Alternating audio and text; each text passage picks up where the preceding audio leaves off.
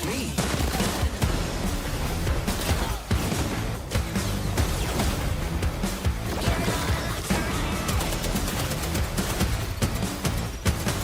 A new game that brings together matchsticks and gunpowder in bloody matrimony. Wild card. Tickets on sale now. Things are about to get cooked. Legends were harmed in the making of this commercial. Intriguing. You have my attention.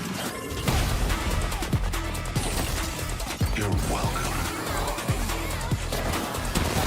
Time to see if all those drills have paid off.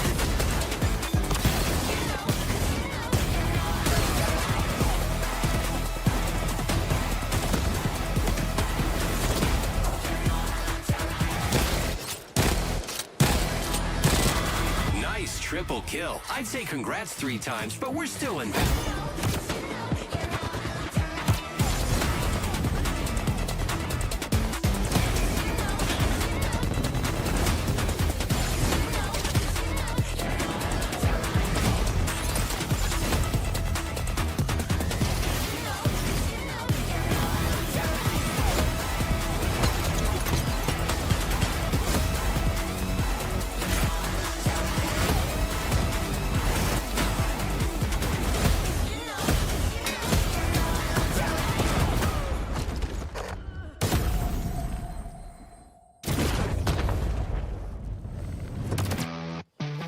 Mind your mullets, ladies. You got a bloody roller coaster ahead of yous.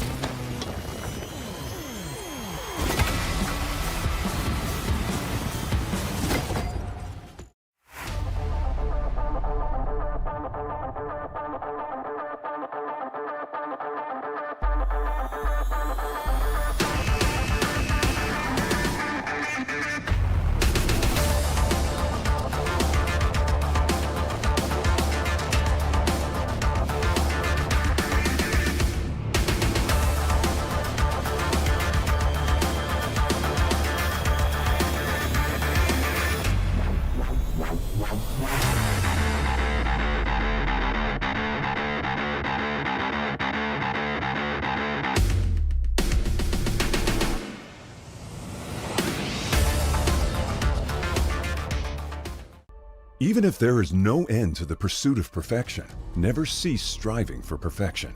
Zowie understands without the right mouse shape, performance can be impacted, thus not unleash your full potential. Various shapes with designs validated by sports science for performance, comfort, and endurance. Zowie applies sports science to analyze pro player gaming performance data, researching differences in hand styles and grip styles. Apply scientific analysis to esports to ensure consistent FPS performance. Enjoy better agility and precision for long-range and secondary targeting while tracking enemies. The FK's low-profile design allows for more space and thus creates micro-adjustments between palm and mouse. Our tests show that the FK delivers faster aiming while making micro-adjustments during shooting. The ZA series provides faster and more precise long-distance flick shots. ZA's higher hump provides full palm support, balancing muscle exertion on both sides. The curvy sides enhance palm muscle activation for precision braking and greater aiming accuracy. S provides more stable and accurate tracking.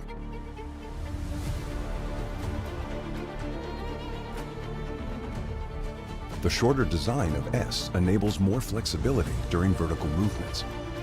Our tests show the left and right muscles are more balanced, resulting in the most stable and accurate tracking. U provides agility and multi-angle movements for claw grippers.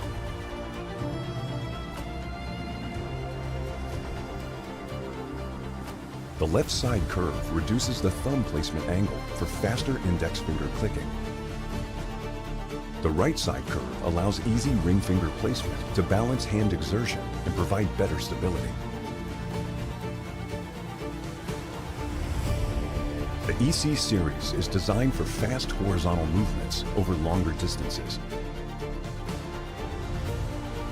EC's rounded and smooth curved design ensures no distracting pressure on the palm, which reduces muscle fatigue during extended use. Gamers can rely on DW mice and their 4K report rate enhanced receiver, even in the most extreme wireless interference environment, such as a tournament. Zowie provides gaming equipment tailored to individual needs, offering options to suit various styles of play and grips for consistent performance.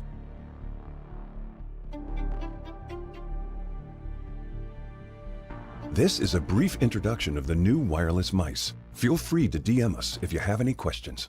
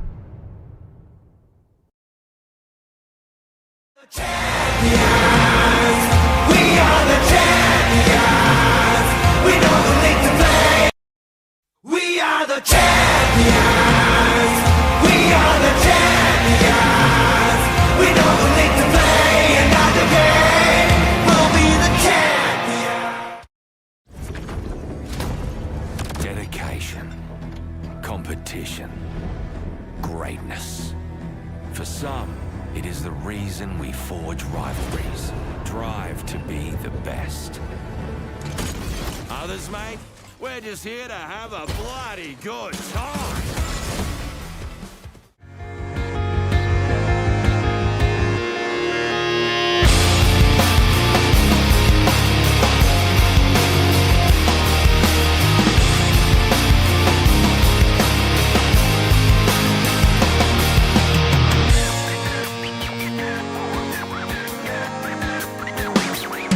When this began, I had nothing to say, and I'd get lost in the nothingness inside of me. I was confused, and I let it all out to find that I'm not the only person with these things in mind. But all of me can see the words revealed is the only real thing that I've got left to feel.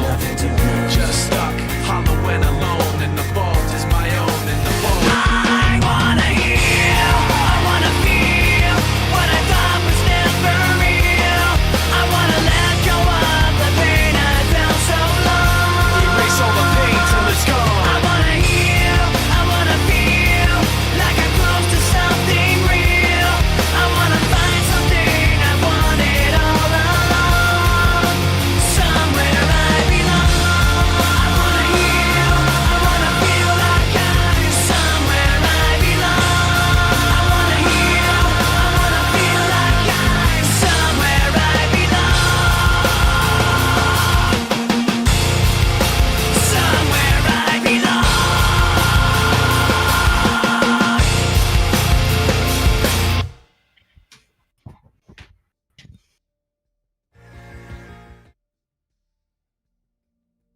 Ladies and gentlemen, welcome back to our week 4 of our APAC South Pro League.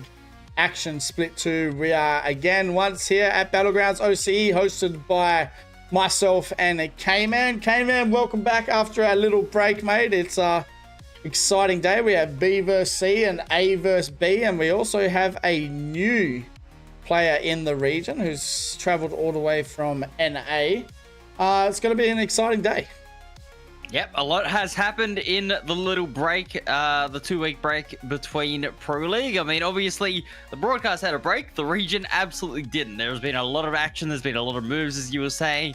And, I mean, look, there's also been a slight meta update as well. So it's all happened in the last couple of weeks. It's been very, very busy for a lot of the teams. And, yeah, we're going to see how the adjustments go for this double block today. It is. I mean, we can talk about, I guess, one of the movements for our Katsia, getting rid of Strafing Flame, and now they have Kimchi, a part of their crew. Don't know if you've watched Kimchi much, but he has been around and he is very well known. So I'm excited to see exactly how that goes today for Team Alcatsia. Yeah, no, it should be very, very interesting. Mid-season, roster change always is, very, very controversial at times. But I think that this one is going to be a good pickup. As you said, Kimchi, a very, very good player.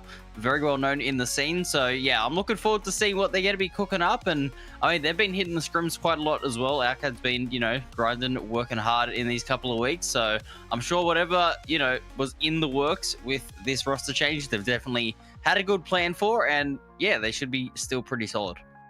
It is, and we were just talking about legend changes, and I mean, I guess the biggest one, well, not really the biggest, it depends exactly how it's going to work out today with Sia. Sia getting back in the meta. I mean, it's always going to be interesting anyways when it comes to the first week after a mid-season update.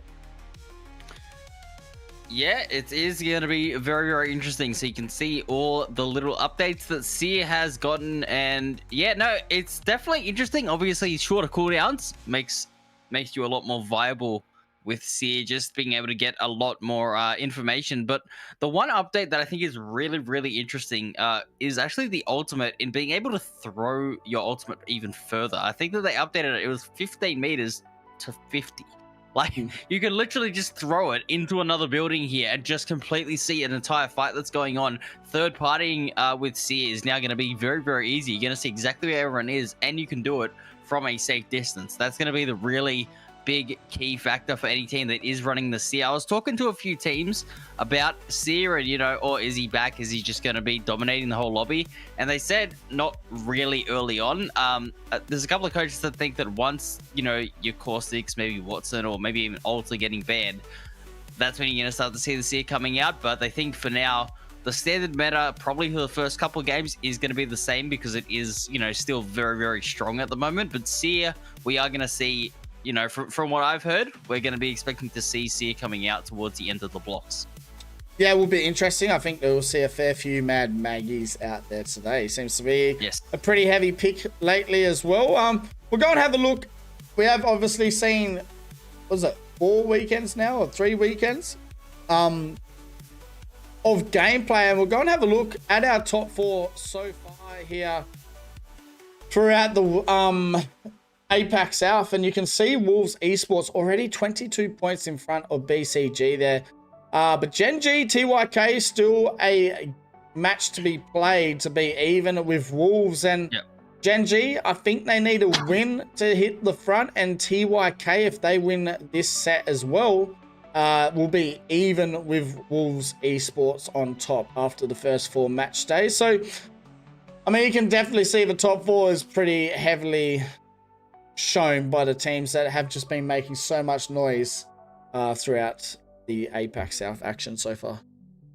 Yeah, absolutely. Even the teams beneath them in JDG and Boogie Boarders, they've also been very, very good, and they've been extremely close on the points as well. So yeah, this is a very, very stacked top 4, as you say. I mean, Wolves, what can't you say about them? They're just consistently putting out damage. They're consistently conditioning the lobby, making so much space for themselves, and they have found so much success in doing it. You can even see, obviously they've been dominating not just on the overall score, but even in the kills department. 142 for this team. They have been looking absolutely outstanding. But I gotta say, Gen G, especially in these couple of weeks leading up to these scrims, they have had a couple of adjustments. Some people are saying, you know, maybe things haven't gone to plan as much for them as of late, but there were a couple of scrim blocks where they absolutely dominated. So they're going to be looking to have a good performance on game day.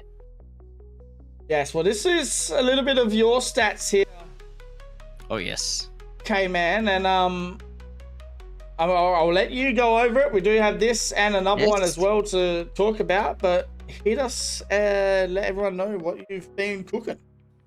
Yeah, so I mean, one thing that I found really, really interesting for a lot of teams that I kind of wanted to do a bit of digging on is how are teams getting their points, basically. And this is going to show you, this is the overall points that they've accumulated from week to week. This isn't series points. This is just what they've been able to do in their blocks. So obviously DCG with 65 eliminations, only 29 placement points. They're very, very kill heavy. And we know that, right? We know DCG love to get those early game fights. They love to try and really get ahead in the fragging department. But you can see that with that game style, with that aggressive gameplay, they aren't able to get as many placement points. And that has been really an interesting sort of stat to come through for myself, just to sort of see how they've been going, not just from block to block, but even in their overall series. They're currently sitting in 17th place. So, you know, obviously the fragging is working. It is just about those placement points. And that is something that, you know, is going to be a balance. I think the boys as well have had a couple of rough weeks. So they've obviously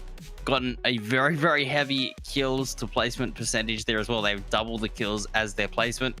And then VK Gaming have kind of been the main team that has looked actually very, very solid despite fragging out. So that was one thing that I did find very, very interesting. Just how much kill percentage points are you getting in terms of your placement, and how much is it affecting your consistency in the lobby? Yeah, it's interesting. I guess we talked about the boys as well before they got into Pro League in PLQ, how aggressive that team actually is. And I guess it shows there as well. And obviously shows how not effective it is also with only having 54 points so far after 3 match days. So we're going to have a look at the lowest kill percentage, but then having a look at their overall points as well over the lot of games, and it's a lot higher than the teams with the highest kill percentage. Yeah, 100%. I mean, look, obviously Dreamfire have been doing extremely well.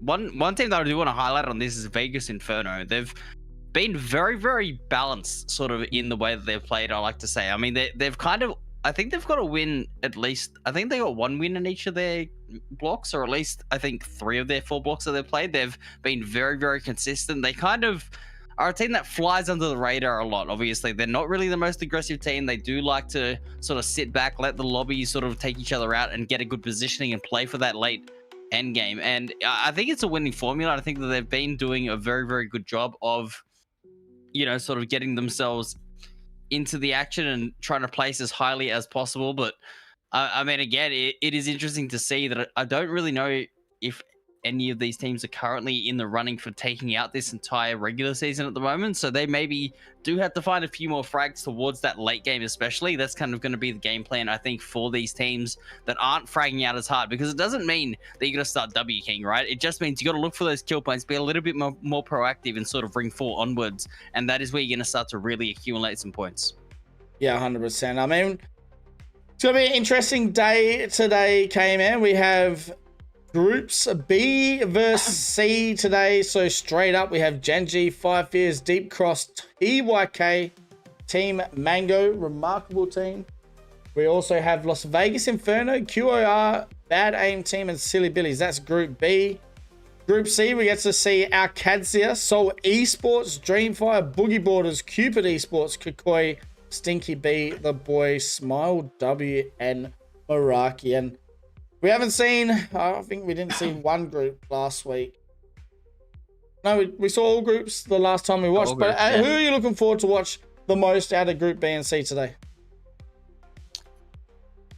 Well, I mean, I'm very interested to see how Alcadzia is going to go with their sub. I think that's kind of going to be the main storyline. Obviously, we highlighted that. And then Boogie Borders as well. As you said, they are in the running to take first place in this competition so far if they can go on and dominate their block. So I'm really looking forward to those two teams out of Group C. In Group B, I mean, look, I want to see with Las Vegas Inferno, how they're going to be going. I did just say before, they're a very consistent team. They're able to always get a win on the board, but can they convert a few more eliminations? That's really the team that I'm looking out for. And then I think Gen G as well are just a team that is so exciting. We love watching them, Stoney. I mean, Gen G always put on a show.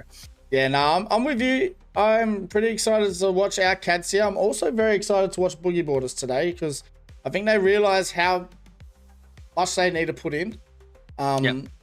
They obviously only played once today. I think it's Group B that plays twice today. So we will see a fair bit of Gen G. We will see a fair bit of TYK. And we will see Vegas Inferno a fair bit as well. And I think there's one team that we don't talk about enough. And it is 5 Fears. Now that team, I guess, they warmed up a little bit in those final stages. The other block that we watched last... man, it was so long ago. It was like 2 weeks ago. They started to warm up, and I think they finished in the top 3 as well. So, looking forward to see exactly how 5 Fears go. But I am also very excited to see how our Cads here go without Strafing Flame. I mean, it's such a big loss. Strafing Flame, one of the best IGLs in the region, if not the best IGL in the region. So, I'm looking forward to today, K-Man. We have a big day ahead of us. We have 12 games in front of us. Group B versus C is first. Then we have Group A versus B after that. Now, it wasn't just legend changes came in. It was a fair bit of changes throughout the meta as well with the guns.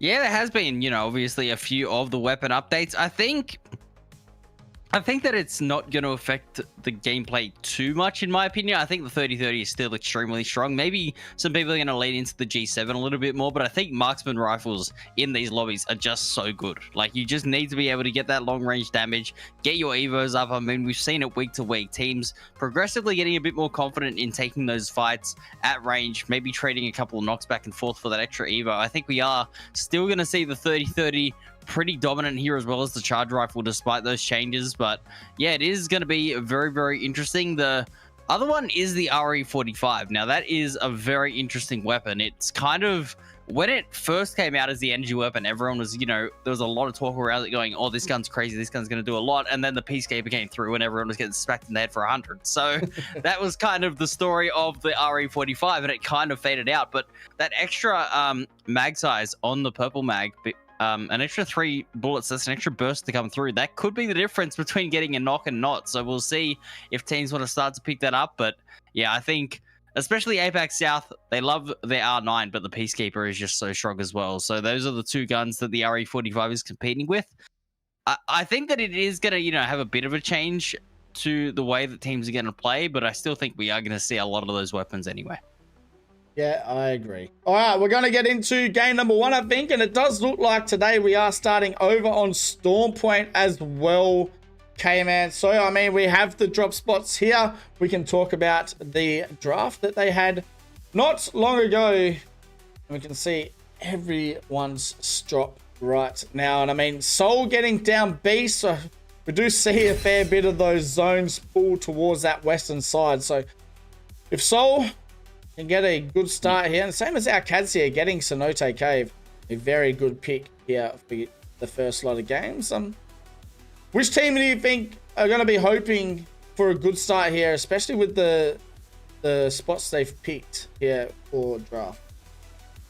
Well, I think Team Mango, first pick being the mill, very, very interesting. It's a very good POI. It's a solid one. It's whether or not they will get the zones, as you said. There was a fair amount of zone bias early on, but then we did start to see, you know, the eastern side get a bit of love. So we'll see whether or not Storm Point is going to continue that pattern, or if it does start pulling sort of towards middle a lot more. But I know that a lot of zones have gone there, so it is an interesting pick to come through. And yeah, to be first pick and taking the mill, very, very interesting play to come out from them. I think Las Vegas Inferno taking Zeus. This is exactly what I was talking about this team flying under the radar, right? Picking an edge drop, rotating in late, just playing a consistent game and getting those placements. That really is on brand for what they were going to do. So yeah, it's an interesting situation here for the teams that are picking, but yeah, nothing standing out too much to me, at least. It's pretty safe drops for a lot of the teams that do like to play safer, and then I think everyone else is that is prioritizing the other map is just kind of picking what's left.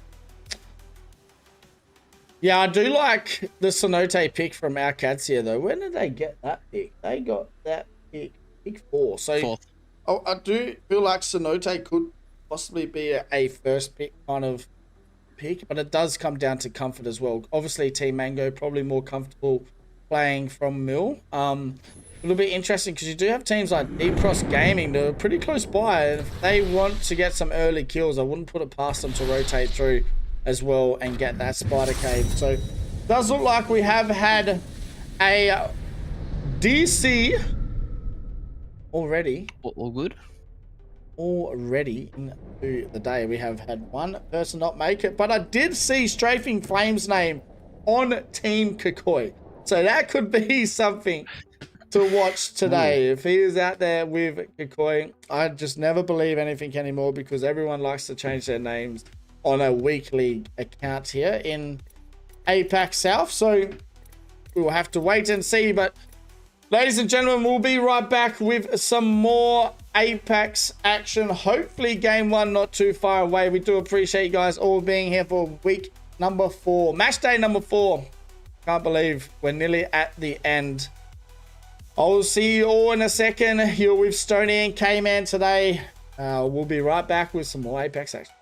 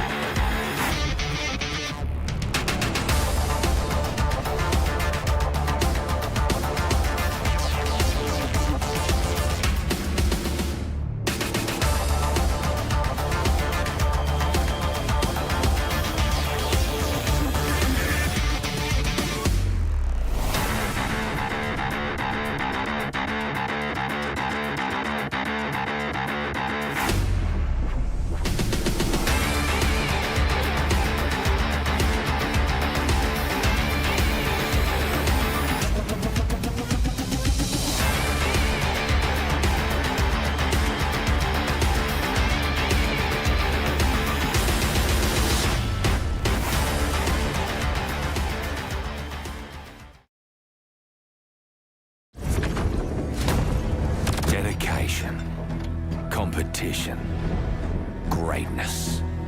For some, it is the reason we forge rivalries, drive to be the best. Others, mate, we're just here to have a bloody good time.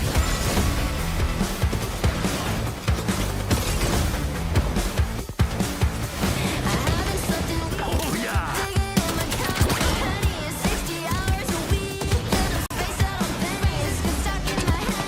It's not your mind playing tricks on you. It's just me. Maggie's back and ready to rip some heads off. Hi, friends. Hi, friends. Hey, that's me.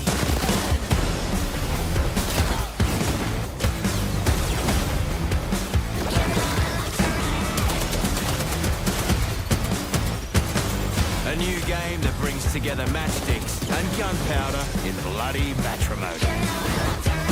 Wild card. Tickets on sale now. Things are about to get cooked. Legends were harmed in the making of this commercial. Intriguing. You have my attention. You're welcome. Time to see if all those drills have paid off.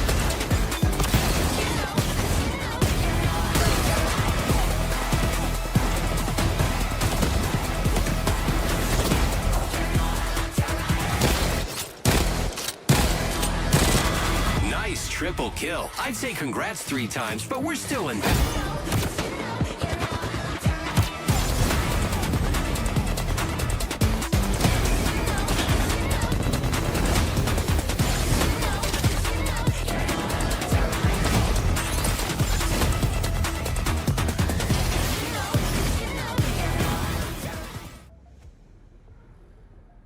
All right, guys, we are back, and we do believe everyone is in the lobby. We're in the character select at the moment, and game 1 is about to be underway. So we're very excited to bring you the APAC South action here for Pro League Split 2.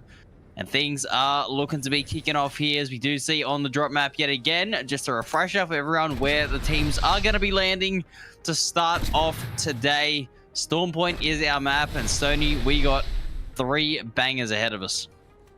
Yeah, it's going to be an interesting day, and it does look like this zone may be heading towards Mill here. Have to wait and see. We are getting into the first game. I'm excited to see how today goes for a lot of these teams. Yeah. With Player K and Kimchi and Pricey, and then you also have Cupid Esports very close by to them as well. So Zone 1 not too far away here, K-Man, from getting into some maybe early action. Yeah, and you know, one team that I kind of didn't really talk about in this drop map is Gen G landing Devastated Coast. Devastated Coast is kind of a drop spot that you need to play a little bit aggressively, at least towards Launchpad, to try to get a little bit of room on the hill and not get dominated by that high ground. So obviously Gen G is a team that loves to be aggressive. They're going to be very interesting to watch as the day goes on. We'll see whether or not they do want to be, you know, aggressive and take that fight to TYK, who are a very good team in their own right as well. So it's very, very interesting. It's a very stacked lobby as always. And yeah, at the moment, it looks like everyone is keeping to their own drop spots. Yep, 20 spots to those. Does look like QOR maybe moving more towards that north pad area as well. They were landing at Trident, I think. This team, they do have the Trident in their hand. 60 people in the lobby, it's always a good thing having a good start here today, because we have a long day ahead of ourselves. Okay, man, but how have you been, mate? What's been happening? Mate, what have I been up to, mate? I mean, you know, we took a break in Apex. I started picking up a bit of Val, but, you know, we're back here on the Apex, and, yeah, the life's been good. It's been good to see the updates, good to see the scrims going on, but yeah, no, I've been busy keeping myself occupied for the last couple of weeks, but I'm so happy to be back here. I mean, this region is so entertaining to watch, and like you were saying, we got a long day ahead of us, plenty of Apex to be going through at the moment. As we can see, it looks like Player Beacon scan is coming out. Core Gaming going to get that information on the teams around them, and I'll tell you what, this north side is starting to look a little bit cramped here, Stoney, around Checkpoint and whatnot. Down Beast as well. There's about 4 or 5 teams to their south. So they are going to have to compete with that when they rotate in.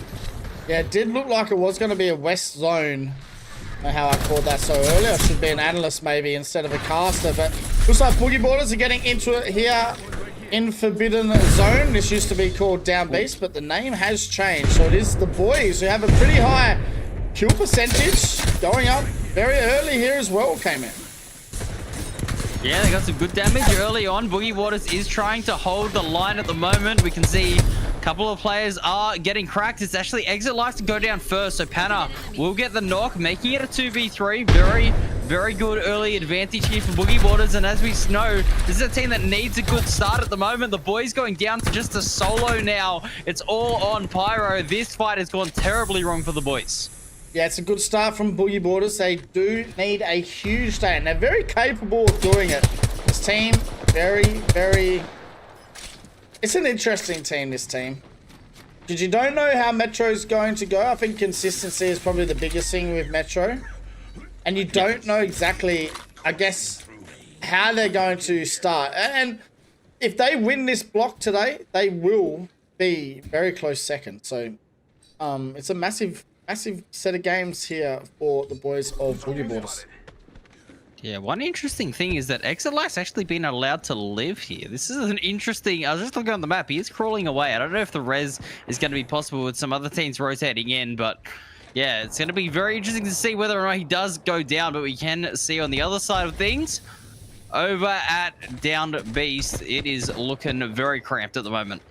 Yeah, it does look like this zone is pulling towards that Down Beast area. So we had a couple of them last match day, finishing right underneath where Soul are looking at the moment, Jesco. So yeah, teams will have to try and get in early because, as we know, there's not much real estate really available here early. And I'm interested to see Soul's first lot of picks. K-Man, Caustic, Newcastle, Gibby, all the big boys. Yeah, it is very, very interesting. I mean, Newcastle's become extremely popular as of late as well. Another sort of legend that teams have been picking up, as we do see the boys did end up going down the feed, as well as Cupid Esports. They've also gone down. So there is a couple of early fights breaking down, and that is Arcadia who actually picked up a couple of those. So that is going to be interesting. It means we do have 18 squads, but yeah, this is a very, very interesting team composition, as you were saying. But Newcastle is so versatile. I think that it's not the most popular legends we picked early on, but that wall is just so good for cover. Yeah, I feel like not having an altar or even just like a movement character is crazy, but so they do like to stick with their guns, and if that's what they're comfortable with, and if they can have a good set of games early, that the only legend that they really have to change, most likely to get banned, would be Caustic. Yeah, and that is going to be, you know, one thing that is playing to a lot of these teams' advantages. I mean, we already highlighted in previous weeks, just the teams that don't have to play too many team compositions tend to be doing fairly good. Obviously, Gen G being one of those that play their own brand of Apex, and it does go very well for them. So maybe a few other teams are trying to cook up their own unique compositions early on and see what they can do with that consistency. We'll agree. All right, so we have Dreamfire now, still in Cedar. It looks like Boogie Boarders are rotating towards them from that Forbidden Zone. So they're looking to be aggressive here with the foot on the pedal early on, K-Man. So I guess we know how Boogie Boarders might be wanting to play today. Yeah, they've already been able to go aggressive early on. We'll see whether or not they are able to punish these players getting the ring scan, but I don't believe so. So Dreamfire are able to get pretty safe into this next ring, at least for now. They should be able to hold this high ground and at least keep Boogie Boarders at bay, but they are actually going to go for that early rotate. So Boogie Boarders, as you say, being aggressive early on seems to be working.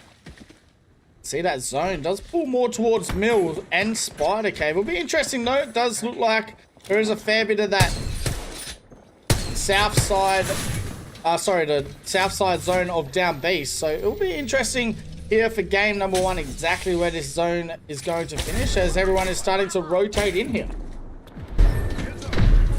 Yeah, interesting to see where Team Mango have got themselves as well from Mill. They've rotated just a little bit north, so they're at a pretty good spot, but the issue is they don't have that extra ring info, so they will have to move in eventually. The rest of the teams, though, at the moment, that are trying to get through at the moment, the Mill getting a bit populated. There's about 5 or 6 teams around it, and teams are going to be taking quite a bit of damage if they want to go through there. Even on this north side, things are going to start to get very, very contested at the moment. We can see plenty of teams around looking for space, looking to try and sort of get a good positioning early on, but yeah, it's going to be very, very rough, especially for a team like Stinky B, who will have to rotate past 4 or 5 teams. Stinky B, a team we don't really talk enough about as well. I feel like a very capable team to make some noise. I think it's just consistency for a lot of these teams in these games as well. Like if you get teams like Gen G, TYK, Boogie Boarders, for example, if they get just a little bit of a sniff at the start, it's very hard to try and stop those top teams ruining your day for the rest of these games. I suppose that's a part of, you know, the knowledge of the map, and that's why the drop spots are so important. We always talk about them, Stoney, and I suppose knowing your opponents, knowing who is going to be around you and who to watch out for is so important. As we can see, these rotates starting to come in. The zone is getting more and more cramped, and it's Vegas Inferno who look like they are the team that is caught out on their own. Yeah, and it's Victoria moving in, being aggressive here. So Strafing Flame and VC moving in as a duo here. It's VC trying to get the finish. He will get the finish on the boys of Stinky B that we were talking about. So, and also Boogie Boarders getting eliminated by Deep Cross Gaming in the top right of our feed. Well, I mean, we talk about aggressive teams. I think DCG right up there, as we know. So it looks like Boogie Boarders have tried to bite off more than they could chew in game one. They will go down early, despite getting a couple of points for themselves. That isn't going to be the greatest start for them. As we said, that is a team looking to try to take the lead in this Pro League split, but not to be for game one. So that does mean we have 17 squads left. It's still a very healthy lobby at the moment, Stoney, but yeah, this zone is going to start to open things up. Yeah, it does look like maybe Bully Ballers were moving in aggressively towards that mill side zone. They maybe took an evac from Cedo, so interesting fight. Sucks that we missed it, but you can't watch everything, unfortunately, here on Apex Legends. So 17 squads still standing. We have 16 seconds left here of round 2 before we get into round number 3. Came in, and it looks like we already have one of the big dogs out early. Yep, APAC South never disappointing in that department. There's always something going on. As Stinky B, it looks like they have been caught out as the duo. They did try to get a reset early on, but it's not looking too good for this team. Remarkable team staying up nice and healthy at the moment as well. Looking very solid here. As we can see, like I said, once this ring starts to pull in and it is revealed to go further south, these teams on this north side are going to get into it. Yeah, this is going to be an interesting fight here as well. Vegas Inferno moving in for that third party. And it's Kukoi. Do we get a reset? So having the Newcastle is coming in clutch here, and also the Altar. So very interesting at the moment how they're trying to stay alive. And I'm loving this start here early on from Kukoi. I mean, there is so much variety in, you know, just the legend picks as well. We can see Vegas Inferno, they have picked up the Seer here, so we're talking about. And then they're going with the Bangalore as well. And that was, you know, obviously a meta that I had heard about. I didn't experience personally, but I did hear Bangalore Seer was a meta at some point, using the smokes, using the scan, able to get some free damage. So it looks like they're trying to experiment with those old ideas and see whether or not they can find success. Yeah, I think the worst one was the Cat and Seer. That was just insane. Throw the Cat wall out and have the Seer. It was, you could see past a lot of the action. So it does look like now Vegas Inferno are getting into it with Kukoi, and Strafing Fame couldn't get it done. Vegas Inferno will get rid of Kukoi. So 15 teams left standing here. Game number 1. A lot of action early on. Yeah, I think Vegas Inferno were making a lot of noise, getting into a bit of a scrap, and there was an attempt at a third party, but it just did not go the way of Kukoi whatsoever. So we have 5 squads eliminated, which means everyone has got their first placement point now, Stoney, and it is going to be about this positioning. This zone is just pulling out into the absolute open, and this is going to be very uncomfortable for a lot of teams. Yep, still have 15 squads left alive, and you can see now this zone, how it is changing. And teams will need to fight for position, and one of those teams, it looks like, is Meraki, who are kind of caught in between Gen G. Yeah, they're trying to get the drone out here to scout ahead for Meraki, see if they can get a forward position, but yeah, Gen G being the team they're running into means that they're guaranteed to at least have to fight their way through somewhat. We'll see whether or not Gen G want to go aggressive, and of course they do. Nades even landing in as a catalyst, putting up that wall, trying to get around. They will manage to actually get ahead of Gen G here, but it looks like with that EMP going off, they're just going to send it in. They send the main man, Asia, to come through. The EVA 8 cleans up, and Meraki go down. Yeah, Asia is a freak, but now they kind of caught themselves in between Vegas Inferno, and it's only a solo. I don't think they realize it. Greenfire as well, eliminated by, I think it's Silly Billy. So Silly Billy starting off very well here as well. Yeah, I believe Gen G are able to get that reset. As you said, they are only against that solo, and actually Asia's found the solo. So there you go. Vegas Inferno are going to be eliminated as well. We've had 3 teams go down on this rotate already, and there is a lot more fighting to be had. Yeah, D-Cross Gaming getting rid of Silly Billies. They will need to try and get a quick reset here. And they're going to get eliminated. TYK come in, get rid of D-Cross Gaming. We are now down to our final 10 squads here. As round 4, 30 seconds away from closing. It does look like it does pull towards that down beast area here for game number 1 came in. Yeah, we're getting a good old down beast zone, and that is very, very good for Seoul. They've been on top of down beast for this whole time. They're in an absolute power position here, as you said, with this legend composition. They have a lot of defensive capability, and they're going to hold that high ground and do a lot of good work with it. As we can see, Bad Aim Team potentially going for a kidnap play here. Can the Wraith pull it off? I don't know if he did. No. Cheeky play to come out, and yeah, good attempts, but a bit of proactivity coming out from them is always a good sign, a bit of confidence. That it is. TYK as well on the other side. It seems like Smile W are going to get eliminated, and it's TYK getting the job done there. 5 Fears still alive as well. They're going to watch the teams rotating out of mill here, maybe get a couple of kills themselves. Beautiful nades as well. That's going to knock a couple of them out of that zone, and Fafafir cleaning up Bad Aim Team. We are now down to 7 squads, but 5 Fears have a fear of their own, and that is the zone closing in, as we have 7 squads left in front of us.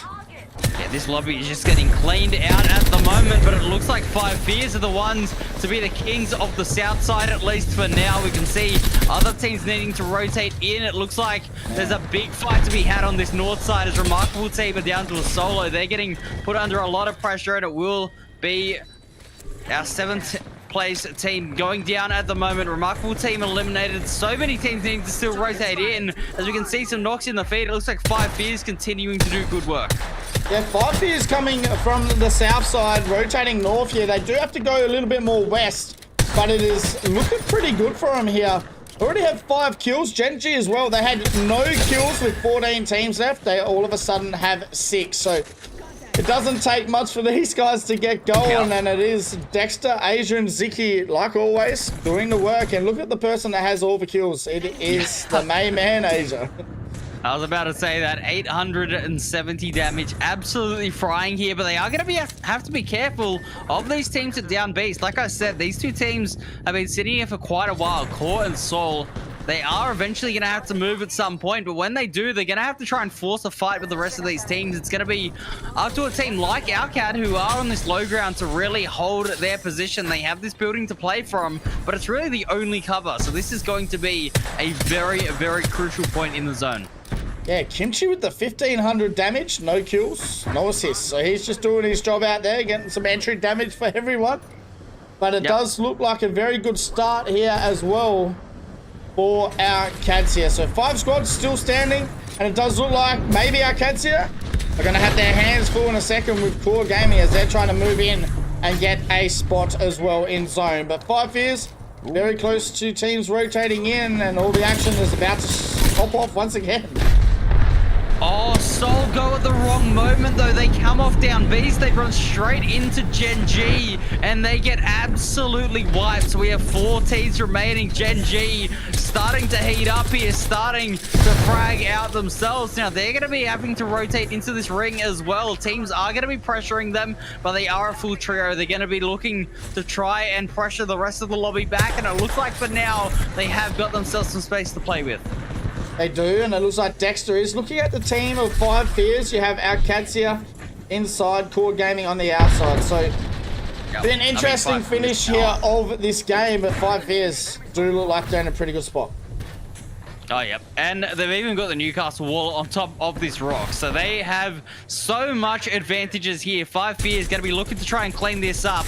But with teams like Gen G fragging the way they are, nothing is guaranteed just yet. We got Core Gaming and Alcad, who are right next to each other in this building. They're going to have to probably rotate at almost the exact same time. That is going to be very, very difficult for them in about 30 seconds. As we can see the pressure continuing to mount. Gen G have done a great job here in holding all these teams back.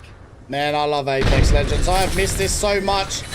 The passion has been gone while there's no Apex, I can tell you that much. So being here again, watching this action unfold, getting a chance to watch teams like Gen G, our Cats here, and 5 Fears and Core Gaming being alive right now in the final stages of game number 1 of a massive day for us, K-Man. I'm excited to see right now who takes game number 1. Yeah, we can see 5 Fears. They've actually rotated off that high ground. They're looking for that priority. They are going to leave just one player up there to sort of, you know, look down the rest of the lobby. It is Fafafir, who has been absolutely frying today as well. As the rotates start to begin, this is where the fight is coming out, and it looks like Gen G are the team that's getting sent here as Core Gaming try to get in, but things are going wrong for them as well. Reach is going to go down. Gen G go down as well in an absolute hellfire, and it's all down to Alcat and 5 Fears. 5 Fears don't move in at all either. They don't third party that. They are taking their time. They're playing it smart. So our cats here, if they have enough time here, can reset enough for this fight to somehow be half decent in this final 3v3. Yeah, I think they didn't move in because 5 for 5 is still up on this high ground. I have the information they were still in the building, so they didn't want to commit just yet, but we can see maybe that wasn't the right call because now they've got this the zone on their backs. The ring is closing in. 5 Fears have to push in towards this very reinforced position now that Alcat had thanks to their legend composition, but as I say that, they get an entry knock. Yeah, it's Gapwang with the RE45. We talked about this gun before. It's obviously a lot about a comfort pick, but the shots are coming in clutch. And 5 Fears are going to take game number 1, you think, here. And they do. 5 Fears, the team that I said we don't talk about enough, getting the first game here for match day 4. Yeah, an excellent game out of them. They got 8 eliminations as well to themselves, so very well played by 5 Fears. They played the zone absolutely excellently there. And as you say, game 1 has concluded, and that I'm assuming is going to be the last that we see of the Corsic Gas. So they do make the most of this this legend composition, and they cop the win. So we can see there plenty of kills to go around for 5 Fears. They looked solid there the whole time, Stoney. There wasn't really any hesitation in their gameplay, and they walk away with the win. Yeah, they did it perfectly. 5 Fears, such a good team. One of the best teams in our region as well. I'm pretty sure they're very close to be a cement team going to champ. So Buffer 5th, Flow, and Gapwang starting off the day with a huge win here. And we'll go and have a look at the match summary and series overall after our first game. And it is going to be 5 Fears with a 20-point game first. Our cats here coming second, Genji third, Core Gaming fourth, and Seoul Esports rounding out the top 5. We'll have a look at our series overall. And it is 5 Fears on top, Gen G second, our Cadsia third, TYK fourth, and Deep Cross Gaming rounding out our top 5. Yep, it is going to be 5 Fears walking away with that win, as we did just witness. Brilliantly played by this side. They've been able to play the zone perfectly. They hold that high ground, and I'll be honest with you, Stoney, it was a good patient play to come out in that final 3v3 because of the positioning they had on that rock. They could see that Alcad went back into the building, and they just said, well, let's just wait for it to come out. That's exactly what they did, and then they sprung the trap. So they played a really good game there. Great decision making, and as we do see on our character pick rates, Caustic is gone. Yep, Caustic gone here first, like always. Over on APAC South. What is it? 16 picks there for Caustic for game number 1. Newcastle very close second as well. And it's going to be an interesting day, I think, here, K-Man, for these legend bans.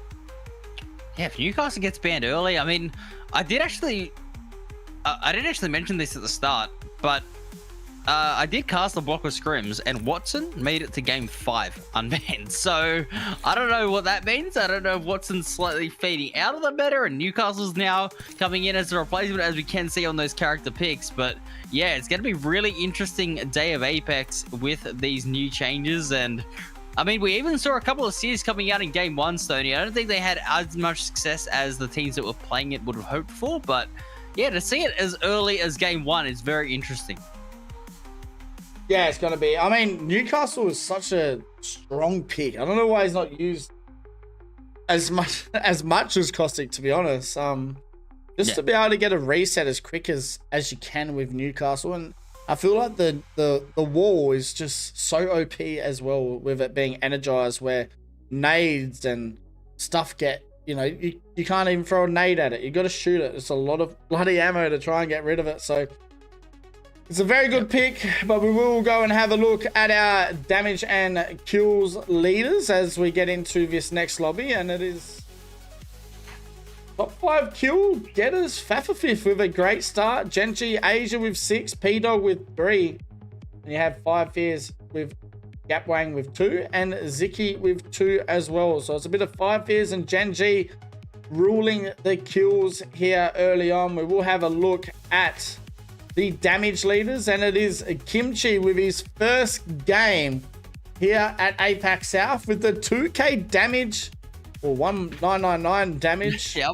Early on here on top. Gapwang second, P-Dog third, Loki fourth, and a Flow rounding out the top 5. But so far, that is how it looks. We are going to go and have a look, though, at our maps today. And we do have the first 3 being on Storm Point, with our last 3 over on E-District. Yeah, as we can see, the first game picked up by 5 Fears, as you were saying, did the job, got themselves in great positions, and claimed game number 1. And as you can see there, 4,300 damage coming through as a team as well. So they did get the damage up there. They were fighting for a fair bit in those final few rings, and they were doing it from a distance, though. They were very, very smart about the way they played, and they walked away with the win. Interesting to see, though, with that victory coming through on the damage. I was looking at a couple of the scrim blocks, and the average damage for wins was over 5,000 for a few of those blocks. So it looks like teams, game 1 here, with Pro League being back, are being a little bit more passive, which is interesting to see. But yeah, it is going to be a great day of Apex to be at games like that. Bloody oath. All right, game number 2, not too far away. Just waiting for one person to get into the lobby. And we shouldn't be too far away. Wait, I joined a code and there's a different person in here. There's one person and me. Okay, never mind. Game 3 code, brother. But yes, we're very close to getting into the second game. Ladies and gentlemen, once again, thank you all for being here. The home of APAC South. We do appreciate you guys. It's been such an amazing year here at Battlegrounds. If you guys do want to go and watch any Challenger Circuit action today, that is live over on Battlegrounds OCE 2. We also have a map stream, so if you want to see the map stream, it is Battlegrounds map. And if you also don't want to listen to me and you want to not listen to K-Man either, you want to listen to Genome is live as well. So there's a lot of streams out here for APAC South. We also are the home for LCQ, so if you guys want to see which team, 2 teams actually, are going to be making it to champs, make sure you follow here at Battlegrounds OCE to catch all the action as teams are fighting their way to Sapporo. We will be there as well. I am going. One of my other owners at Battlegrounds is going to Sapporo as well. So if you guys do want to support Battlegrounds, we will see you over there. Hopefully some cool merch, some stickers to be shown around. Maybe some APAC South cards. Maybe. But we'll wait and see. Game number 2, not too far away. But once again, thank you guys for all being here. Let's go and have a look at our POI drop spots came in and see exactly where 5 Fears landed and how far they had to rotate to get game number 1 victory. Yeah, it should be very, very interesting to see kind of how they played the zone and where they had to rotate from, as you were saying. And I mean, they had a long way to go, Stoney. I think it's fair to say all the way out as Stormcatcher, they go across the map literally and take the win. So that is interesting to see. The teams that don't get the favored zone are starting to, you know, find some success with Alcat. I mean, they were 2nd place on that south side and they also got into a very nice spot. But Seoul Esports, probably a team that we expect that when they get a zone, when they get a favorable zone like that, we expect them to go on with it, at least try to get a top 3 performance. But as I said, they just timed their rotate a little bit too late, and it was as Gen G were coming through, and Gen G at that point were on a rampage, as we were seeing, and they got collected in the storm there. So that was a bit unfortunate to see that happen to themselves, but I mean, still a very, very good game. Yeah, Meraki, where'd they get killed? They got killed. They got killed. D-Cross Gaming are landing. So in Checkpoint, yes. In Checkpoint. So they rotated around that whole north side, heading west, and then obviously rotated through Trident or Wall to head to Checkpoint, and Gen G yeah, have rotated the whole south side but gone north. Or they might have gone north and cut through the middle, but both teams playing the long game. I guess that's kind of what you have to do, right? You're on the very east side of zone compared to a west side zone. You can kind of run around, get the Evo farm your shields up to at least a purple blue in those final stages. I've been watching a lot of NA scrims because it's just one of the best times for me at work and stuff, and watching players like Zero, who they don't really stress about zone, right? They go, okay, well, we've got time. We'll just scan this player beacon here. If there's a team close to us, we'll rotate this way. Go get some more, you know, farm our shields up. And when they rotate into zone, they're ready. They got guns. They've got their purple armors, and they seem very content. And it seems to be that's exactly what Gen G are doing at the moment as well. They seem to not be stressing at all. They go, okay, the zone's on the west side of us. Let's take our time, rotate in. We're going to have purples. We don't need to fight anyone. All of a sudden, they have 8 kills. They didn't have to do anything, and they just kind of just relaxed and took their time. And I think that's what I was talking about with you the other day, K-Man, where I said that team has little things to change to be the best team in the world. And that's the kind of stuff that you need to, I think. Yeah, 100%. We were saying that they had a lot of big games. They were always leading on the kills department with, you know, Asia especially being on that fragging role and doing the job nicely. But yeah, you were saying that they were sort of average placement around that kind of 9th position as opposed to getting those top 5s, top 3s. And that's kind of been the difference between Gen G coming 1st and 2nd in, I think, the first week against Wolves. They were not able to keep up with them. So yeah, it is interesting to see whether or not this new strategy that comes out with them is going to work. We did see they still got their kills up. They didn't quite get into that top 3 scenario, but they got very, very close. Yes, they did. I mean, I feel like this is going to be an east side zone anyway, so they should be okay in this position now, but they look good. And if they can do little steps like that, that is the difference between winning a major LAN and coming last. So Gen G looking really good early on here. TYK as well. Five Fears, another team that I love. Five Fears. They were a part of Rival Esports. I choose them to win Split 1. They were on match point. They just didn't win the match point. But they're such a dangerous team, and I feel like they've got a lot to prove as well in these final couple of weeks. Yeah, no, 100%. Obviously, we do have a lot of teams needing to do a bit of a different rotate here. We can see on the map even Las Vegas Inferno. They've hit the jump tower going over towards Lightning Rod, so Meraki are going to have to be aware of that.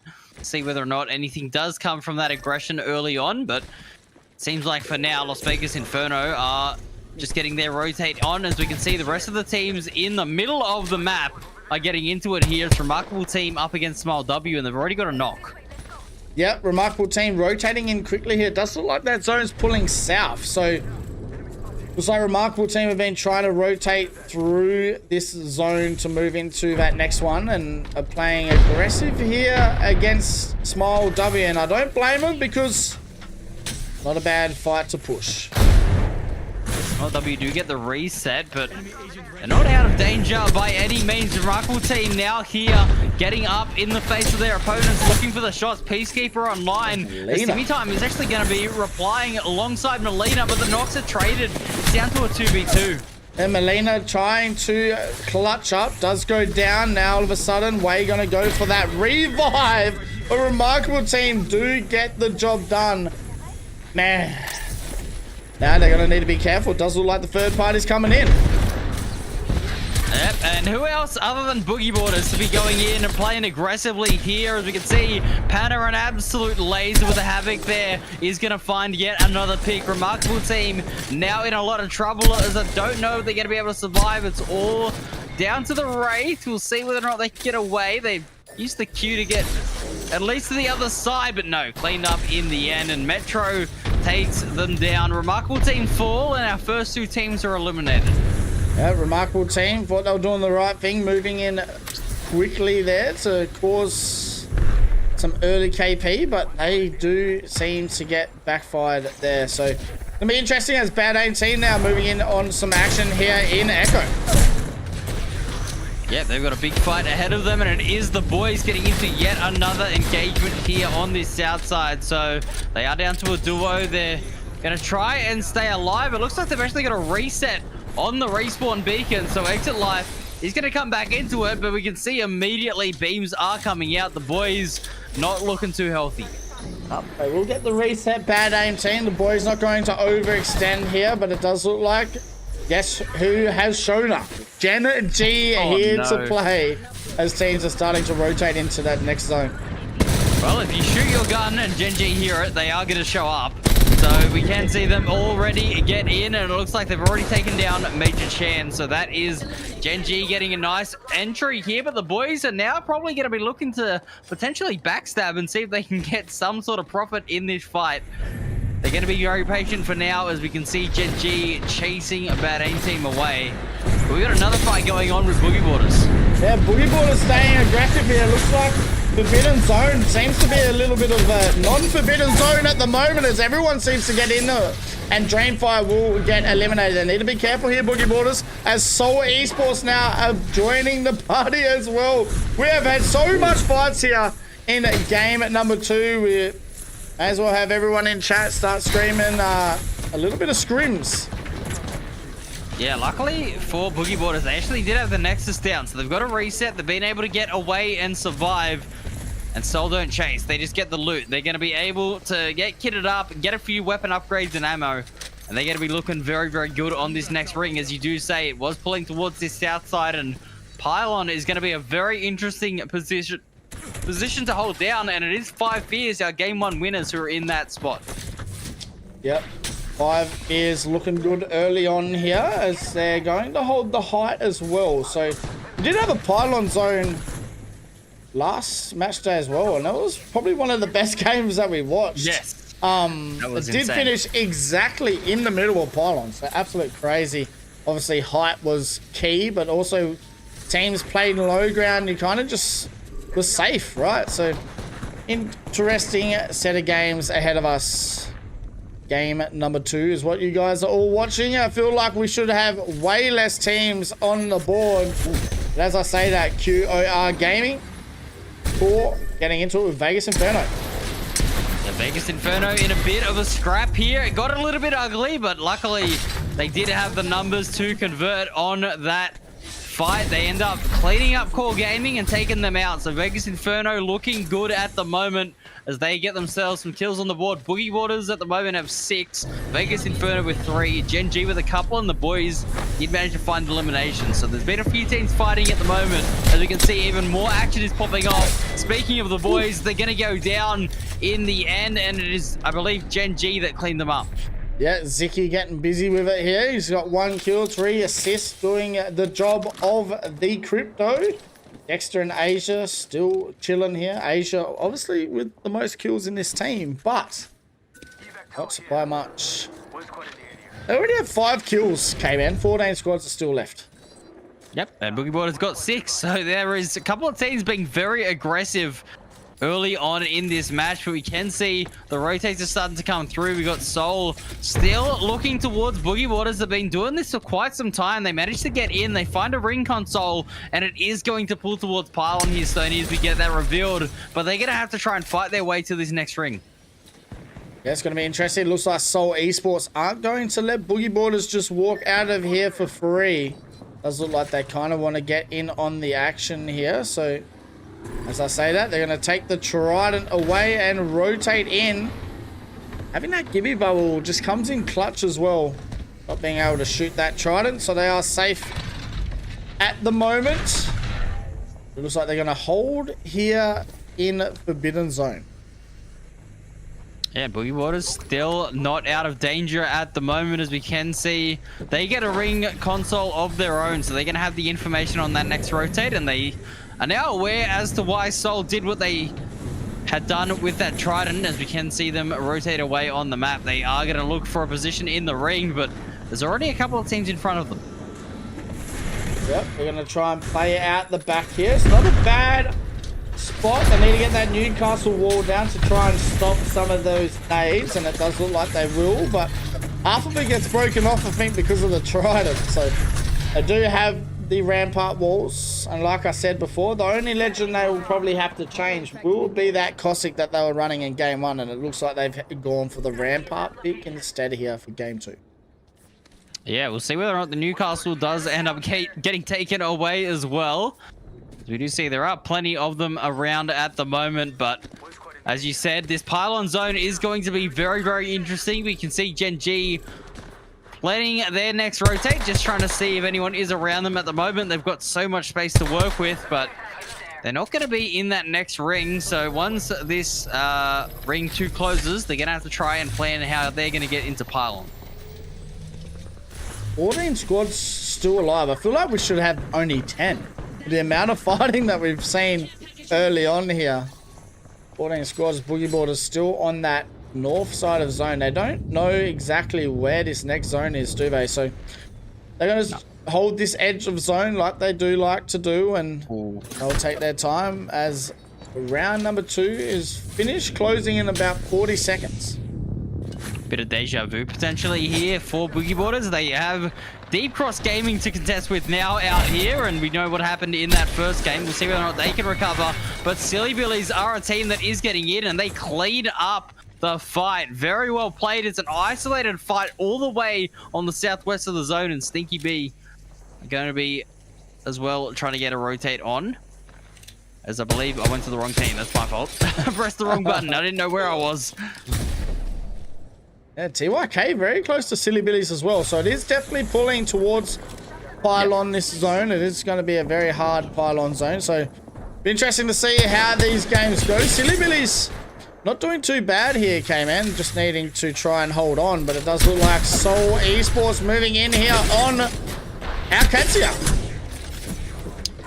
Oh no, sorry, Boogie Boarders.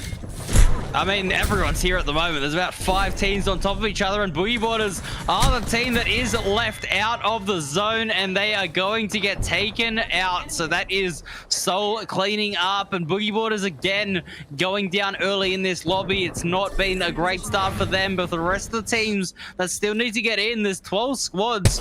And I'll tell you what, there is not much room to play with here, Stoney. This pylon zone is going to get ugly. Yeah, that's why prioritizing rotating is so huge at the moment, and it shows as well, right? So teams still trying to get into this pylon zone, but like I said, not much real estate really to play in pylon. Unless you get there early, you can try control somewhere.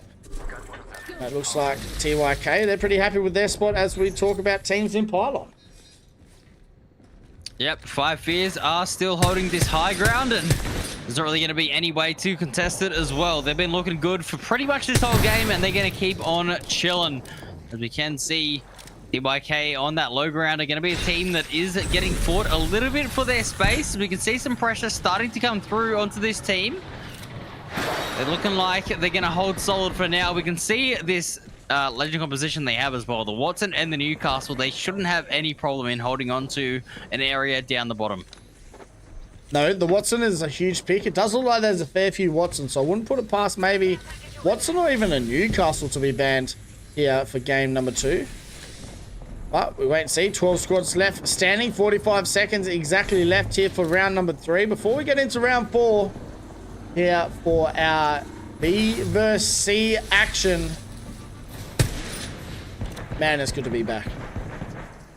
Oh, it absolutely is. We can see ring 3 is closing. 12 squads remaining, and as you said, there's been a lot of fighting going on. Speaking of which, Gen G, well, Stinky B got a reset, but it may be the cause of their deaths as well. We can see them all going down at the moment. 2 players knocked. Gen G raining down Hellfire with the frag nades to come through. As it is just down to the solo player here for Stinky B, and I don't like his chances of getting in. No, but all of a sudden there's another team rotating up the hill to be aggressive. And while Gen G were getting rid of Stinky B, Zicky held off a whole 3-man trying to rotate up, and it was Silly Billies. And Silly Billies lose low-key as well. So Gen G really starting to cook here early on. Yeah, they've been looking good, but this is the part where we need to see them convert, Stoney. This is the part that we always see them get to, right? They get their 6, 7, 8 kills, but can they go on with it? That is going to be the question that they are going to have to try and answer here. They are going to be outside of this next ring. They're getting held out by Silly Billies, who, as you say, are a duo. They're also not in the ring, so both teams are going to have to move soon. That they will. 11 squads still standing here.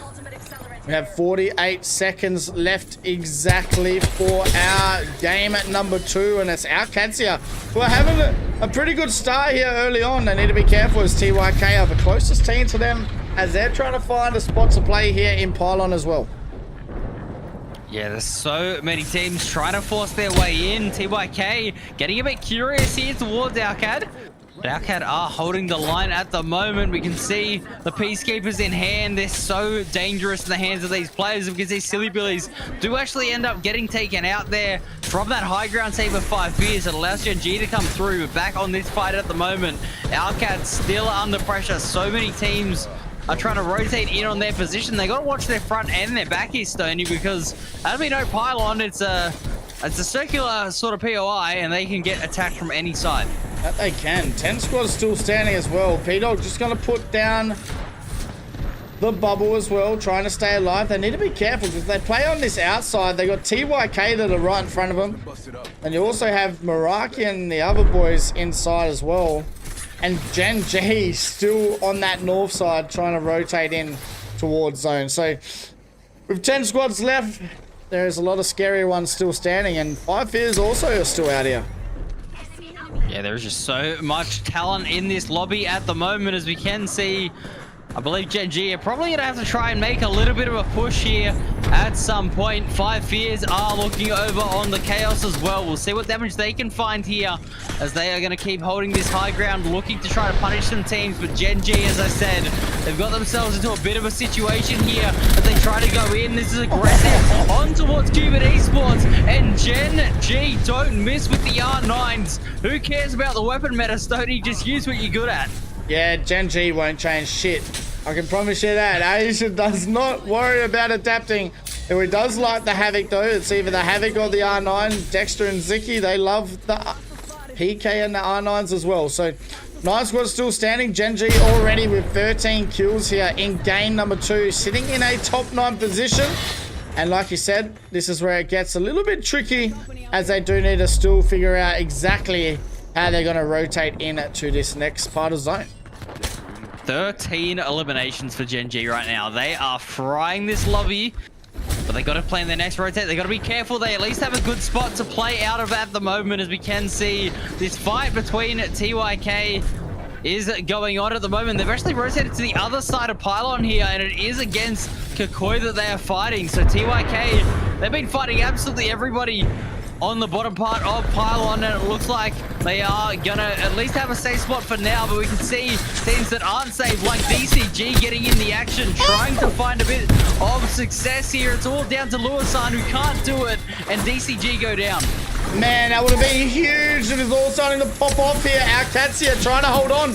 Kimchi with the PK. He needs to try and clutch up here. He's got the charge rifle on the hip as well. He's gonna look for a shield swap. And it is our cats here going to be able to hold on, as it looks like Las Vegas Inferno tried to move in for the sneaky third party as well. Yeah, Nolsang still hanging around here at the moment as a solo, but will have to try and rotate around. This next ring is closing in. As we can see, TYK stay strong as a trio, as you were saying, and with 7 squads left, 20 players remaining, there is still no room for these teams to live next to each other peacefully. Nope, and look at Asia moving in on our cats here as well. He has 9 kills, 2.8k damage if you don't mind. And as I said, they need to rotate into that north side of zone. They've seen the chaos unfolding inside this tunnel, and they go, let's go join it, boys, and get some loot. And look at Ziki just doing what he has to do for the team. 13 assists, 1 kill, 700 damage, doing the crypto job very well here as they're in the final top 6. Yeah, that just shows how good this team is in this composition. And I'll tell you what, it was about 4k damage for the team winners in game 1. Asia might just do that himself at the moment. He is frying. As we can see, Vegas Inferno still trying to stay alive. Plenty of teams still needing to rotate in. Meraki still going strong. Gen G trying to do what they can, but 5 Fears still holding this high ground, Stoney. They should be looking in a very, very strong spot if they can land some good nades. Yeah, they don't have an Ash Portal either, so they do need to be careful. So, oh, they're going to move in. Don't worry. Asia trying to get the climb. If they had an altar right now, they would be laughing, but it does look like Asia's going to move in. He does have that overflow amp on, so he can just hit one shield cell here and move in with his confidence, and that's what he's going to do. Vegas Inferno getting eliminated. We are now down to our final 5 squads. 5 teams still remaining. There's been constant fighting this entire match, but still teams refuse to go down. 15 players. It's 5 full trios here. And we do see 5 Fears have managed to get an early-ish rotate towards this sort of western side of the zone, and they again set themselves up with the Watson. So they're going to be looking okay for now. Meraki, they've kind of just been under the radar here a little bit, trying to get in, trying to play the ring. As we can see, shots are coming out. Kikoi are getting into a fight, but it's all down to Strafing Flame. Yeah, Strafing Flame gonna try and hold on. It is 5 Fears doing what they have to. They did drop off that height. They needed to, and it looks like they're gonna have to try and get a res as well on a flow. That's Kikoi get eliminated. Yeah, and who else other than Asia to sneak up on Strafing Flame there and get that pick? As we do see Asia finally falls. 4 squads remaining, and Dexter now is going to have to go huge. Oh Ziki as well is going to fall. Gen G, they've just done it. Dexter's put on a clinic with the R9, and we have 3 squads remaining. Oh, if he can get a res here, they actually might win this still, but they lose both to a nade. That's insane. We have 3 squads left, and Dexter has 8 kills himself here. Oh my God, let this man cook as we have our final 3 teams. He's just getting shield swap after shield swap, and he is not needing to heal up just yet, but he's got to be careful as teams are around him. Shield swap number 17 trying to come through, but no, he can't find another one. He stays He's alive going to heal here. up. Oh my goodness, 5 Fears get into a fight. They don't know the solo's gone here, Stoney, and Gen G can't win it out. 5 Fears take it, but my goodness, what a team Gen G is. What a game by Dexter and Asia. 5 Fears going back to back, doing what they should do, but Gen G with a 20 kill second place.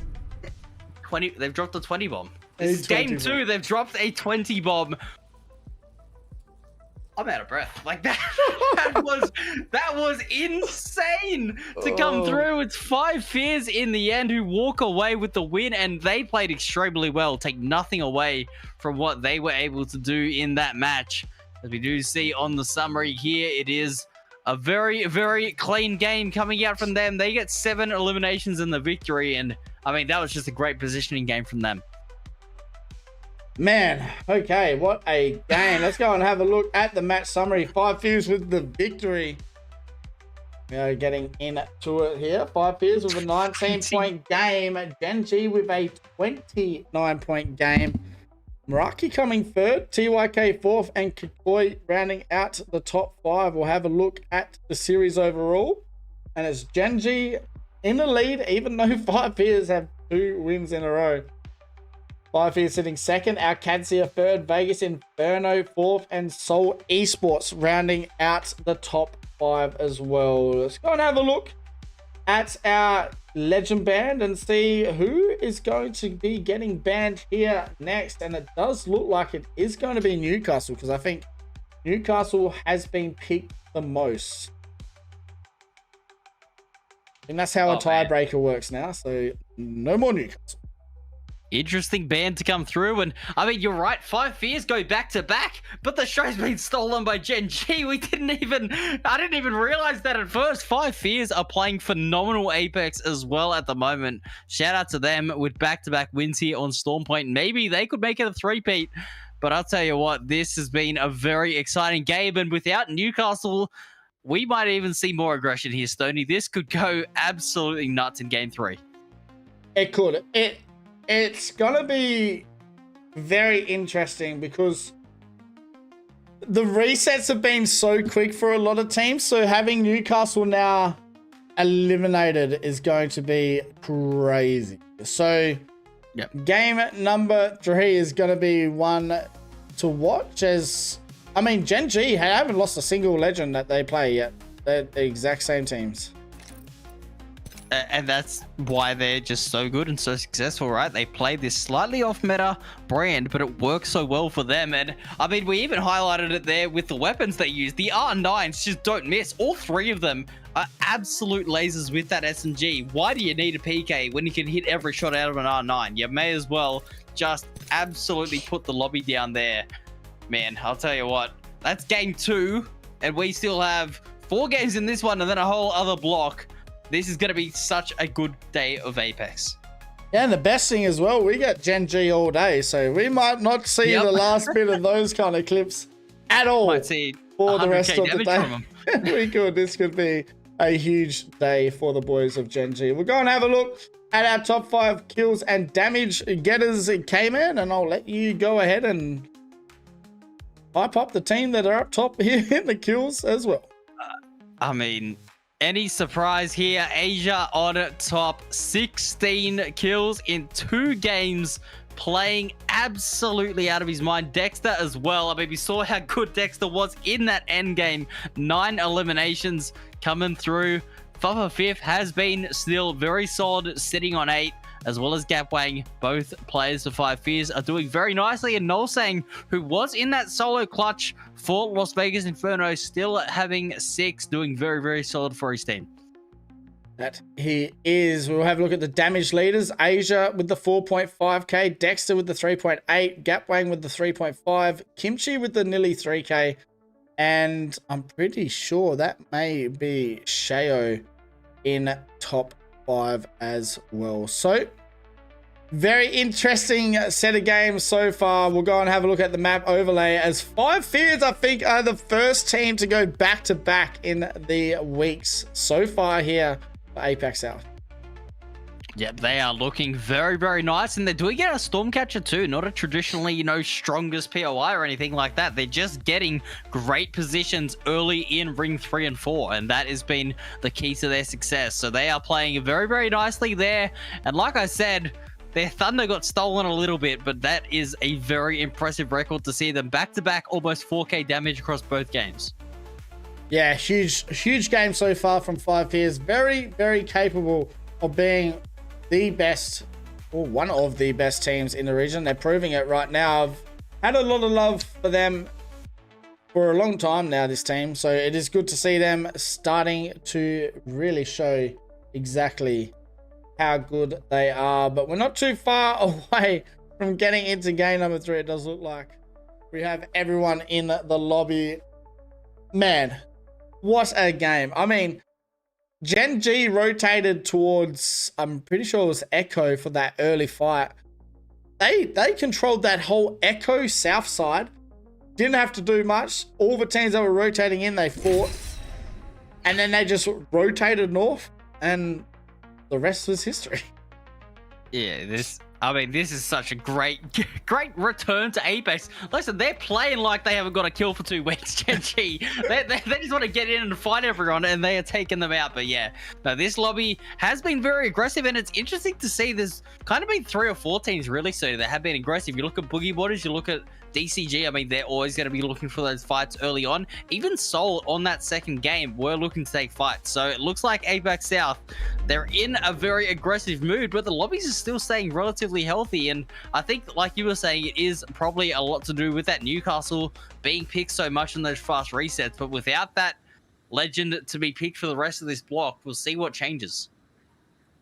Yeah, it's going to be interesting. I think, do you know what would be cool? A little bit of Lifeline. Bring Lifeline out just for a laugh. That'd be wicked. But obviously, Gibby has been a very big pick as well for a fair few teams. I wouldn't be surprised if we see some Gibby coming out here in these next lot of games. But it does look like we're getting into game number 3. And, I mean, the best thing to talk about there with 5 Fears, they rotated all the way east to a west side zone there for game 1 win.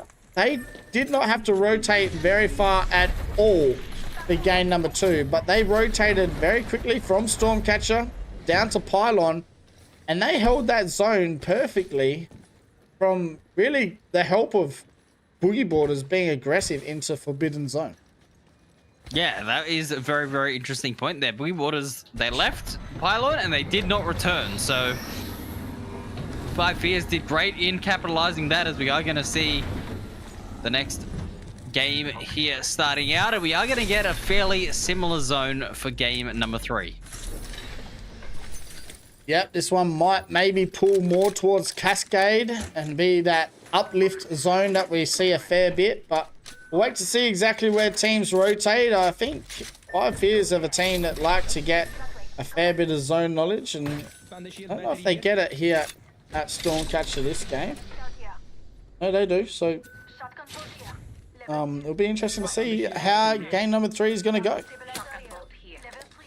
100%. The question now everyone is going to have in their heads is, can Five Fears make it a three-peat?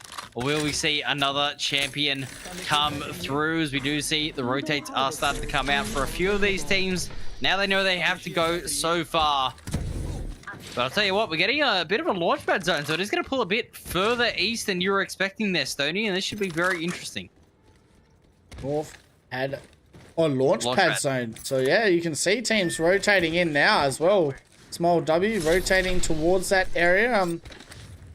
Don't mind launchpad. You have the fingers that teams can play under. You obviously have your team that can play on the height on the bridge. You have the house that has 3 levels, so you can, if everyone wants to be nice enough, they can all share the house as well. You have the 2 spots on the backside. So it's going to be interesting game number 3 here as teams are rotating in to try and get a bit of security here for home. Yeah, TYK almost getting caught out by Smile W, who were rotating in. Unfortunately, the shots couldn't land for them. They couldn't get that entry frag, but they are still going to get a nice position here, and they will get underneath this tunnel. So very, very good position for Smile W. They're going to be chilling early on in this match. Yeah, that should be okay. They can set it up here with that Watson. And nothing really else happening as of yet, K-Man, but game number 3 starting a little bit slower compared to game number 2. Yeah, one team that I am, looking at is Five Fears on the map, but Meraki look like they've already lost a member, so we have had a first blood coming through. They are going to be a duo, so they'll be looking to try and get a reset somewhere later on in this match. See whether or not they can get towards a replicator, because they actually don't even have the banner, so that is not good news for Meraki early on. Nah, but that should be okay, right? Because I'm pretty sure Five Fears land as Stormcatcher. They've already rotated out, so they should be able to get a reset here, Meraki. 20 squads still standing, nothing really happening as of yet. A lot lower action compared to game 2. That is always not a bad thing as well, K-Man. Yeah, a few teams are, sort of dealing some damage, a bit more of a relaxed sort of marksman type game, if you will, where teams are going to play for those longer range engagements, it seems, in these first couple of zones. But once this next ring is revealed, that is when things are going to start to get really aggressive, I think, towards Launchpad especially. Does look like they're going to rotate up here as well, because it doesn't look like they had a crafter at Stormcatcher, so they're going to have to try and move in and try and figure out where they want to go. It does look like maybe Boogie Boarders are being aggressive as well, but they're playing more zone here for game number 3. I think the crazy thing is, right, K-Man, with a team like Boogie Boarders, I think if they realize that they had zone in that last game, they could have held that and won it just like Five Fears did on the height. So yeah, it's interesting to see. I mean, they did just go for that aggressive play. I don't know if they were trying to condition the lobby early on. I mean, obviously we've seen teams, we've seen G do it, right? Where they want to be aggressive early on and let teams know, if you come near us, we will fight you. Maybe the idea was, let's see whether or not we can sort of intimidate the lobby and make teams really aware of us, but it doesn't seem to have worked in that second or first game. Nah, not yet. So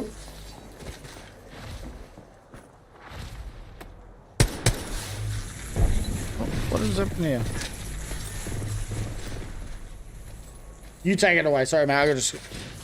You're all good. All right. So looks like Cupid Esports are having a little pressure put towards them from Boogie Boarders. Silly Billies as well, needing to make their rotate in. They are going to try and survive for now, and Silly Billies are in a pretty solid spot themselves, so there's not too much that they're gonna have to try and do for now. They're actually set up very, very nicely here in Launchpad, so they are going to be chilling for quite some time. As we can see around the map, teams are still rotating in. Las Vegas Inferno rotating right next to Core Gaming, but it looks like they're going to avoid each other, and Dreamfire looks like they are going to try and play spoilers towards the team potentially, as they need to try and find a spot in the zone as well. Yeah, we have 20 squads still standing. Dreamfire being aggressive, trying to move in on the action.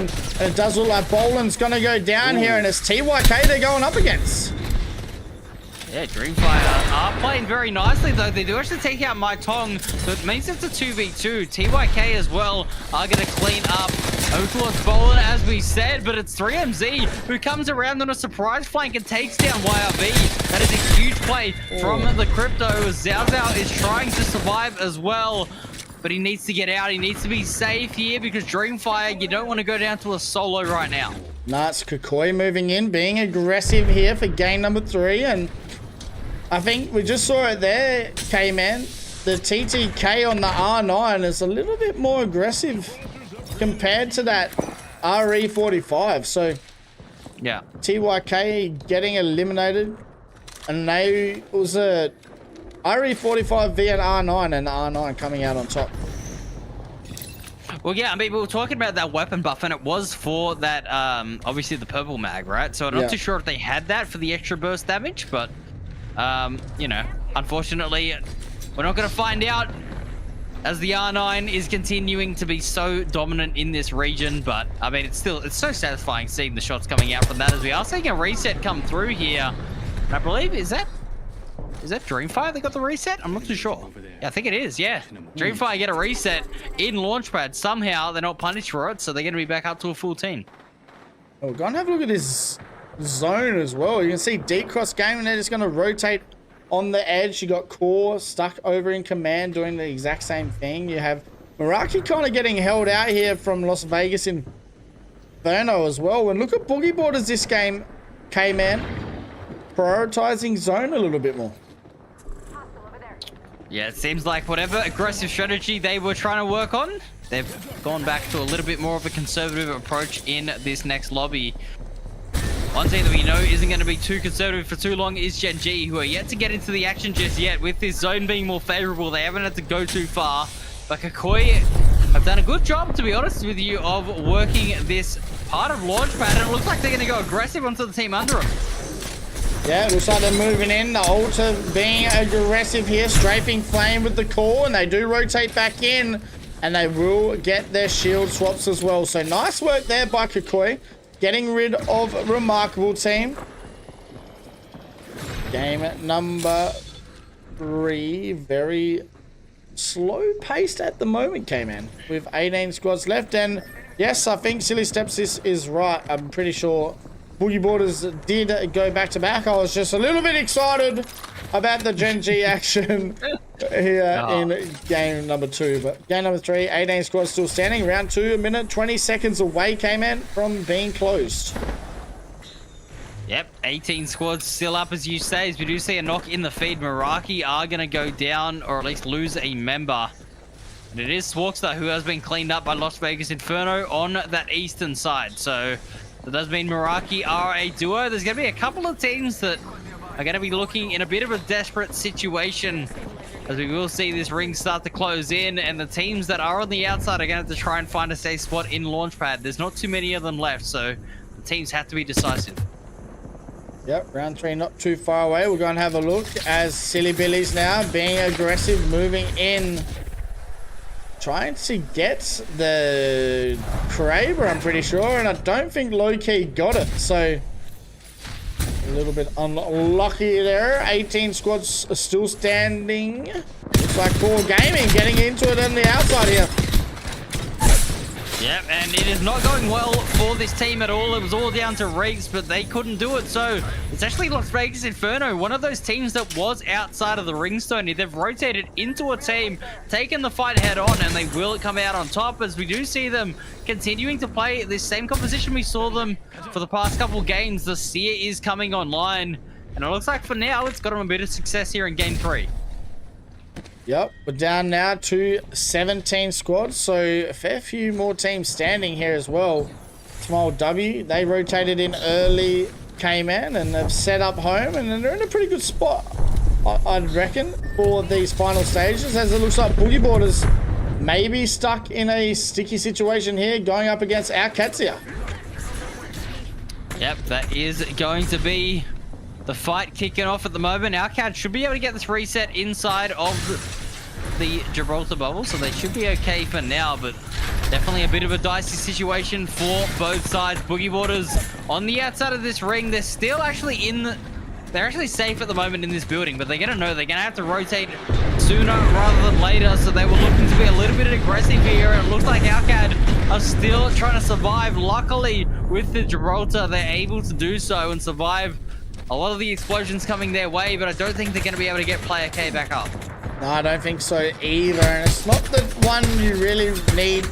I mean, it's the one you kind of really need to keep alive, right? The crypto. Especially for get the resets. Reset purposes, but still such a very slow game. A lot of teams still alive here on this. Oh my gosh. They're going to get a reset. They will with the Gibby bubble. So very nicely done here by our cats here. But we're going to watch D-Cross Gaming rotating in right into Boogie Boarders, I think.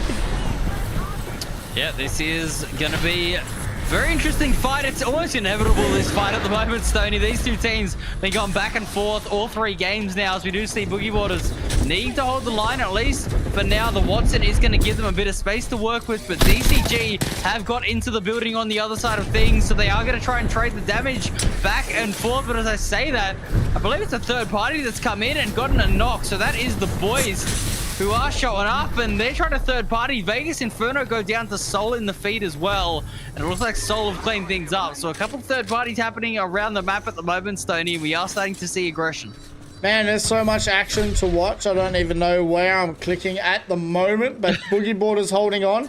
They have the boys underneath. It looks like we've got Gen G fighting on the outskirts as well, and also Kukoi moving in on to the team of our cats here. So, I mean, yeah, where do you want me to go? I mean, 5 Fears as well, cleaning up Stinky B. They're going to try and get themselves into the ring as well, as we can see it pulling out towards these fingers you were talking about, Sony, of Launchpad. That is where the next ring is going to go. There's not really any safe spot for these teams to play out of at the moment, as Alcad just down to player K on this drone, trying to get the reset potentially, just harass his opponents. But I'll tell you what, so many teams at the moment are in shambles. He was trying to steal the res beacon off the team that dropped it, but he didn't get it. So, going to have he got a wait. kill. Yep, player K with the PK doing well, and he will get the banners of both of his teammates. So this is now the sticky part for the crypto player K. If he can just stay alive here in his drone, he should be okay. Yeah, unfortunately, there's not really any other respawn beacons around for him, but you know what? We're going to have to try and focus our attention on the full teams that are up, as the boys have finally decided to pull the trigger and execute onto this fight. And it looks like Boogie Boarders are down to a solo, so the boys may be cleaning this up, and they will. It was only a knocked player of Exit Life, so they will be a full trio still. The boys finally come through with a solid fight. And we taught the Boogie Boarders up a little bit before the games, and they're just not having the best set of games here on Storm Point. Lucky for them, we do go to E District next, so they do have time to turn it around here for the rest of the day. But 13 squads still standing. It looks like we have a Kraber on the field with Soul Esports. Yeah, Arcade do get taken down by Silly Billies as well in the feed, so that is plenty of big teams falling on this ring. You can see, as you said, Soul trying to get in. They're trying to rotate around, and it looks like they're going to clean up Cupid Esports, who were trying to get a reset. They get interrupted, and now we do have so many nades coming in at the moment. Soul trying to survive. Dreamfire also in the action. There's too many teams here at the moment, Stoney. I don't know how anyone's alive at the moment with the explosions. Yeah, he's trying to get some fences down. He's going to get shot on the hide as Meraki coming in, moving in, taking control of zone. And I mean, this team have done pretty well so far today here, K-Man. Meraki, they had a top 3 last game. They're looking to try and get the exact same here, but down they go as I say that. Oh, jeez. The first wave of nades went through, and now there's a second. Meraki, as you were saying, in a bit of trouble here at the moment, but they may be able to get a reset as so many teams around them are looking so scuffed. Dreamfire are down to a solo. It's all up to Bolin here, and I believe a 1v2 it looks like, and he's trying to survive. I don't like his chances either on this south side, but it looks like maybe he actually will get the reset in the end. So Dreamfire might stay alive. Meraki, it looks like, as well, are getting a reset, so these teams will stay alive for now. Yeah, 8 squads left. It looks like Smile W moving in. Beautiful PK shots there by Timmy Time. Silly Billy's getting eliminated. And it looks like, I think he's just throwing nades for the sake of it. Or is they trying to find that crypto? 7 squads still standing. Meraki getting into it as well here. And there's so much action starting to unfold. There is. Kakoi have been able to navigate the chaos for now. It is the boys who have a Kraber as well online, so we'll see whether or not that is going to get any sort of impact in this lobby. But Kakoi have done a very, very good job of carving out a bit of space for themselves. They're sitting at 4 kills, and they do have one of these fingers to play off on Launchpad, so they are going to be looking pretty solid, especially with this Catalyst, with the ability to try to get a safer rotate using the wall. Yeah, 6 squads still standing. Meraki still alive as well. We'll go and have a look and see where they are. And they've kind of put themselves in a really good spot here, K-Man. So they do have to rotate, obviously, this zone. And it's going to be an interesting rotate for a lot of these teams. Yeah, the Maggie here with Swarkster trying to force a team down with that drill. Not going to find it just yet. So they will have to end up committing the ultimate here as they look on their backs. This rotate is very, very dangerous, but Gen G are also getting into a fight here on the other side of zone against the boys, and they will clean up the boys. The 5 squads remaining here. Gen G will get a reset as the rest of the teams, it looks like, are going to fight on the east side. Yeah, Kukui already used their ult as well, and it looks like Smile W trying to hold off the push from Meraki, and Meraki are doing so well here as they are sitting in a top 4 situation. They see that this team in front of them is a duo as well. They're going to move in and get rid of Kikoi. Meraki looking to be in a top 3 situation once again. Yeah, Dreamfire as well, down to a solo at the moment. Gen G finally move in, but Asia will go down, so Gen G now are a duo. Meraki a solo, and Dreamfire also at the moment looking to try and maybe clutch out just the placement points, as Gen G, they have got a great chance to win this game in a 2v1. They clean things up, and Gen G, it's not quite the 20 bomb, but it is a very solid win. Yeah, do you know, going into that last couple of fights, they only had 1 kill. They finished the game with 11 kill victory. Of course. In game number 3. They finished Storm Point with a bang. I mean, like we were saying, hey, that answers the question. Can they convert a game? Absolutely they can.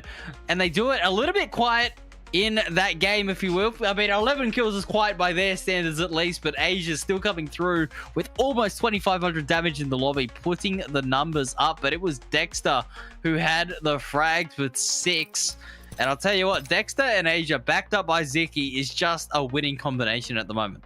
Yes, it's scary. It is very, very scary how good this team is. I think the best bit is the next lobby. We get to watch them and Wolves Esports go up against each other. So that's what I'm pretty excited for as well. But we'll go and have a look at our match summary and then the series overall as well. After our first 3 games, we are heading over to E District as well this next game. But Gen G getting a 23-point game for game number 3. Dreamfire 2nd, Meraki a 3rd place, again Kikoi 4th, and Small W rounding out the top 5. We'll go and have a look at our series overall, and it is Gen G in front by a lot. 5 Fears sitting 2nd, Meraki 3rd, our Cadsia 4th, Seoul Esports rounding out the top 5. And I mean, it's not often that you say a team that has won 2 games out of the 3 would be sitting 2nd spot, but with a team like Gen G,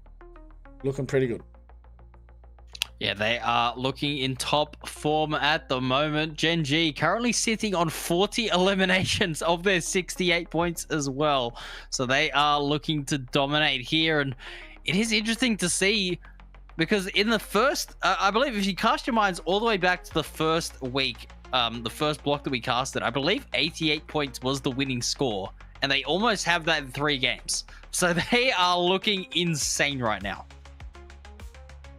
That they are, and we're going to go have a look at which legend is getting banned, and we're going to have a crypto ban. The first crypto ban we have seen in APAC South so far, and crypto is getting banned here, game number 3. So it's amazing how much has changed in the 2 weeks that we haven't seen any Apex in APAC South, which is going to be interesting because Gen G do use crypto, so it's going to be interesting to see how they play here and what they decide to use. Watson surviving another game. Alter as well surviving Storm Point, which means we will see a lot of Alter over in E District. Yeah, to see Alter, Wraith, and Ash, all 3 legends unbanned at the moment, heading to E District is extremely interesting. We're going to see some very, very aggressive games, I think, on E District, a little bit more aggressive than what we would normally see with the legends available, as we do see 1 agent in each class being banned at the moment, Stoney. Not something that we are used to seeing in this split, as you say. Generally, it was the controllers getting banned away early on, but yeah, it really has evolved this meta. But the one thing that I do find very interesting here is Gen G, I believe they've played every match with a crypto across the whole split. So this is the first time we're not going to see Ziki on that crypto. What does he go for? It'll be interesting. I mean, I wouldn't put it past them to run like a Seer or something, or even a Sparrow, but I guess it does come out of their comfort. So they could just be aggressive as well, running a Mad Maggie or a Bangalore in these next lot of games. So we'll wait and see as we get into our game number 4. We do have a little bit of a break, but we have still a lot to go over, and something that we have to get over as well is how many kills Gen G have gotten in the first 3 games. I mean, all 3 players in the top 5 kills. That is a statement to the lobby. Asia leading the way with 18, Dexter with 15, Ziki in 5th place. On that crypto, as you said, playing the supportive role. He's got 7. He is fragging out as well, but Fuffa 5th, 9 kills across those 3 games. I mean, 5 Fears played excellently across that opening map. And we do have Nolsang still for Las Vegas Inferno, who have been sort of, you know, thereabouts in that sort of mid-game. I think they've been really impressive in the mid-game, Las Vegas Inferno. And they do have Nolsang with 9 eliminations for himself. That they do, and we'll have a look at the damage leaders. Asia on top with nearly 7k damage after 3 games. Wow. I think the last time they did this, K-Man, we said they're going to go for a huge game. The back 3 games were terrible, if we remember correctly. So yeah, consistency is the key today. They have 12 games they have to play as well, Gen G. So they're starting them pretty well. They just need to keep them going. Dexter sitting second with 5.7k damage. Gapwang third. Shayo, I'm pretty sure that is, sitting 4th. And P-Dog rounding out the top 5. We'll go and have a look at the map overlay as we do see Gen G getting the final victory over on Storm Point. Indeed, 5 Fears can't go back to back to back. So Gen G stealing the show. Their last 2 games, they got so many points. I'll tell you what, it was a 20 elimination 2nd place. I think it was, what, 28, 29 points. And then they walk away with a 23-point game in game 3. They are putting numbers on the board here, and they do it with 5,000 damage. That is a statement to the lobby. They are playing such good Apex right now. 2 of their players are currently sitting above 5,000 damage in 3 matches. That is insane to see on the one team. Yeah, it's insane. Gen G looking good already.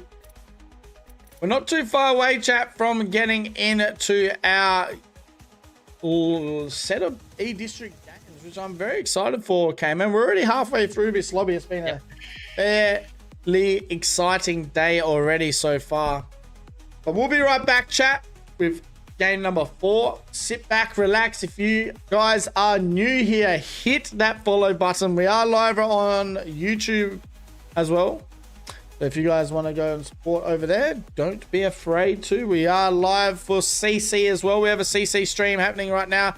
We also have a map stream happening also. So go get something to eat, something to drink. We have you covered with everything APAC South right here at Battlegrounds OCE. Once again, thank you guys all for being here. Stick around for game number 4 just around the corner.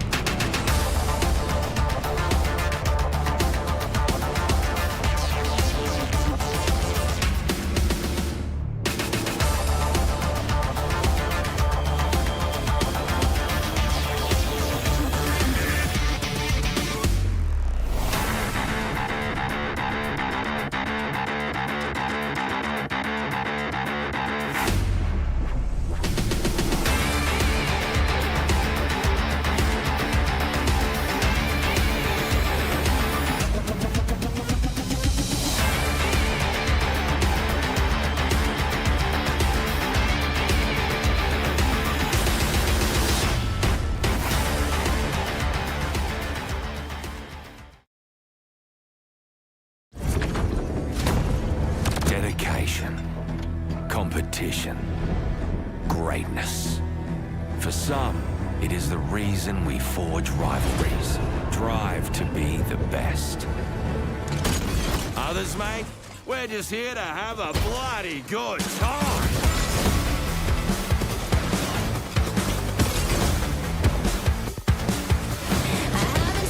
Oh, yeah.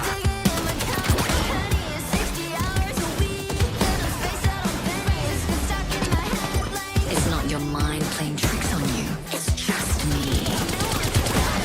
Maggie's back and ready to rip some heads off. Hi, friends. Hi, friends. Hey, that's me.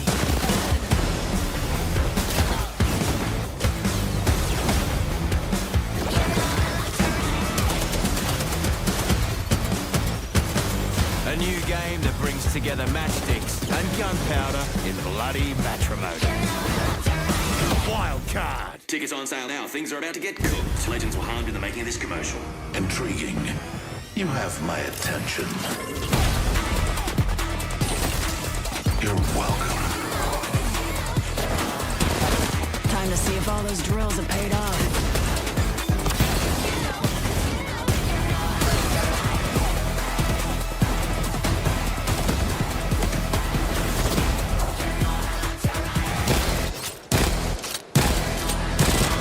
Nice triple kill. I'd say congrats 3 times, but we're still in.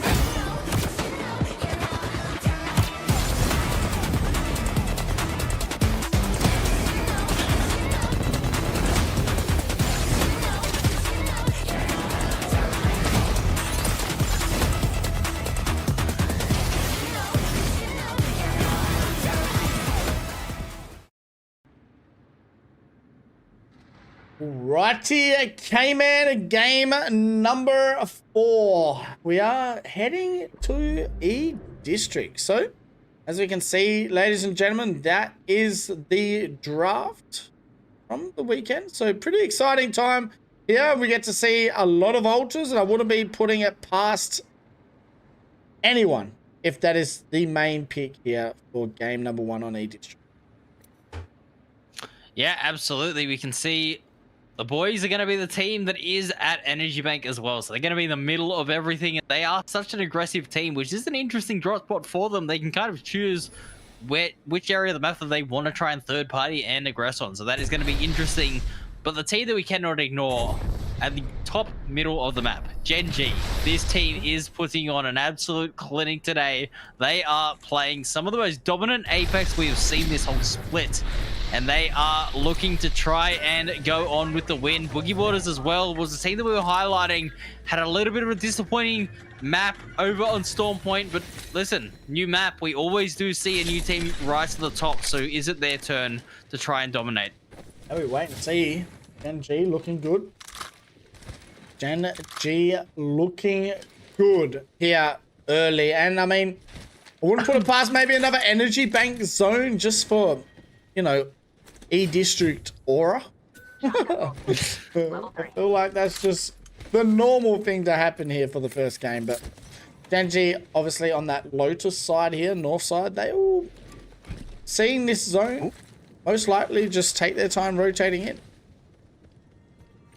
Okay, it actually looks like I've seen here with Team Mango, they did actually get the ring console, and it is Humbert Labs. Ooh. That is where it's pulling. So it's pulling south, so it isn't going to be inside of Energy Bank. That is going to be a south zone, and I'll tell you what, Humbert Labs, I've seen quite a few of these scrims going down. Without any caustics here, this is going to be obviously a very, very different game, but these Watsons are going to be so key to hold areas in Humbert. Harvesters are now available. Yeah, it'll be interesting. It'll be interesting. As you can see, teams rotating south already. You have Team Mango rotating hard towards Silly Billies. And I mean, I don't know if Silly Billies knows zone knowledge at the moment either. So if Gen G do get a zone scan, they will just take their time. Like we saw in game number 1, they realized how far away zone was exactly to them in that game. They just rotated around, had some player bacon scans, and took their time to get some purple shields getting into that last zone. So be interesting to see how this game works for them as well, having a pretty big rotate also. Let's go, that way. Yeah, Gen G have gone onto that C, which is what you predicted. So we went from them having their comfort pick, having their, you know, usual composition, to now picking up a buffed legend. So I don't know if that's gonna, you know, slow them down whatsoever. They're looking very good, but yeah, they are picking up that seer, so they are gonna keep on getting some recon information. You can see, like you said, some teams are rotating through at the moment, trying to get into the next ring nice and early, as we will jump on board here with Alcat, who themselves have a pretty nice spot in this ring inside at Humbert. Smash my keyboard. Yes, game number 4 is what we're watching at the moment. 20 squads in the lobby. It looks like there's a team that has already lost a member, and that is Stinky B here. So Chizu needs to get rezzed, K-Man, but they have a fair rotate also.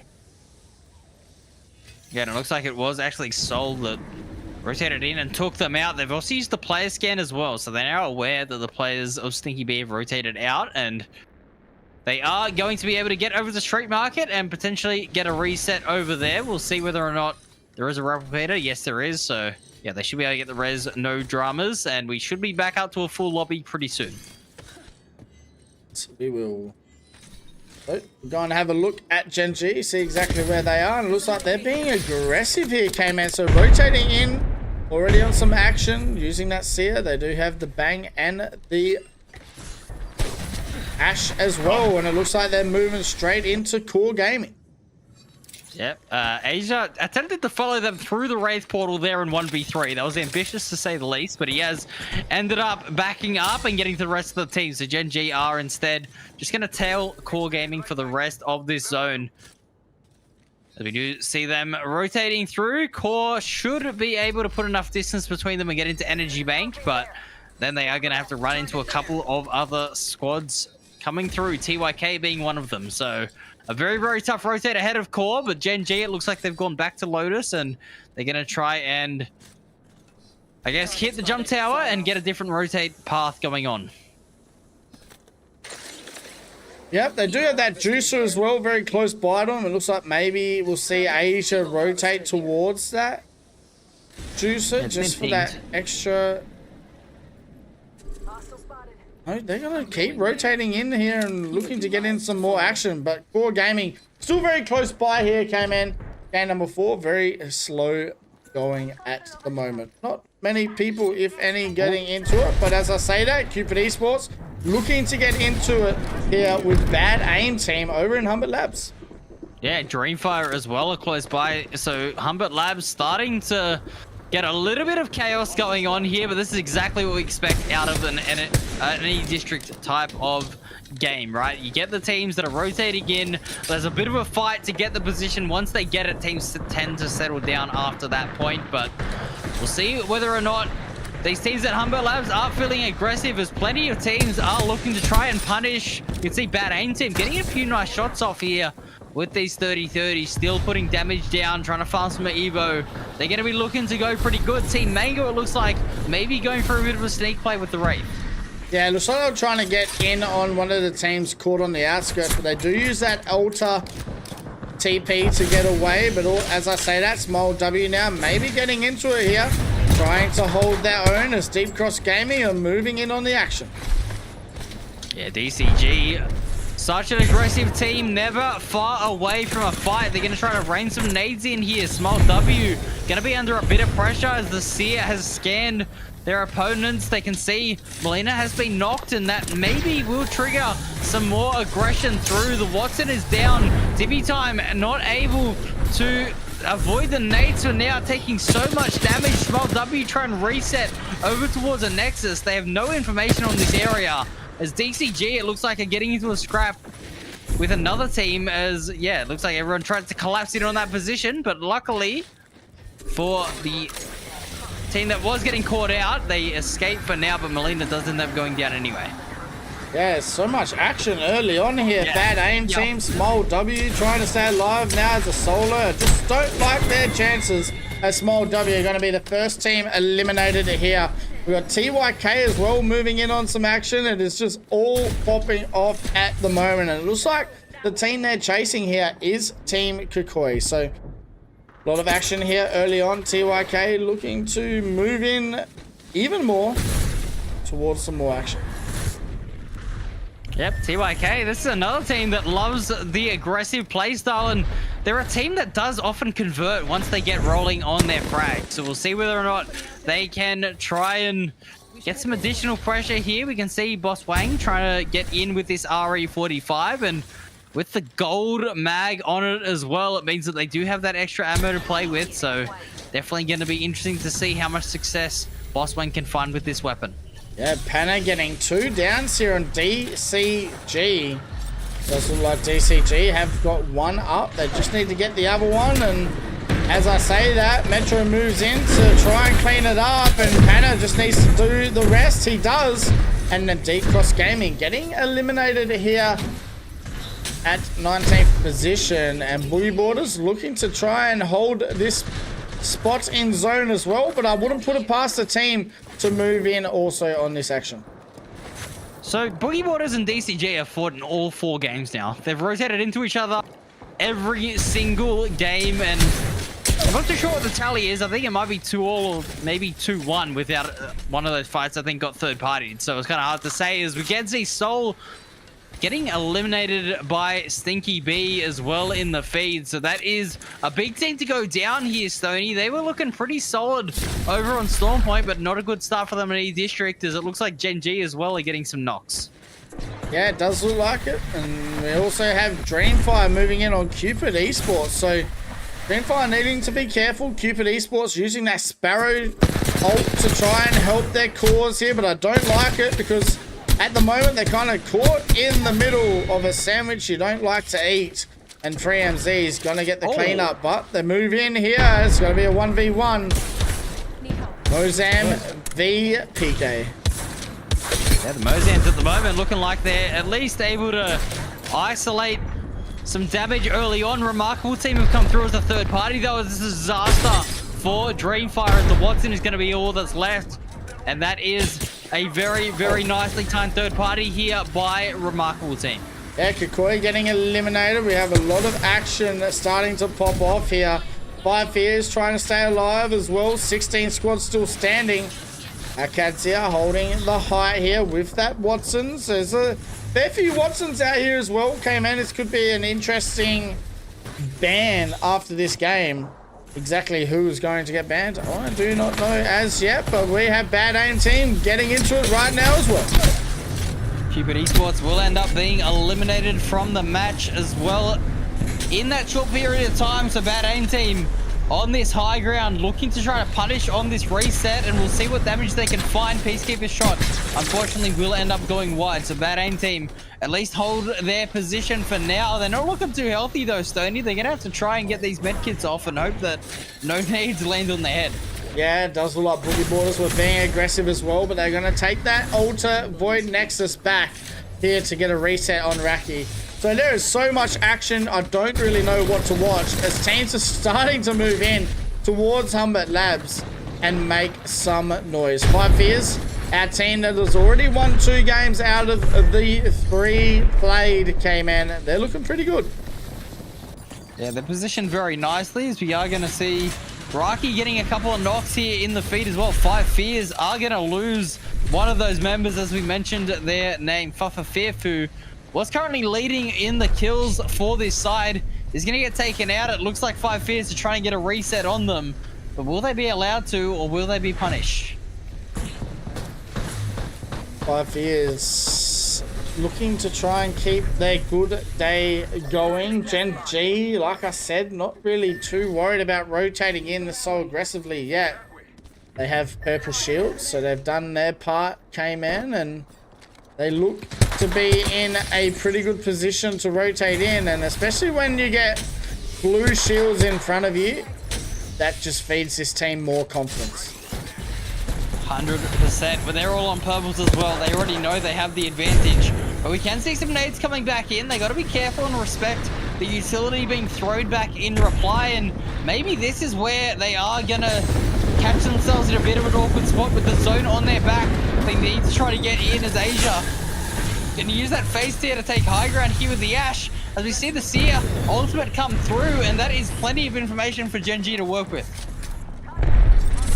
2 Seer ults going out. Gen G gonna rotate through that and get away from the action, and they're gonna have to now shoot their gun as well. Beautiful shots coming out here from Ziki, but I don't like their chances here to get away. But as I say that, Dexter will somehow stay alive as Stinky B and Vegas Inferno stay to get into it.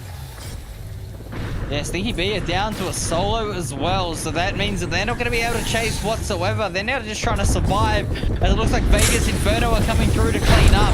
They're going to find plenty of opponents here, as we can see them just putting the pain down onto yet another team. I'm not too sure who this is at the moment, Stoney. As you can see, it's Meraki who are going down to Vegas Inferno, who clean them up. Yeah, that's just, I feel like Seer ult is kind of just chalk. If you get stuck ADSing and you jump, you are basically dead for free. So Vegas Inferno clean it up there. They get rid of Gen G, Meraki, and I'm pretty sure Cupid Esports. So very well done there by Vegas Inferno, with 12 squads left standing. Round 4, 30 seconds away before this zone starts to close. Stinky B is just above Las Vegas Inferno as well, with the solo player just trying to clutch some placements on that Ash. So that is going to be some crucial points coming through for Stinky B should they survive the next ring rotation. We'll see whether or not they're able to. There's going to not really be too much to work with for the Ash, but yeah, this is looking very, very good. Las Vegas Inferno, a solid opening here. They're sitting on 9 eliminations as a team. Yeah, they do have a Seer though, so if the Seer just looks in the direction of where Stinky B is, they will find him, but the Seer kind of just not looking around at the moment. So 12 squads still standing. Round 4, 40 seconds away from being fully closed. We can see some more action not too far away.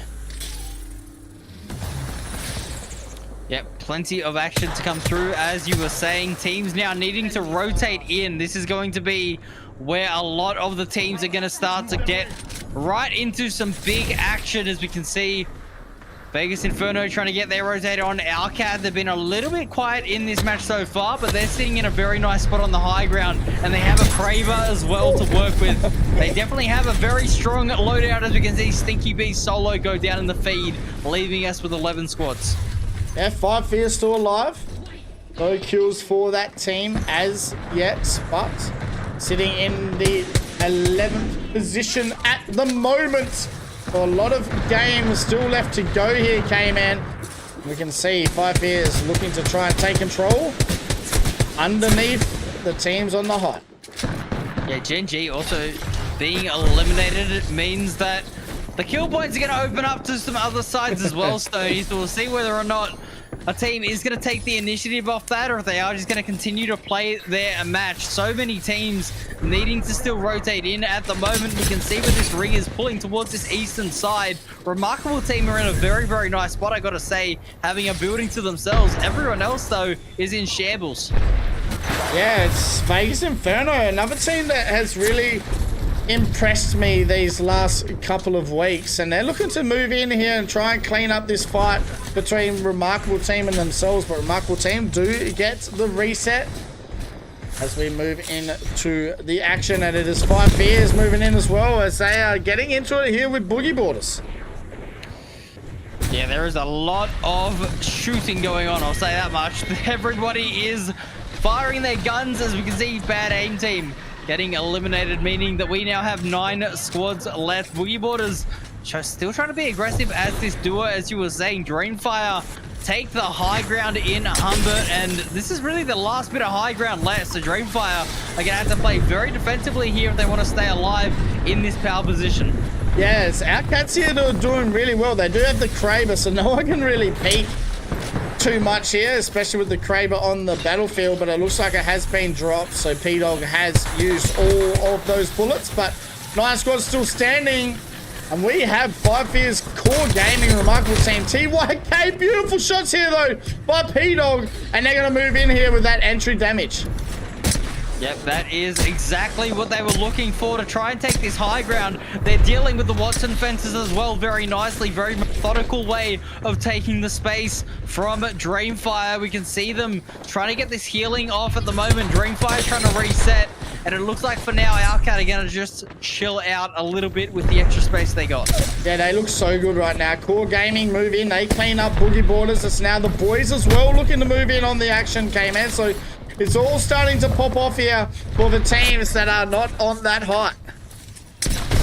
Yeah, the boys obviously a team that love to fight, and this is the exact type of scrappy zone that they're going to thrive in, as we can see Exit Life getting a couple knocks in the feed. But as I say that, the boys go down to a solo, so the third party's coming through.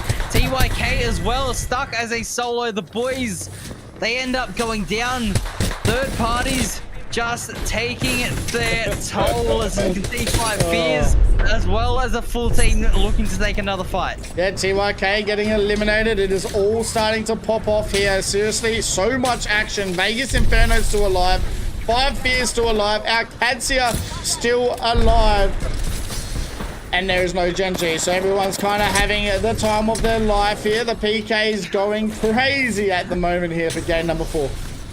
Yeah, Vegas Inferno on this low ground. We can see whether or not they can convert on this win. Like I said, they're a team that's always good for a win in these blocks. Is this going to be the game? We're going to find out. As we can see, our Cadsia are rotating around. It looks like they run straight into them here. And does Vegas Inferno on this choke are holding on. Yep, nice work there by Kimchi. Throws the ult down as well. He might be able to get a reset here because no one can move down. So well done there by Kimchi. Now trying to take advantage of that Gibby bubble. And they do get the Watson pylon down as well, but I don't think they're going to stay safe for very much longer as they get eliminated here, moving into our final top 4. Yeah, 4 teams remaining. Remarkable Team still is a full team, but 5 Fears are still in this lobby, Stoney. They could be looking for their 3rd win in 4 matches. We'll see whether or not they're able to do so, as they're going aggressively here, trying to eliminate the team here. Is Remarkable Team, who were that full trio. They get taken down, actually. Drainfire as well go down. It's down to a 3v3. Core Gaming, their final opponent. That it is, 3v3 situation. 5 Fears looking good. Core Gaming as well, just quietly 11 kills so far. But they're going up against a team that has made so much noise in the first 4 games. And they will get their 3rd win here for week number 4, match B versus C.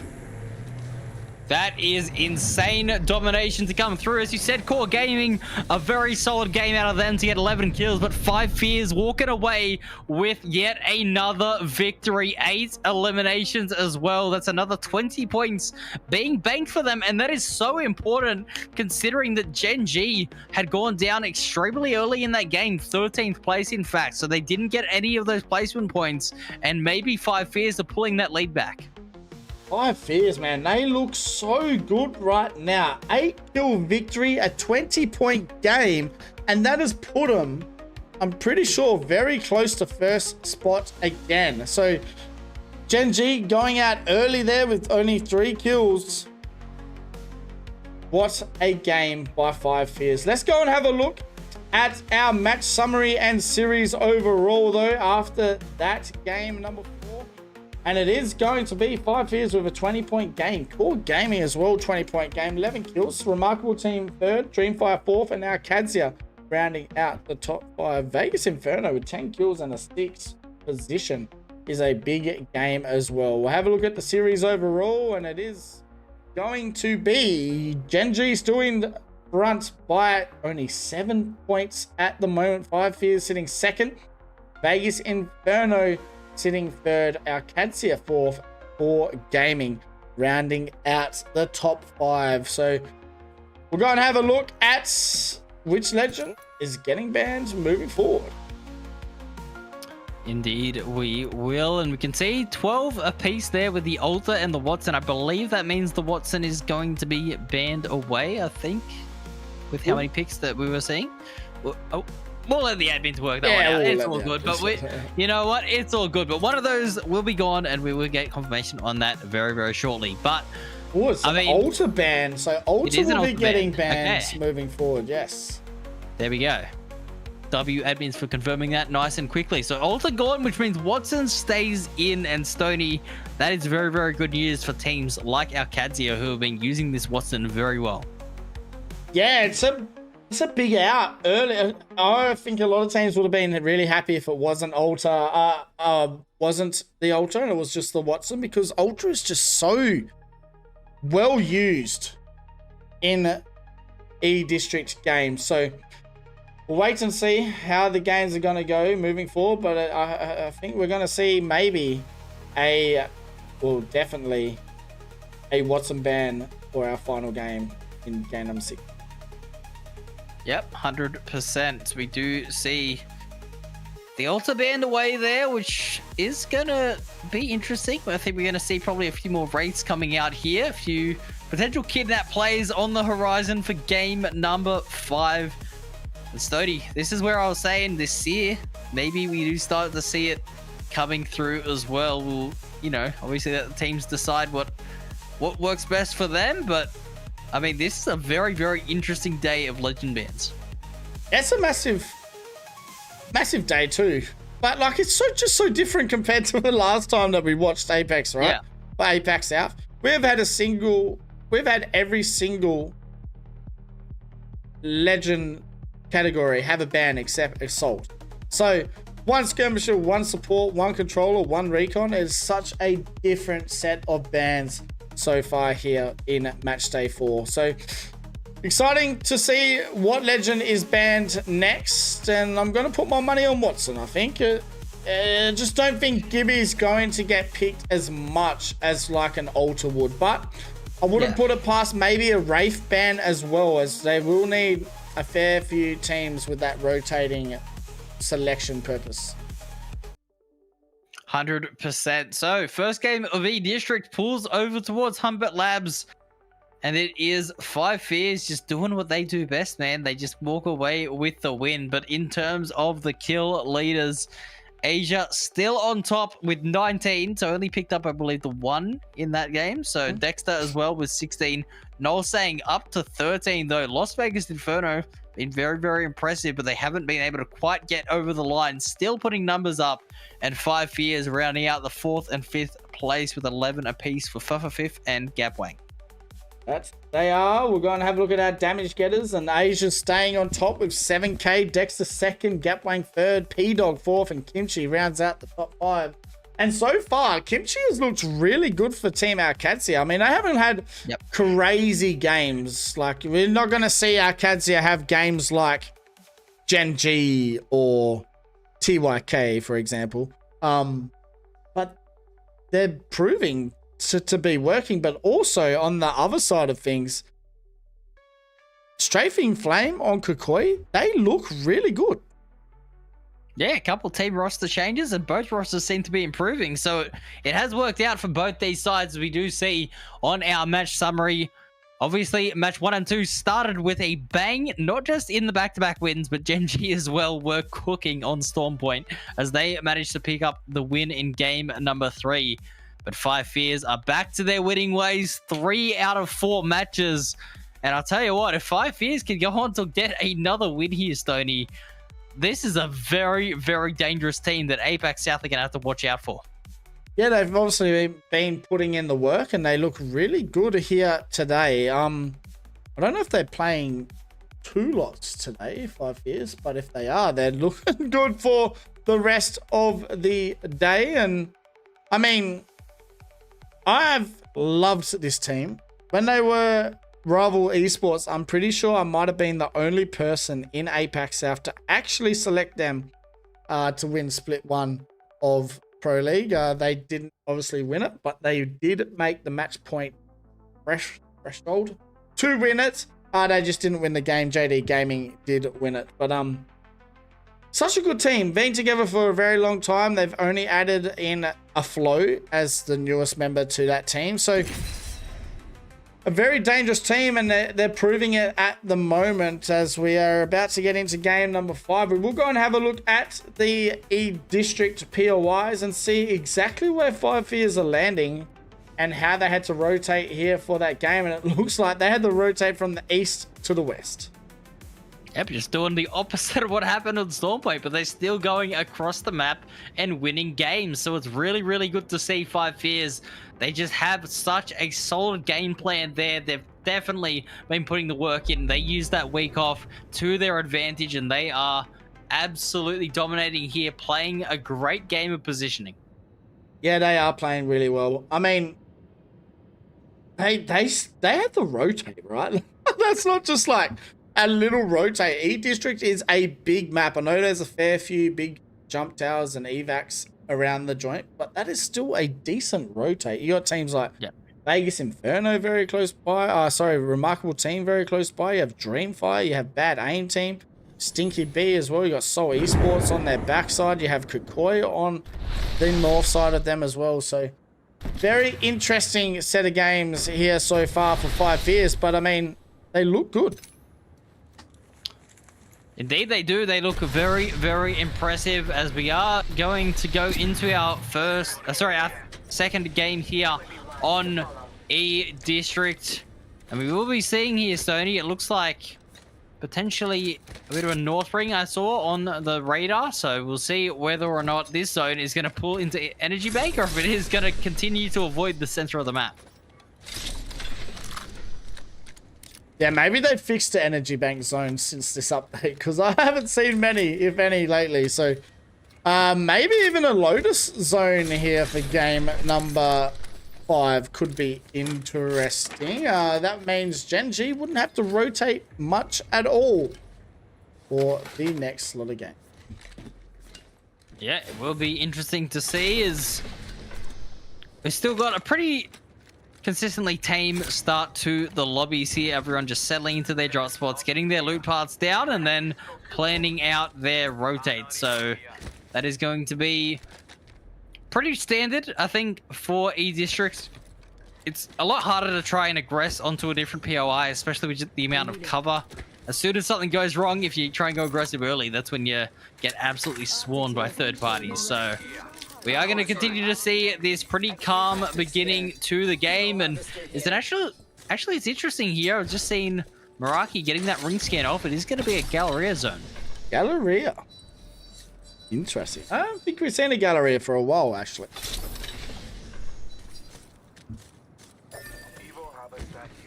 Yes, Meraki playing the Sia, Mad Maggie, and Catalyst. And I mean, it's been working for him as well. Okay, man, we don't talk about the PLQ teams enough. I think it's taken a while for a lot of them to warm up, but Core Gaming, for example, Meraki today, they're really holding their own and proving that they want to keep their spot here over in the APAC South Pro League.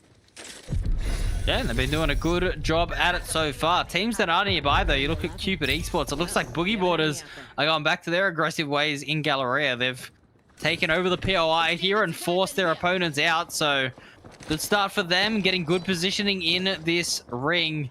They have also got the survey beacon as well. They're about to get the ring scan, and they're going to be set up in a very nice spot. They all have blue shields as well.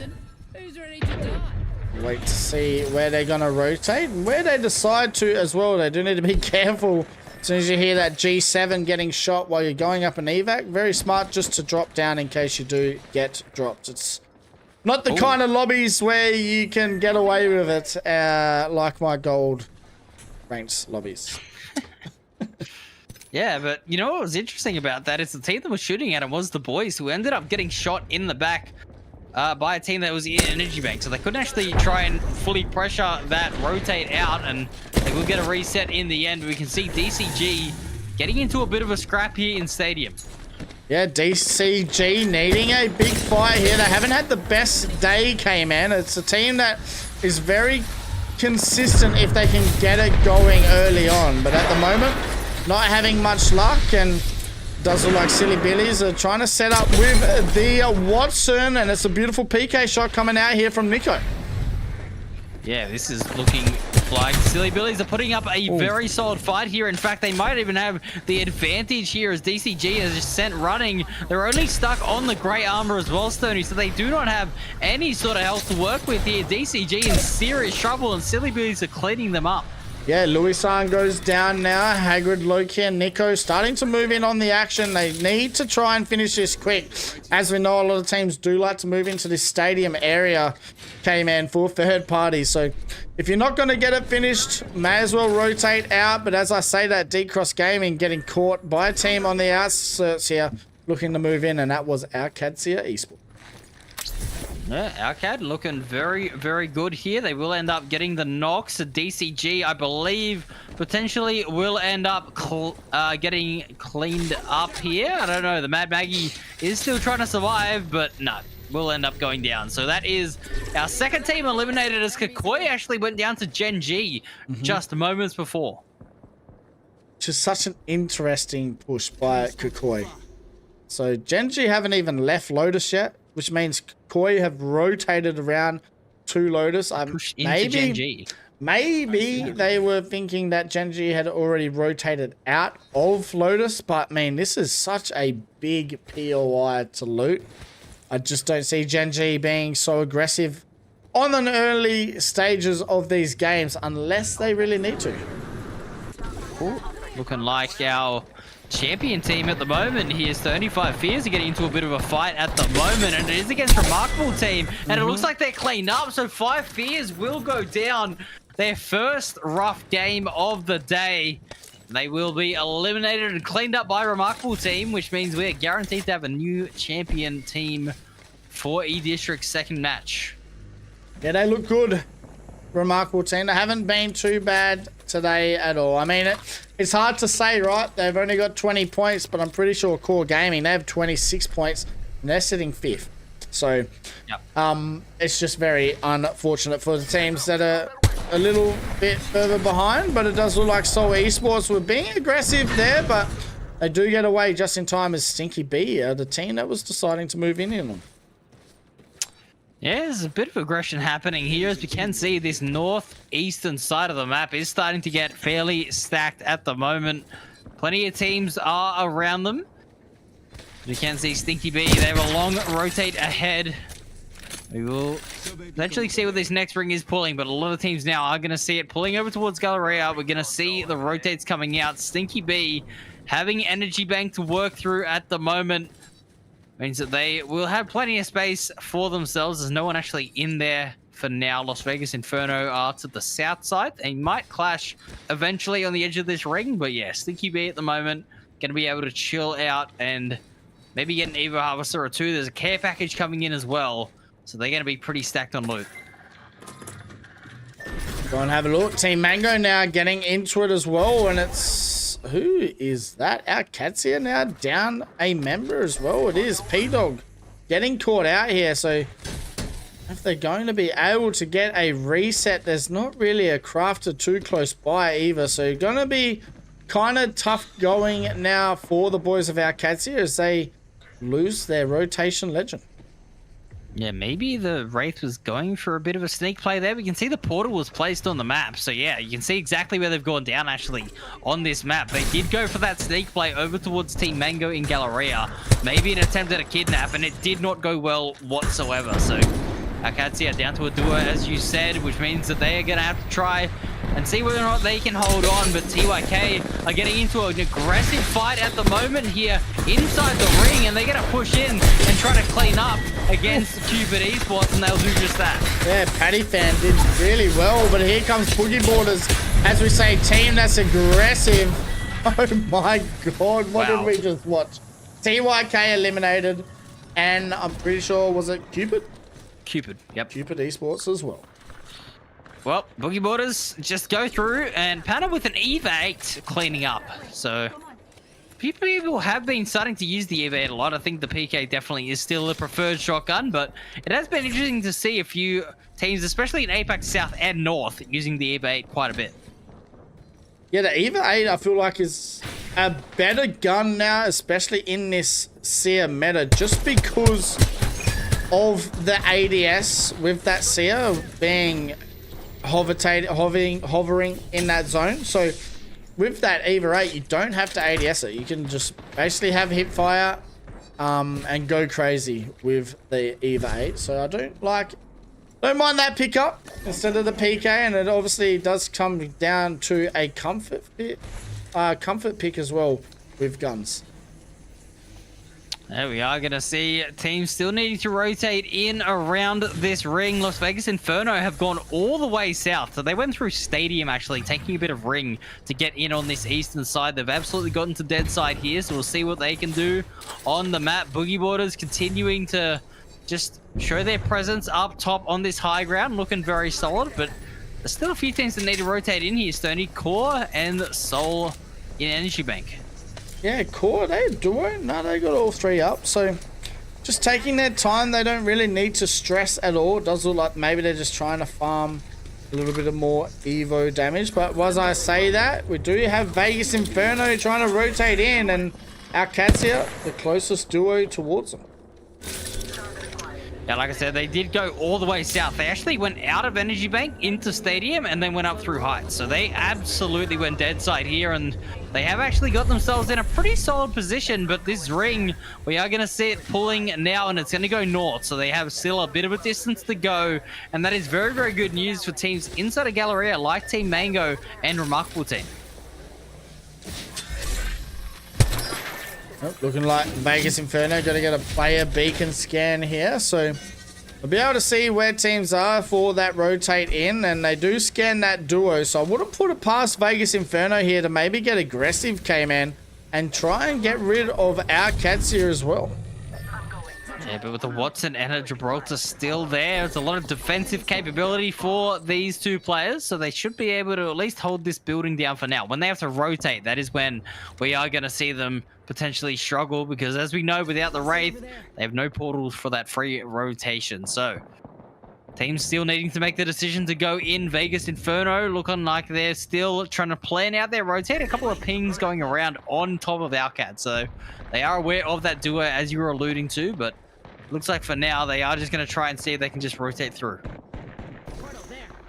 To wait and see. Gen G still alive as well, K-Man. So the closest team to them was 5 Fears, but now Gen G looking to try and move that lead a little bit more forward behind the team sitting second. I'm pretty sure from second to third is like 40 points or 30 points difference. So you can imagine how much of a lead Gen G have now if they can have a huge game 4. But 2 games going into the no crypto, so Seer obviously maybe just a bit of an adapting pick for this team of Gen G.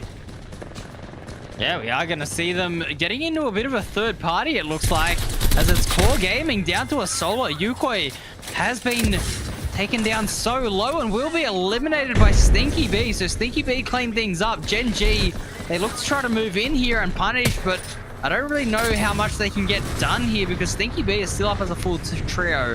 And they're not really looking too weak either on full purple. No, they do use that Bangalore ult. Nothing really coming out of it. 14 squad still standing. Round 3 finished closing. Round 4 about to start. As we have a minute and 30 seconds left. The havoc in the hand of Dexter needs to be careful. He's going to try and get out of that fuse ult. You can see him now maybe try and get a reset. Yeah, Gen G are still on the backside of this ring as things are going to start to get a little bit dicey for them. Stinky B looking to put the pressure on now. They've got the nades coming out. It is going to hit their opponents. Gen G just trying to survive the utility coming their way as Ziki has got that zero. They know their opponents aren't too close just yet, but they definitely will be now. So looks like we are going to see Stinky B getting into this engagement, and Gen G for now are holding the line as Ziki goes huge with the PK. Yeah, Ziki holding his own, but Dexter and Asia as well helping the cause. As I say that though, Asia goes down to a bullet. Ziki's going to keep holding him off here with that PK, but they do get eliminated. So Stinky B gone, but here comes the third party. Yeah, that's big news for the rest of the lobby as well, with first and second being eliminated here. The boys clean up, Stinky B go down, and potentially these teams kind of third to sixth, Tony, have a big chance to jump up that leaderboard. Yeah, PK is going crazy at the moment. There's only one member left standing here in front of Bad Aim Team for Silly Billies. But they're going to have to try and hold on as Hagrid's looking to go a little bit crazy here. Does get the shield swap, uses that movement, but he gets pushed from the backside. And it's Vegas Inferno starting to move in and make some noise as well. Yeah, Bad Aim Team, you can't imagine it going to be in too good of a position to even survive here, as Major Chan actually does end up getting out on the backside as I say that, but he's gonna have to be very, very careful on that Wraith trying to survive. Meraki is the team in front, and they should be able to catch this solo off if they're patient, but the rig moving in, they've also got to just slightly push ahead. Yeah, they are kind of not safe as well. They do need to try and figure out exactly where they want to play. They do need to rotate a little bit more towards that western side. So 8 squads left standing here, K-Man. And Meraki looking pretty good again, moving into these final stages of these games. Yeah, Boogie Borders, we can also see in a top 8 position. Not a position we've seen them in too often. As we are going to see Meraki getting some nice beams off at the moment, putting pressure on the lobby.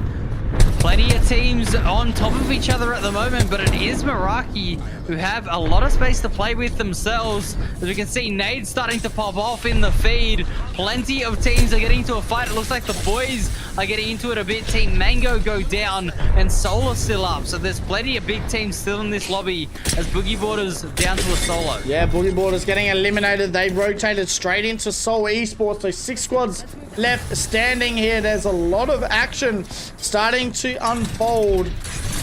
And we can see Vegas Inferno somehow still getting a reset. They were the team that Meraki were looking at with the nades and absolutely dominating them. And somehow Vegas Inferno get the reset and stay alive as a duo. And it looks like they're putting down damage towards this western side team. Yeah, and Nolsang is still up. Nolsang is the currently in the top 5 for kills at the moment. So a very, very solid play to have up in your duo at the moment. Bangalore and Ash, a very aggressive combination. They definitely have a fighting chance in this one, but the boys are still up as a trio. Vegas Inferno just trying to survive and keep a low profile on this low ground, but it looks like Nolsang is going to have to use that phase there, try to get a reset. Not going to happen as Vegas Inferno go down to 5th. Meraki looking good again. They're just going to have to hold this position and try and move in on the team right in front of them here. And I'm pretty sure it's Soul Esports. So the CS scan comes out. The nades looking to come out as well. The Gibby ult coming out. Meraki now looking to try and hold on as we have a Soul versus Meraki fight.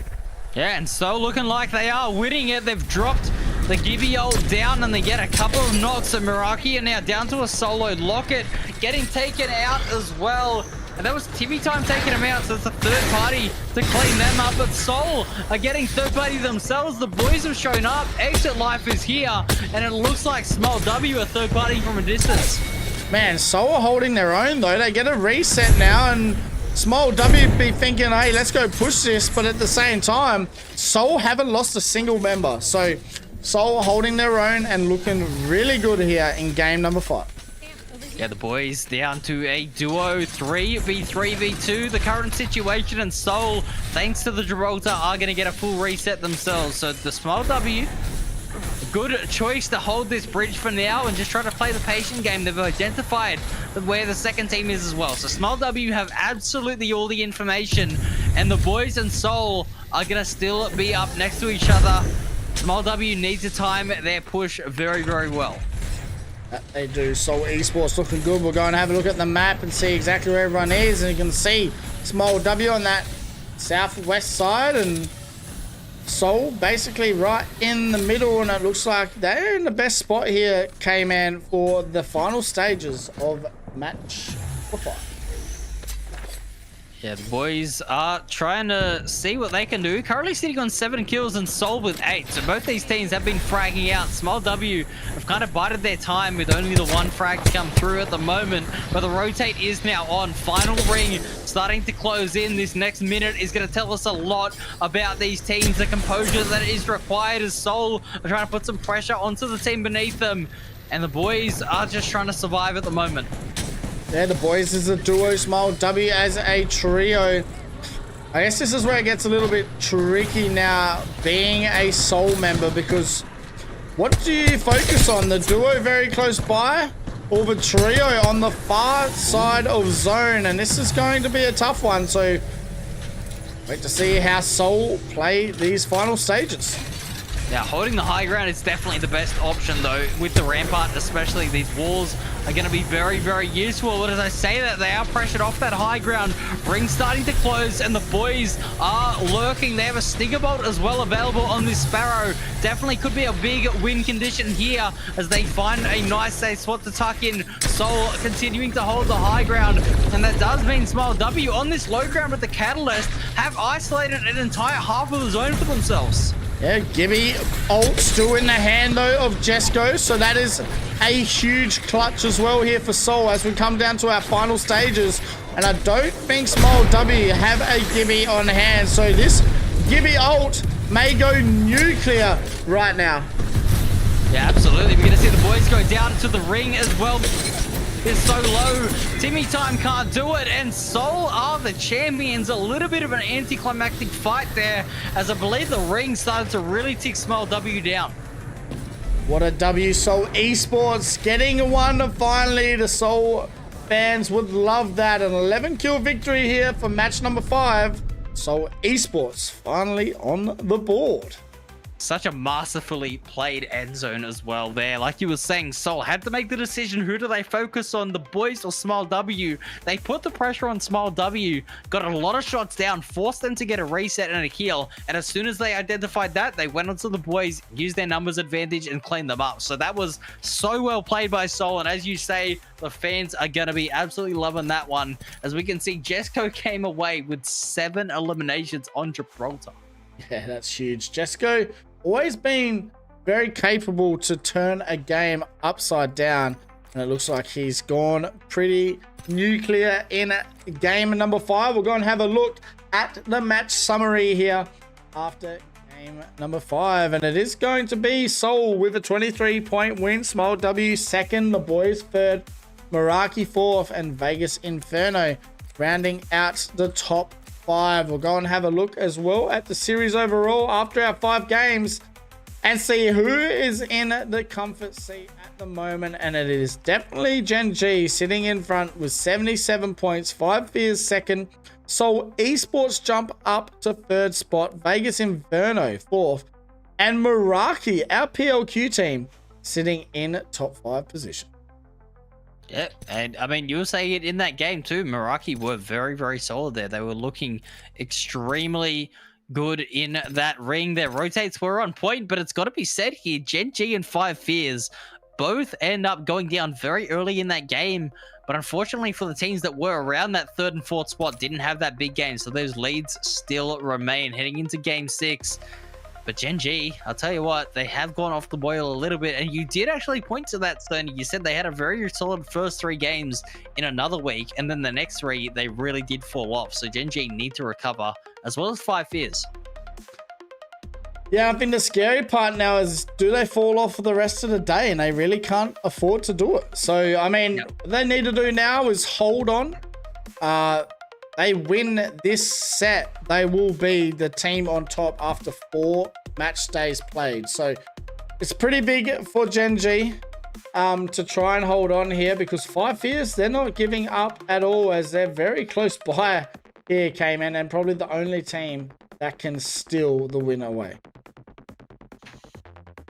Indeed. So that is going to mean that we are going into our legend bands here. And Stoney, I believe, is it going to be the Watson band? I'm not 100% sure here. I think it will be it's got to be close.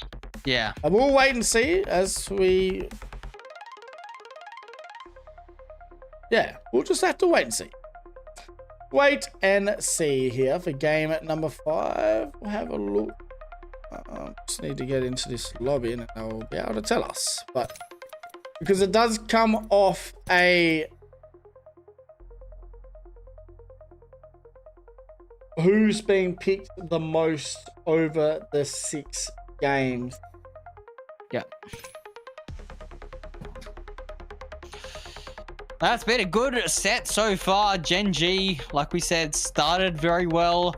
Sort of fell off the boil a little bit, but 5 Fears have been consistent throughout the match. They've had a couple of rough games, but they are definitely looking to be our most consistent team at the moment. We'll see whether or not they can get a 4th win heading into our final game. That would be insane for that side.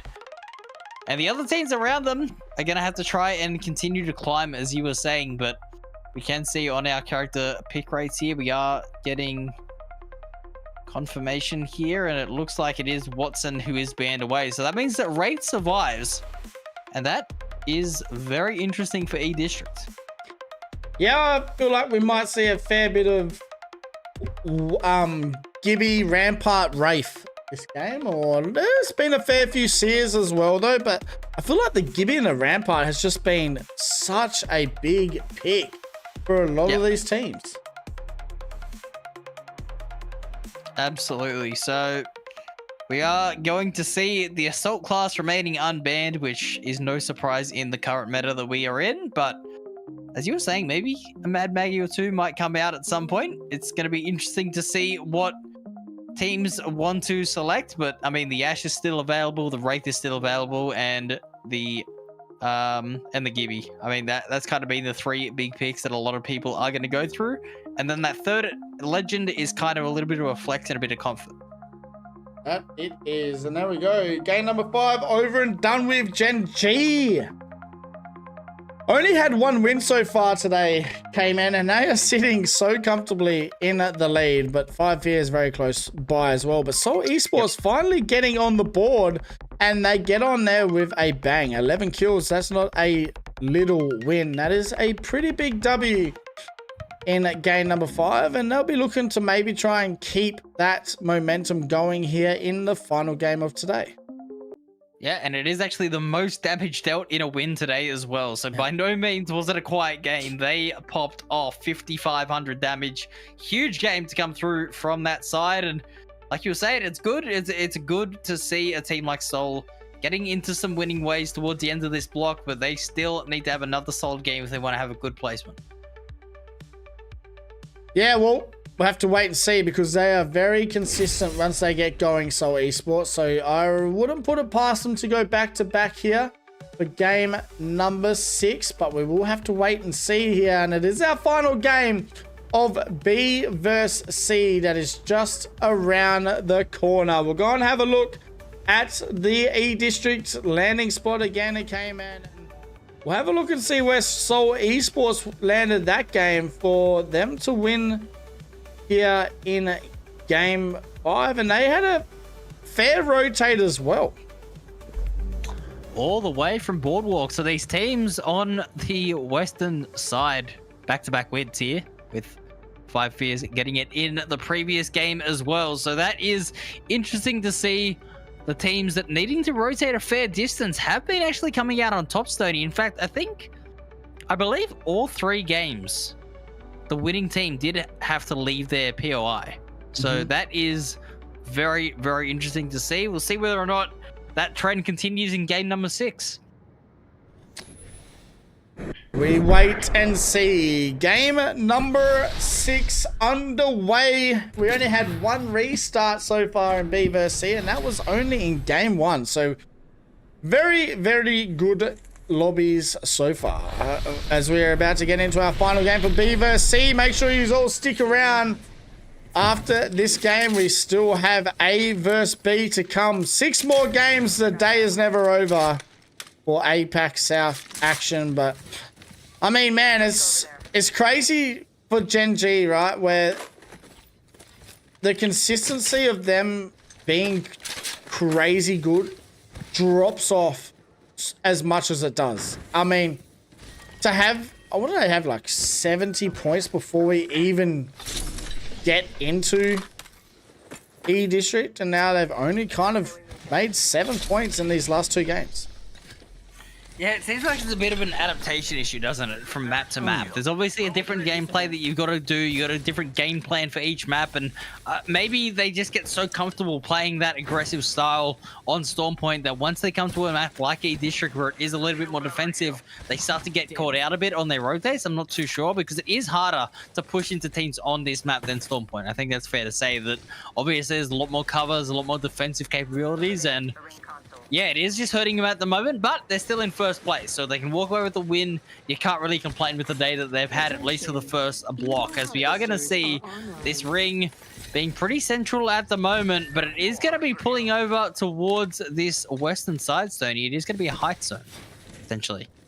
Heights zone, which is good for the boys of Boogie Borders. You also have, you know, you can basically see all the teams rotating towards them, and I mean, Boogie Borders, they don't have zone knowledge, but they will be able to use the teams rotating in as a bit of an understanding. Hey, we're not moving this game, boys. We can just relax.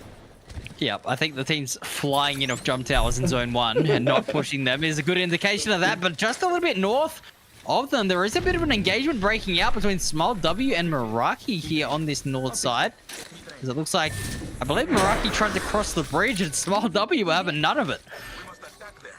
Meraki have got a lot of confidence up their sleeves today, and I love to see it. I mean, even Small W, they haven't had a bad day at all. I mean, compared to the last time we watched them, they were not the best. They had a very tough day. I think they only had like 2 points or something going into game 4 or 5. So today they're rotating and having a lot more fun. Melina as well, the only female gamer out here today from APAC South, one of the most talented individuals in our region, proving that she belongs in Pro League today as well. She's had some amazing plays over on those Storm Point games. Such a demon there from Smile W, but it's so cool to see a lot of the APAC South gems that have been given their opportunity here to play. And as I'm talking about them, Meraki with that rotate into zone looked like Cupid Esports getting some easy kills on them. Yep, Swarkster is going to go down there. Meraki down to a duo, but they should be able to reset. And at least with the catalyst, they should be able to have a bit of reinforcement in this building. So they are going to survive for now, but I'm not too sure how much longer that is going to last. That is our first blood to go the way of Cupid Esports in this match. So 59 players still up.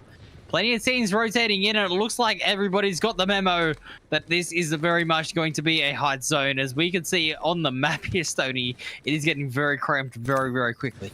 I think the best thing about zones like this is that you have close to nearly 20 teams left alive come round 4 or 5. So hopefully we have a fair few teams still out here by the end game, but as we know, APAC South can turn pretty ugly pretty quick as well.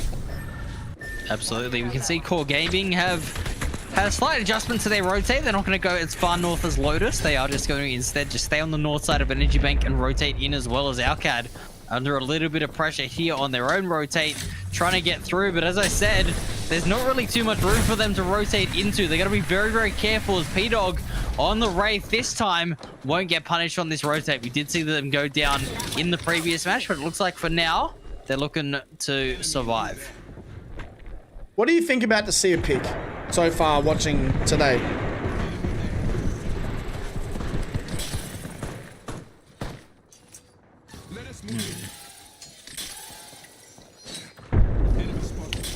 Yeah, this ring is looking to be very interesting, although I gotta say again, Las Vegas Inferno all the way out on this south side of the map still, so they have had a very clear game plan to just stay away from the lobby and just let the lobby sort of get on top of each other, rotate in late. That's kind of been the way that they've wanted to play, and I mean, it has been going all right for them so far, but Boogie Borders, they're looking like they're in a little bit of trouble as Pana has gone down, but being on the high ground, they should be able to get a pretty free reset. Yeah, and of course they couldn't just play the height and have their fun. They had to get a little bit closer to the action and move in. But Boogie Borders looking to just maybe reset here. They will. So I was just saying before, K-Man, what do you feel? Like, how do you feel so far with the Seer pick? Do you feel like it's been as strong as people maybe thought he would be? Oh, we're getting a bit of an emote here. He knows he's on camera. I don't know what's going on here as Pana is going down again. I don't know. Maybe they're trying to farm Evo, actually. Now thinking about it. Maybe that's what they're doing here, Stoney. Actually, maybe. Because the Wraith is going into the portal, going down and coming back. But I don't know why they're healing up if that's what they're trying to do. I don't know what's going on. But in terms of the Seer pick, as you were saying, I think as we Dreamfire as well are going to go down in the feed. We have our first team eliminated. There's so much going on, but I think the Seer isn't as broken as people think. I don't know, at least in my experience, it's very, very new to the game. It seems like there's very big reactions to updates, and then it kind of gets in there and it's not as bad as it looks. So I don't know what the thinking is there as TYK are getting into an engagement as well. It looks like things are starting to heat up as this second ring is still a minute away from closing. Yeah, it looks like they're moving in on Core Gaming, and it doesn't look good for Core, but also TYK now need to be a little bit careful themselves. As we can see, Core Gaming getting eliminated, and it's 5 Fears moving in on the action, and this is the only team that can take the day away from Gen G here.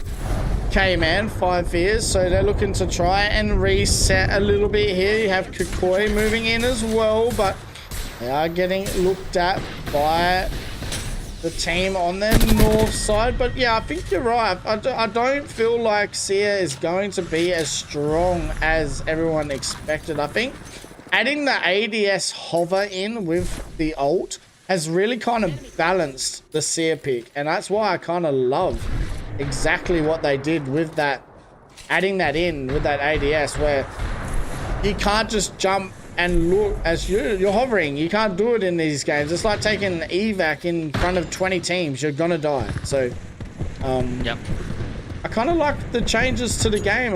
I feel like he's a kind of balanced legend.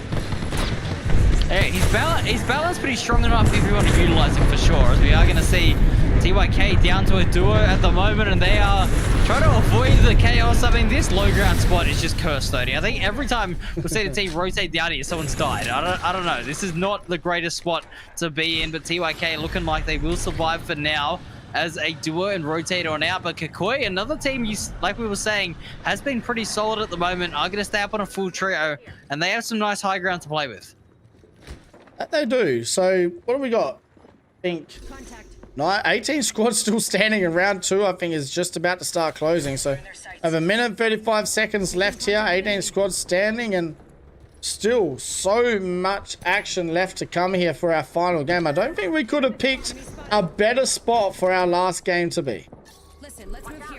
Yeah, we are going to see an absolute stacker here as Vegas Inferno, like I said, on this south side, rotating into DCG. This could be a bit of a fight that they're going to have to come across, as DCG, they already have their one fight, but we know that they love to get plenty more than that. They want to try and get some kill points. They've already seen Sato as well pinged out, so it is going to be a bit of a trade back and forth on the damage. And for now, Vegas Inferno are looking to try and just get into the ring and maybe rotate through Energy Bank instead.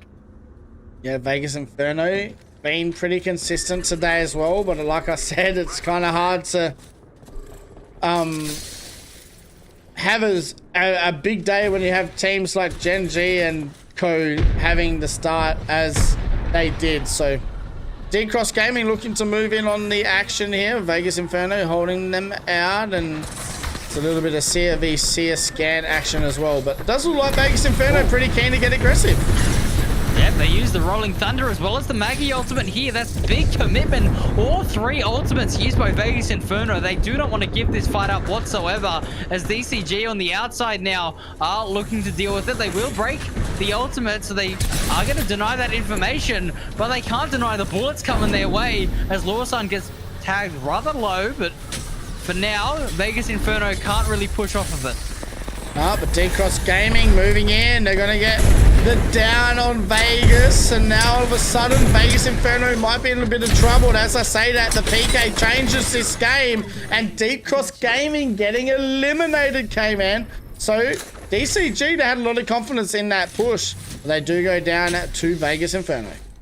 Yeah, they're just lacking that patience there. And it's Alcad, P-Dog, looking to potentially see if he can clean anything up. But I think he's going to be pretty aware that there is a pretty healthy team still lurking in the shadows there. So we are going to see Alcad continue to hold their position in the ring, as Kakoi as well going to play inside of the building, just avoiding the confrontation here of the lobby. They don't want to try and overpeak and do anything too silly. They are in a pretty solid spot. They've actually got two buildings held down, so Kakoi have a lot of space to play with on the north side. Kakoi haven't been... I actually like this team. I feel like adding Strafing Flame to this team has really made a difference. So, I mean, that just goes to show you how good Strafing Flame really is. Maybe it just wasn't working at Alcatsia at the time, but Strafing Flame looking to maybe enjoy his time here with two new members. I mean, he played with Player K now, Strafing Flame, I think for nearly 3 years or 2 years straight. So, yeah, right. A big change like this is sometimes scary, but it's proven to work for both teams. Yeah, we can see though this south side is only the opposite of where Kakoi is. There's about 5 or 6 teams clustered up in the buildings, and Vegas Inferno are rotating around. They're actually going to find an empty building to take. They will use that CQ just to confirm it, and yeah, they should be getting in for now. As I do say that though, Loki has shown up on this high ground, and it looks like the Wraith is going to get out of there, so they can't claim the building, and Vegas Inferno are going to have a nice area of loot to themselves.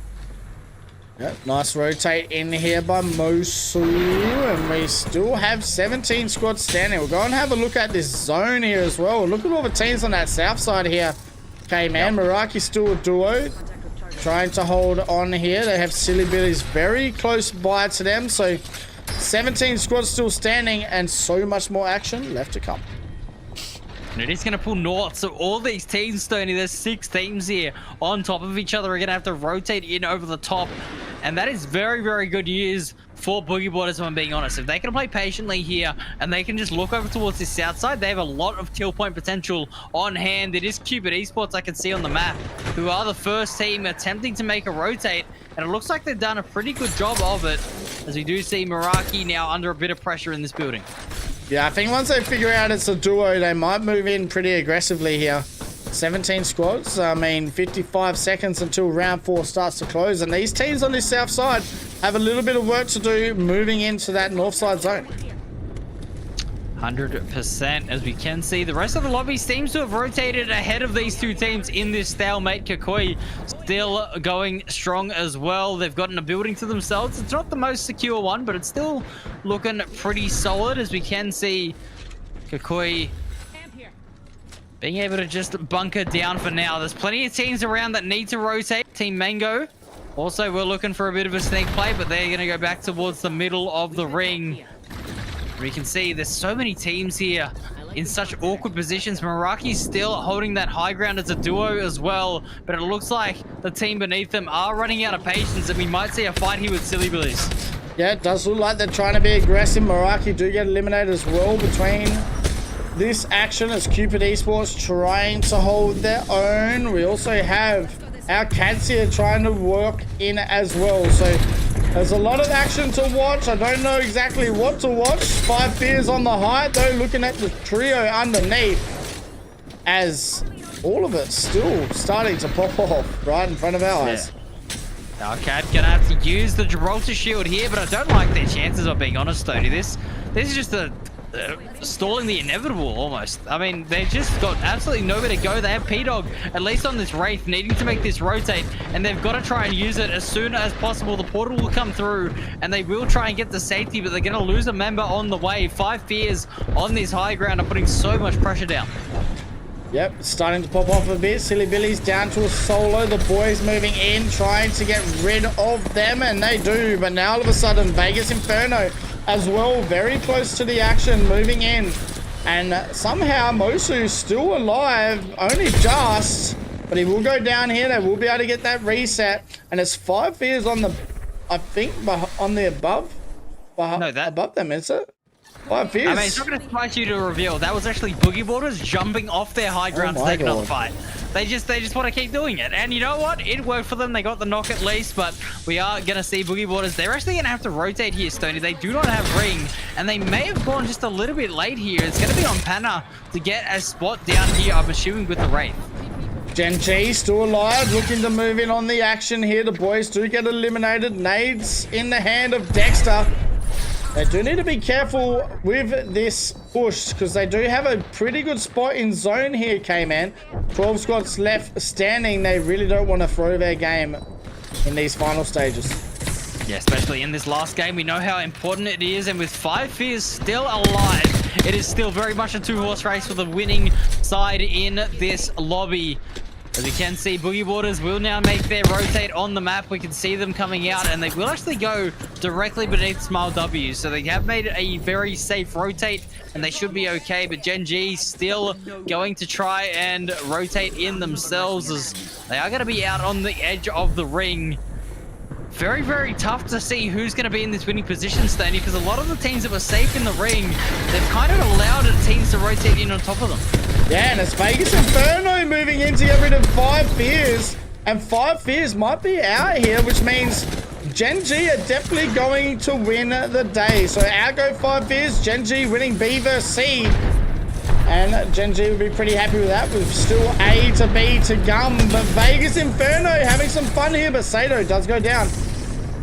Yeah, they're in a little bit of trouble here at the moment, trying to rotate in, using the knockdown shield as a bit of cover, as the Gibraltar ultimate is going to clean them up. There is no way they can escape. Alcad are going to still be alive here, as we can see them under so much pressure as well. Held on this backside of zone. Team Mango close by, looking to potentially clean them up, but they are not looking healthy themselves. No one's able to clean this fight up, and we can see Boogie Boarders still as a full trio holding the building below.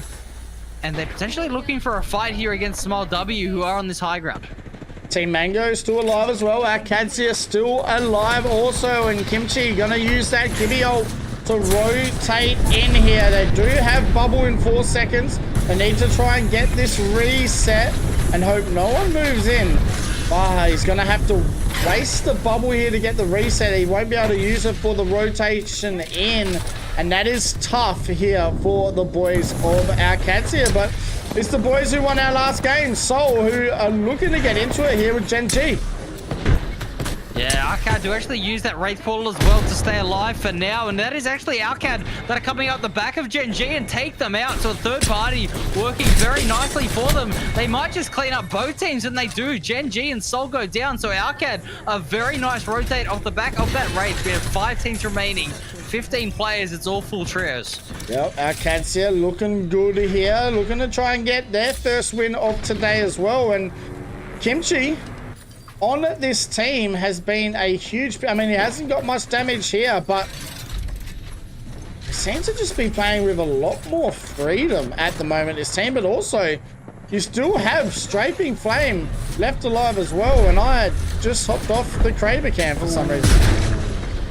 Yeah, that shot just went wide, unfortunately, for P-Dog, and we are going to see, though, Boogie Boarders trying to get into the fight, trying to put pressure down on the rest of the lobby, but they themselves are under pressure. So many teams are looking at a Metro is going to go down. There is just too much utility to deal with here. The knockdown shield is at least going to provide some cover for now, but Raki can't even use the portal. He's going to have to try and stay alive, but he takes Smile W down on the backside, and it's all down to Pana for Boogie Borders. Yep, Pana still alive. Kukui now on the height, looking to try and figure out what they want to do as well. They're going to have to drop, so it's our Katsia, Boogie Borders, and Kukui, and Kukui are in the best position here to get the Game 6 victory. Surely it's the free win. Unless P-Dog can do something with this Kraber, we'll see what happens as Boogie Borders are eliminated. P-Dog now, PK in hand. He needs to just pull out the Kraber and hit the shot. That is all that is left for P-Dog. This is the only play available. He's got the Kraber in hand. Shot goes wide. Kukui now holding the high ground. Gonna try and pressure their opponents. They know that they have the advantage here as P-Dog with the Q on the Wraith is trying to play around the Catalyst wall. Has the positioning. 1v3. Can't do it. And Kukui will clean up. Oh yeah. Kukui with the last win of today, and how satisfying would that be for Strafing Flame getting the last kill on his old team at our Katsia as they take game number 6. That is the final game here over for B versus C, and Kukui walk away with that final victory. Very, very well played by this side. They actually end up getting 8 eliminations as well, so a pretty solid game coming out from them. Good damage across the board as well. So, I mean, Sody, I think we already know who has won this first block, being Gen G, getting that deeper run in the game than Five Fears. But I'll tell you what, they've definitely got to try and tune up for the next block because they have 6 more games to play today. Yeah, I mean, they kind of, like I said, went really quiet in that E-District game. But we'll have a look anyways at the E-District games. We'll have a look anyways at the scores here, and it is a Kukui victory for our final game. They get a 20-point win. Our Cads here with the 2nd spot, Boogie Borders 3rd, Team Mango 4th, and Smile W rounding out the top 5. We'll go and have a look at the series. Series overall.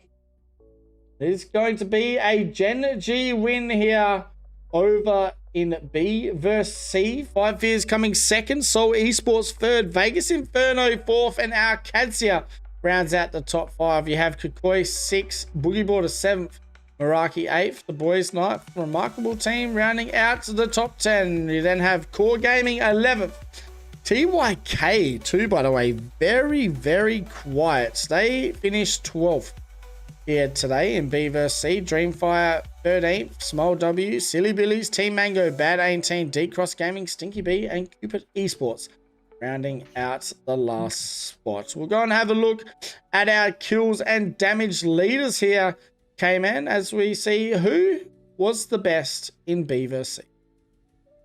Yeah, I just want to say as well, in that last game, Vegas Inferno came 10th, and they still got 10 eliminations. So that is why they finished ahead of Alcad. They still put the damage up, and that was very, very impressive to see. But, I mean, in terms of the kills, who other than Asia to be leading it all with 23, Dexter with 19, Nolsang in 3rd with 15, Sato 13, and P-Dog coming through at the end, sneaking into that top 5. 13 eliminations, very, very well played by the Wraith in the end there. But yeah, a great day of Apex, a great block of Apex, I should say. We still got 6 more games, but we can see Asia 9.7k damage to lead the lobby. Yeah, insane. Dexter with the 7.6, Sato with the 7.5, Metro getting up there as well with the 7.2, and P-Dog with the near on 7k damage. So what a set of games here over for B versus C, and it is going to be a Gen G victory, and they only had 1 win today. Five Fears the 3 wins out of 6 games. So Esports with the match 5 win, and Kukui getting the final victory on match 6 as well. Ladies and gentlemen, thank you all for being here for B versus C. That was so much fun. We are not going to be too far away for, my God, I haven't even had this on. Hey, just hold on. There you go. You can all see me now. Holy light.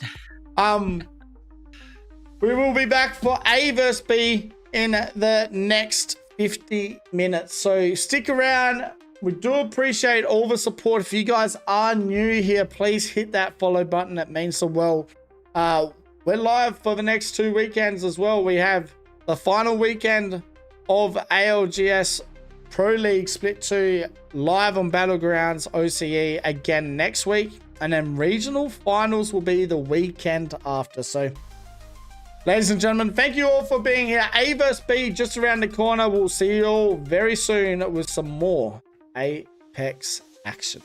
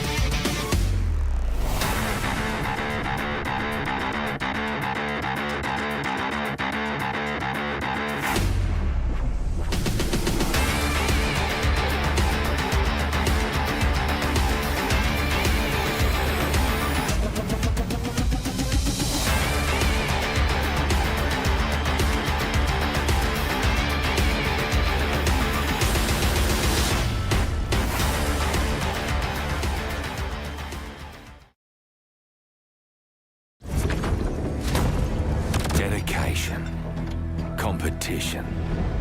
Greatness. For some, it is the reason we forge rivalries. Drive to be the best. Others, mate, we're just here to have a bloody good time.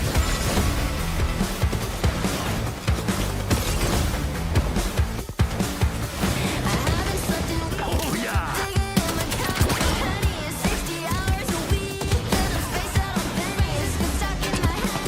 It's not your mind playing tricks on you. It's just me. Maggie's back and ready to rip some heads off. Hi, friends. Hi, friends. Hey, that's me.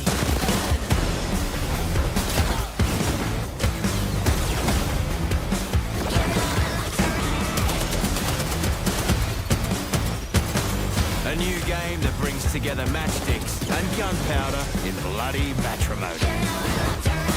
Wild card. Tickets on sale now. Things are about to get cooked. Legends were harmed in the making of this commercial. Intriguing. You have my attention. You're welcome. Time to see if all those drills have paid off.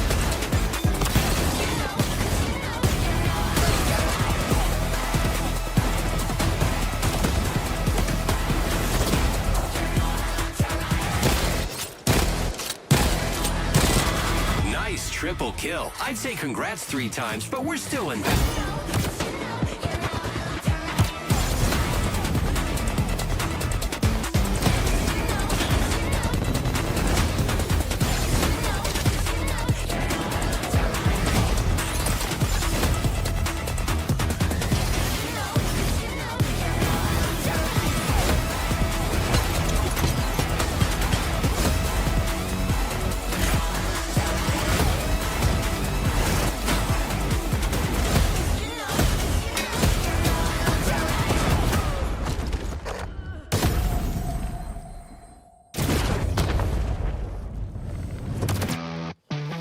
Mind your mullets, ladies. You got a bloody roller coaster ahead of yous.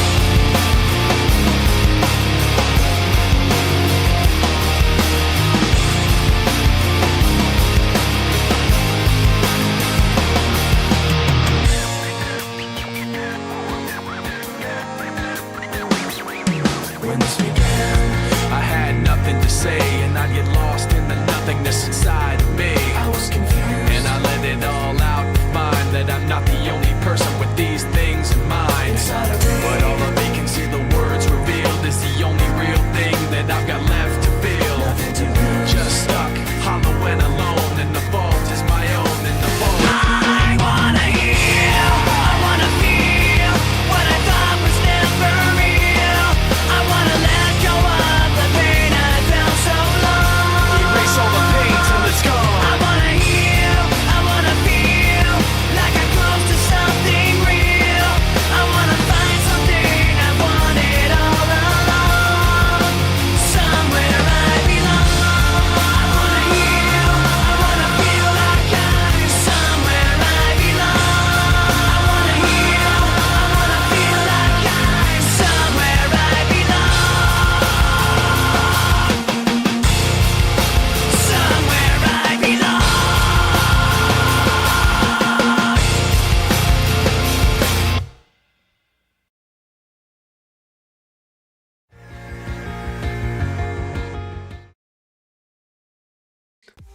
Alrighty, ladies and gentlemen, welcome back. We are here for A versus B. I'm excited to see how this goes. We just watched B versus C, which had Gen G getting the win. We do get to see Gen G go again here in this lobby. We'll go and have a look, though, at the groups and see who we are watching this game. And I mean, we got VK Gaming, Wolves Esports as well, JD Gaming. A fair few teams in this lobby came in that have made a lot of noise. Yep, 100%. We are looking at some very top quality teams. And I mean, look, obviously Gen G, they did have a very, very good block. At least the first half of block. Second half, I think it's fair to say they did go off the boil a little bit. But this little break in between the blocks is a good chance for them to mentally reset and get into it. And they're going to need to be on the top of their game as they come up against Group A, who, as you say, have teams like Wolves, like VK Gaming. I mean, even a team like BCG that was looking insane in the previous weeks. There's so much talent here in Group A, and Group B need to be ready. That they do. And I mean, Gen G do hit the front overall as well with that win. So Gen G looking pretty good. We also have, I'm pretty sure, yep, KPG are out here. So KPG, another team that have been up and down, but do have the capability of turning this lobby upside down on its head. So JD Gaming as well, another team that's so scary. Then you've got the teams that have made it through from PLQ, NML, Source Gaming, and Fizz6 as well out here. So looking forward to these games. We'll go and have a look at the draft as we are starting on E District, and we'll have a look exactly to see how this group did select their POI. Yep, so we'll be kicking things off on E District, and this time Gen G are going on the exact opposite side to where we saw them at Lotus before. So maybe that'll be a bit of a change of good fortune for them. Who knows? But yeah, we can see on the rest of these selections here, people who are prioritizing. It looks like a lot of teams are prioritizing the second map as opposed to E District. So it's interesting to see Five Fears. Were we getting the energy banks at Sony? And I mean, look, that's got to help them because they looked so good positionally when they didn't get the ring, right? We saw them rotating in. They won 3 games, I believe. And they played really, really well while having to rotate across the map. So the fact they're getting a central drop spot here is only going to help them. Yeah, I mean, that's if we do get a central zone. We didn't really have any in the middle at all on any game. So it'll be interesting to see how these games go, and I mean the bans as well. I'm pretty excited to see how they go, as they were really kind of out of the blue in that first lobby. So obviously I'll probably pick Alter maybe to get banned game number 1, but we wait and see. I mean, last time we had that, Caustic did survive to game nearly 3, I think, when we started on E District last time. So we wait and see, as these games are not too far away from getting started as the lobby is open. But we do have a fair bit that we can talk about, and we'll talk about the PLQ teams that have qualified. We just saw a fair few of them just before K-Man, but so far, tell us, who do you think has proved themselves the most? Well, I think in that last block especially, I think Meraki were extremely impressive. The way that they were able to always be in, always get themselves into really, really good positions and play for some late game fights, and the decision making that they had was really, really impressive for me. So I think Meraki have been extremely impressive today. I think, you know, obviously the boys are still trying to play that brand of aggression that they're known for, but I would like to see them maybe try and see if they can get a couple more end games, kind of get that more placement in, because we already know they have the fighting ability, right? They've proven that they are good enough to be one of the best teams in the region based off their fighting alone. So I would like to see them maybe try to develop a little bit of a game plan on their consistency and try to, you know, sort of see them in sort of that top 5 area a little bit more often, because I mean, we saw it even with Gen G in that first block, right? When you get into endgame and you're an aggressive team, the kills are going to come naturally. So I'd like to see that maybe from them at some point. But, you know, I do think that in that first block especially, Meraki really showed up. Yeah, they did. And they were consistent. Very consistent. I mean, some games they didn't have many kills, if any, by the end zone. But they were consistent. They were there. And hopefully they grow with confidence from that as well, because I think they had a top 7 finish in Group B versus D. So I'll be pretty happy with that. There's some pretty good points towards their name, and hopefully that will keep them in the Pro League running for next year. So very exciting times. We will go and have a look at World's Edge POI, because that is where we're landing as well. Not watching Storm points. A versus B, it will be E District and then World's Edge. Yeah, and I'm happy with this. I personally, I love casting both these maps, so I'm really, really excited to see what the teams are going to be picking coming into here. And we do see on our drop maps, Gen G have taken Trials with their number 1 pick. So that is the priority. They want to get Trials, they want to get their Evo up, and then Remarkable team getting Lava Siphon as the 2nd pick. That's an interesting one there, Sony. Yeah, I guess it's a comfort pick at the end of the day as well, isn't it? So we'll wait to see how it does work out for them. And I mean, I do like where Core Gaming are playing. They have, I think it's Cascade, is it? Climatizer. No, Climatizer. I always get that bloody mixed up. Climatizer zone. But the scary thing about that drop is the teams that are on their north. So, you know, you got Wolves Esports. You also have Deep Cross Gaming so close to you guys. I wouldn't put it past teams like that to move in on Team Core very early on. You also have MDYB over at Overlook, Vegas Inferno taking Monument Fragment with Team Mango, JD Gaming getting Stacks and Big Maud, and then you have Five Fears who are landing at the Geyser. Yep. Where was Rendang playing Tree and TYK at Thermal Station? So, I mean, that's a team that we didn't see much of in the last lobby came in. And I mean, that's a team that we're very used to seeing nothing but the best from. Well, I think it's fair to say we're due for a big game from them, right? Obviously, you see 6 quiet games from a team like TYK. They're bound to have a bounce back in the next block. So we'll see what they can do. Interesting to see them get Thermal Station as 35th pick as well, Sturdy. I mean, no one wants to touch Thermal, it looks like. Well, we haven't seen a zone there for ages, right? So rotating from Thermal is kind of tough. So yeah, will be interesting. They do have VK Gaming to worry about, Rendang on their right side as well. I guess a team as well that I'm pretty excited to watch today, and that would be Source Gaming. I feel like they've got a lot to prove, but they also get Lava Fisher and Mirage if they decide to. So they get a pretty good POI in that position, and I'm looking forward to these set of games here on A versus B for our last block of today. We will go, like I said, have a look at the map overlay, and you can see right here that is where we are going. So E District for the first 3 games, World's Edge to finish off the action. I mean, we saw some crazy stuff on World's Edge last match day. We had Wolves Esports basically take control of World's Edge. And I'll be looking for them to do the same again today.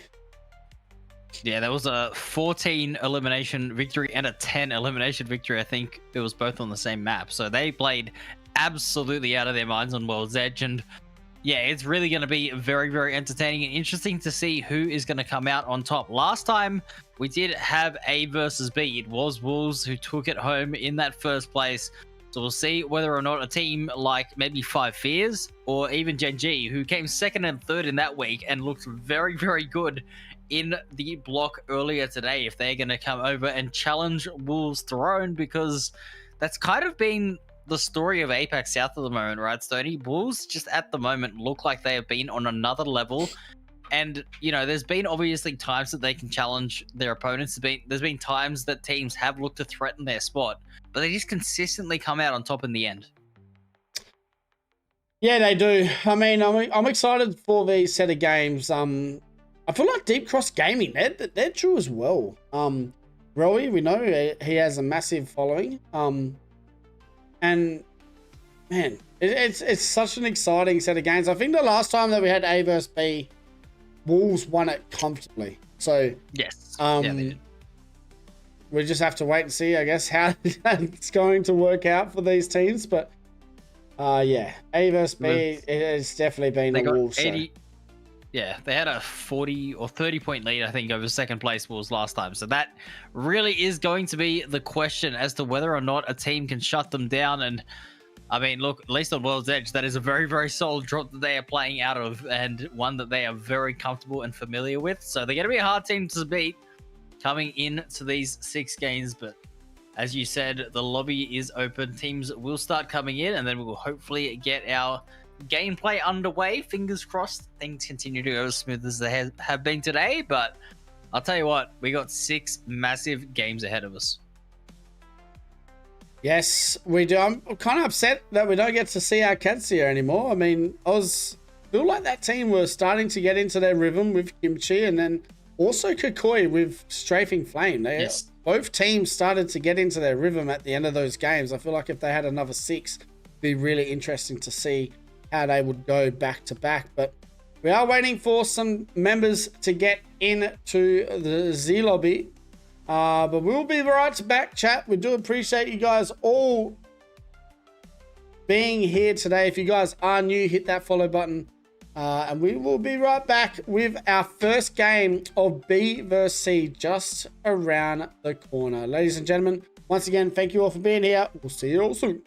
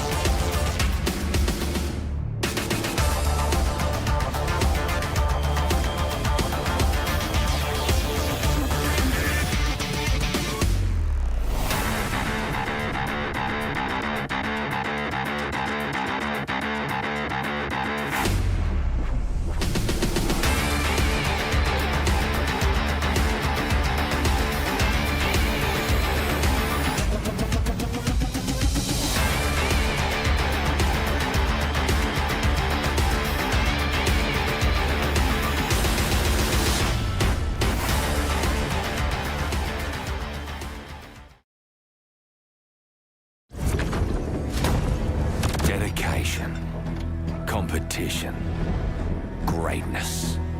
For some, it is the reason we forge rivalries, drive to be the best. Others, mate, we're just here to have a bloody good time.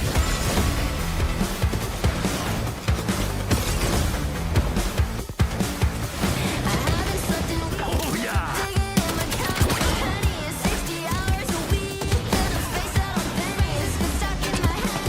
It's not your mind playing tricks on you. It's just me. Maggie's back and ready to rip some heads off. Hi, friends. Hi, friends. Hey, that's me.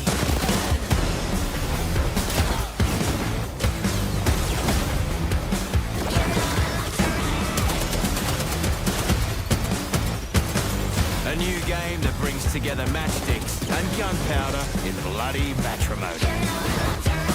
Wild card. Tickets on sale now. Things are about to get cooked. Legends were harmed in the making of this commercial. Intriguing. You have my attention.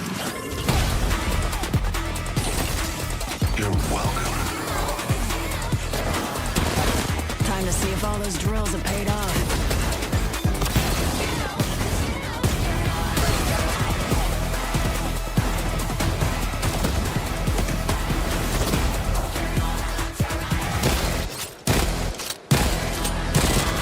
Nice triple kill. I'd say congrats 3 times, but we're still in.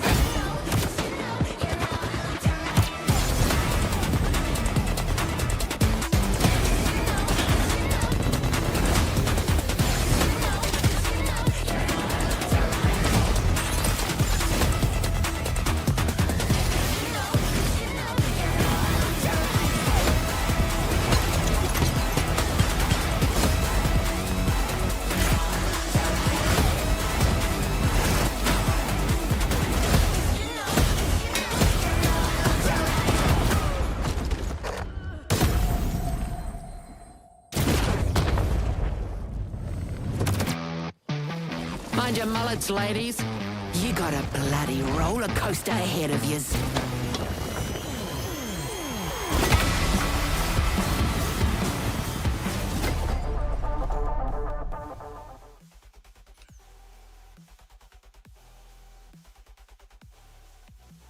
All right, we are back here. We are very, very close to getting this match underway. Final players have arrived, so the admins will get this game underway very, very shortly. But before we go in, we'll give you guys a quick refresher on where everyone is landing out here. We can see on the drop map, we've already gone over it a fair bit, but I'll tell you what, there is a lot of aggressive teams that are going to be rotating in, especially around that western side 30. I'm seeing DCG over at Stadium, and that is a POI that always gets into an early scrap, and I think that's right up their alley. Yeah, I think so as well. I mean, I wouldn't put it past KPG, though, to run straight at Deep Cross Gaming as well. I don't know if that's what you said just then, but you also have Core Gaming very close by. You also have VK Gaming at Humbert Labs, who are pretty close by. So, I mean, we could definitely see something pop off for sure. You also, like, watching Gen G go from Lotus down south behind VK and near Fizz 6 is such a weird pick, but also understanding that that is the last pick of the day. So Old Town looks like that's all what they got, as Vegas Inferno took Lotus away from them. Yeah, and Vegas Inferno did look good. Like we said, I feel like a broken record when I talk about Vegas Inferno. They always look good. They always look like they're getting to the end games. They're playing a consistent game. It's just about able to find those extra points, that extra fight, get another 3 kill points here and there, and then convert it into a win. That's kind of the only missing piece of me for Vegas Inferno. That's separating them from being, you know, currently where they are, kind of 5th to 10th in the region, to being a top 3 team. Yeah, no, I do agree. I mean, they need to win regionals or finish on top of points to make it to champs. They are not very close at all with points. So it's either regionals or LCQ. So very tough for Vegas Inferno, but they are very capable of doing it. Yep, 100% they are. I don't have any doubt about that. Like we said, just need to find those extra conversions, and once they do that, they will be looking very, very solid here. But yeah, it's interesting to see. I mean, we did just talk about it, but that western side, man, that is making me, sorry, the eastern side of the map, that is making me very, very excited to see so many aggressive teams landing next to each other. If the ring pulls northwest and it goes all the way, we're going to see an absolute catastrophe happen, I think, on the rotate through Energy Bank. But you know, I think Gen G have been playing a little bit more passive in that early game, though. That is one thing that I have noticed about the way that they're playing. They're not taking that ring 1 fight. It's more this ring 2, 3, or if a team rotates into them, they'll fight them. But it's kind of, they're trying to stagger their fights out a little bit more, I think. Yeah, I think that's what they picked an edge POI as well. I mean, I don't know how much was left on the board. Probably not much at all for their pick.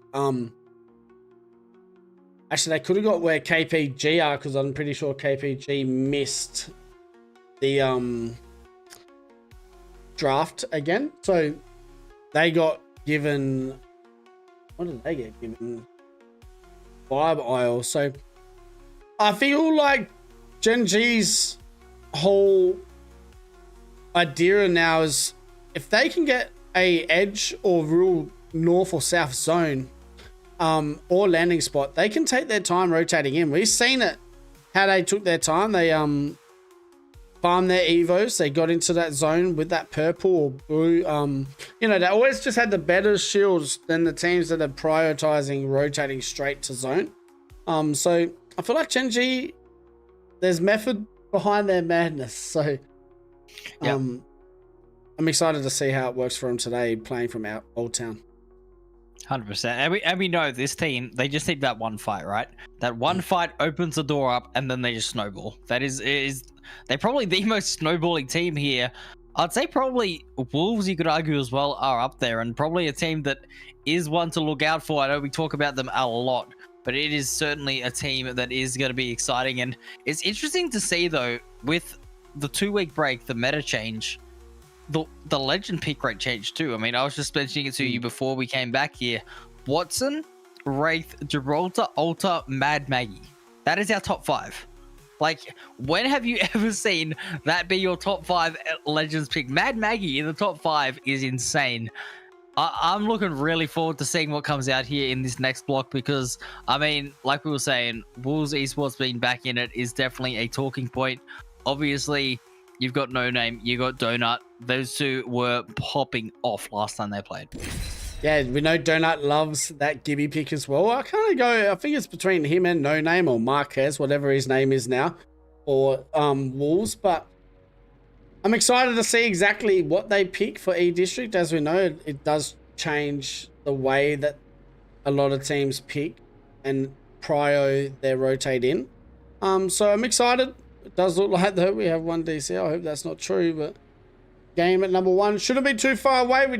We started exactly the same in Group B versus C. So I do appreciate you guys all being here with us today. It has been so much fun. We are live tomorrow as well for Challenger Circuit APAC South Finals, which has been really cool to watch. That's kind of, with the meta change, you know, has kind of switched up a few things. You see a lot more Maggies now, and you still obviously see the Caustic heavy, but you don't really see as many teams kind of playing Seer in CC as much as I thought you would. But it's interesting to see, obviously, legend bans and then no legend bans, and the teams being able to get confident and move in really aggressively by the later stages of those games with the same legend composition every game.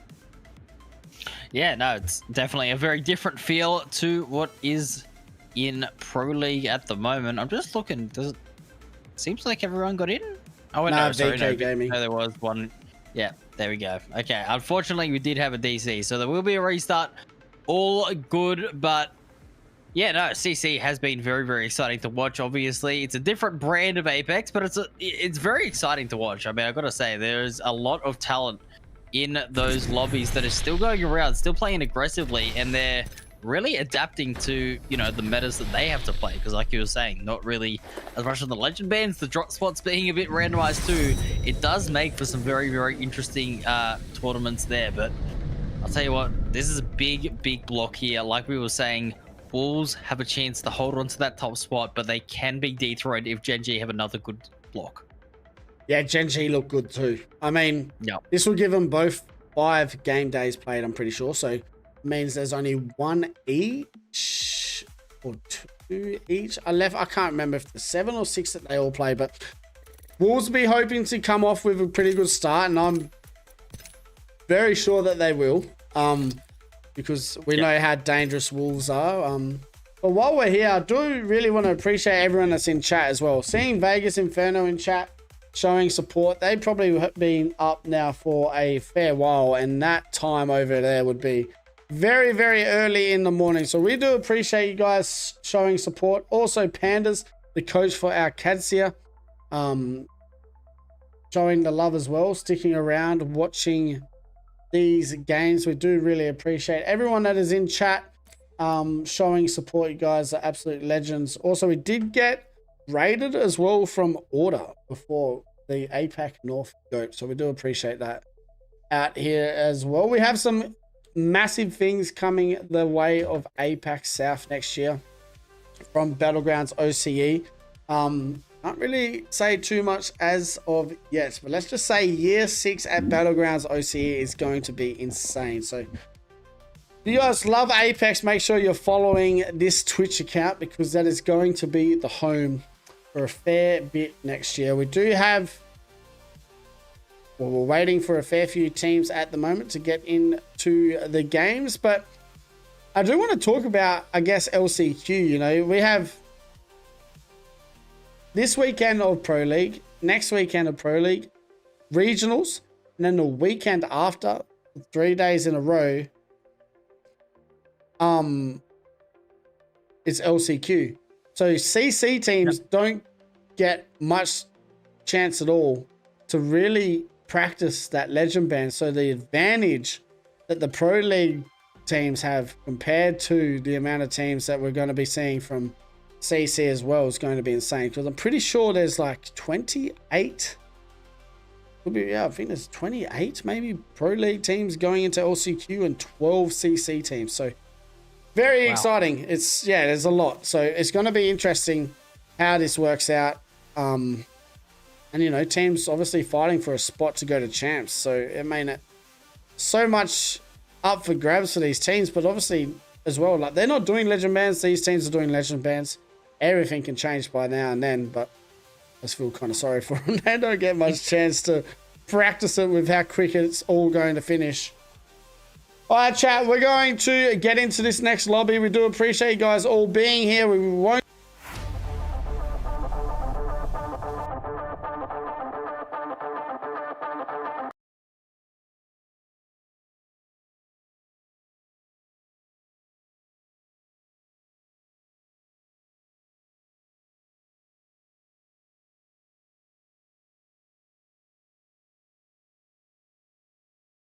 Bit of a trade going on, so it Non-sepsis! But keep going gaming. Trade cleaner gets another. No way. He's just pulled that off. How is that possible? I think he goes down anyway as there is a third party coming in. Oh my god, that boy tree cleaner. Cleaned out the lobby, not only some trees. That was crazy. Well played. How far are they going to see you? That's gross. I don't know if there's a tree out there called Source Gaming, but he cleaned that one very well just then. Biz 6 Gaming gonna hold the height, and we have Such now a stupid down to calm. I love that so squads much. left. Stand. Have a look. Oh, they have nice little graphics here too. I fuck with this. It looks like we have another third party with JD Gaming. If I have to say another JDG or Gen G or something name, I might freak out. Well, 5 Fears and Source are going to get pinched and go out of that fight. So JD Gaming are going to go for a bit of a reset. But Gen G, they're so... Asia's so good, bro. Gen G is just disgusting. This team is really so fucking talented. I hope they never ever split up. Like, look at that shot control there by bro, that's an M&K player, bro. That's an M&K player. Jesus Christmas. Game number 2, and Asia is cooking. So talented, man. He's got to be in conversation for top 3 mechanics in the world. He has to be. That fight started, Oh shit. Yeah. Oh man, I'm so happy that no one is downloading NBA 2K in my house again. My stream will not drop out, I promise you. Oh man, that was funny. But we'll go and have a look at the map and see what it looks like at the moment, and it looks like we've got a little bit of Cedo action. Yeah, Rendang, they just kind of seem to escape early action in this lobby. All right, chat, be back real quick, man. Make sure you guys please go flood the Battlegrounds OCE too. If one of my mods can spam their link in the chat, be great. Show love, man. The cast is working hard, man. K-Man and Stony too. They're in the chat all the time as well. Bit of a trade going on, so Non-sepsis!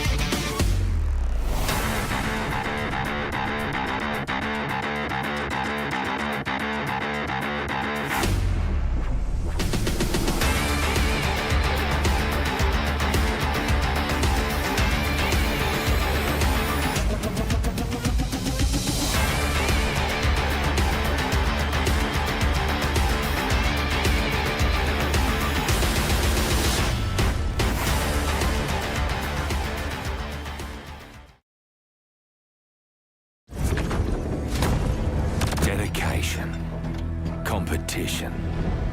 Greatness. For some, it is the reason we forge rivalries. Drive to be the best. Others, mate, we're just here to have a bloody good time.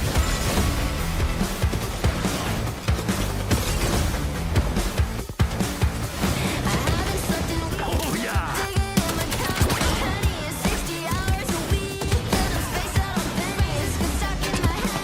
It's not your mind playing tricks on you. It's just me. Maggie's back and ready to rip some heads off. Hi, friends. Hi, friends. Hey, that's me.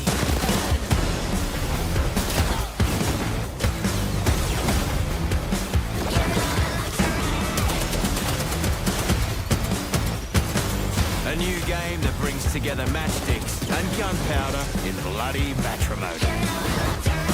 Wild card. Tickets on sale now. Things are about to get cooked. Legends were harmed in the making of this commercial. Intriguing. You have my attention. You're welcome. Time to see if all those drills have paid off.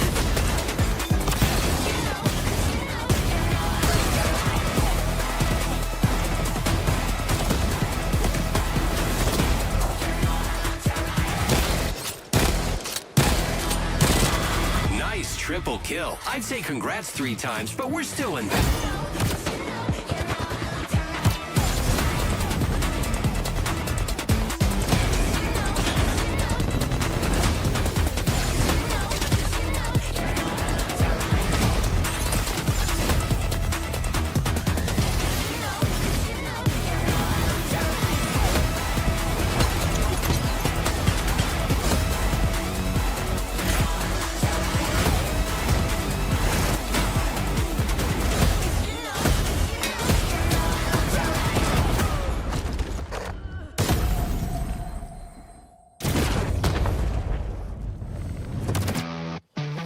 Mind your mullets, ladies. You got a bloody roller coaster ahead of yous.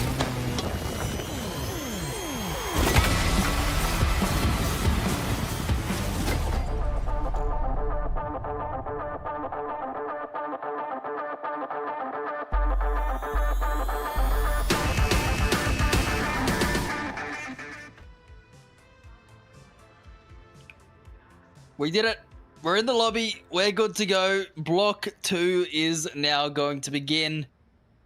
And we do have our POI drafts here for A versus B. APAC South split 2 well and truly in the thick of it of the season. Right now we can see where the teams are going to be landing. Game 1, Stony. Big stakes on the line. And it is right now, and it looks like we might have a city hall, maybe resort zone here for game number 1 here on E District. Wait and see as we get into the action. Game number 1, TYK, very good team, but obviously, like we said just before, not the best first block.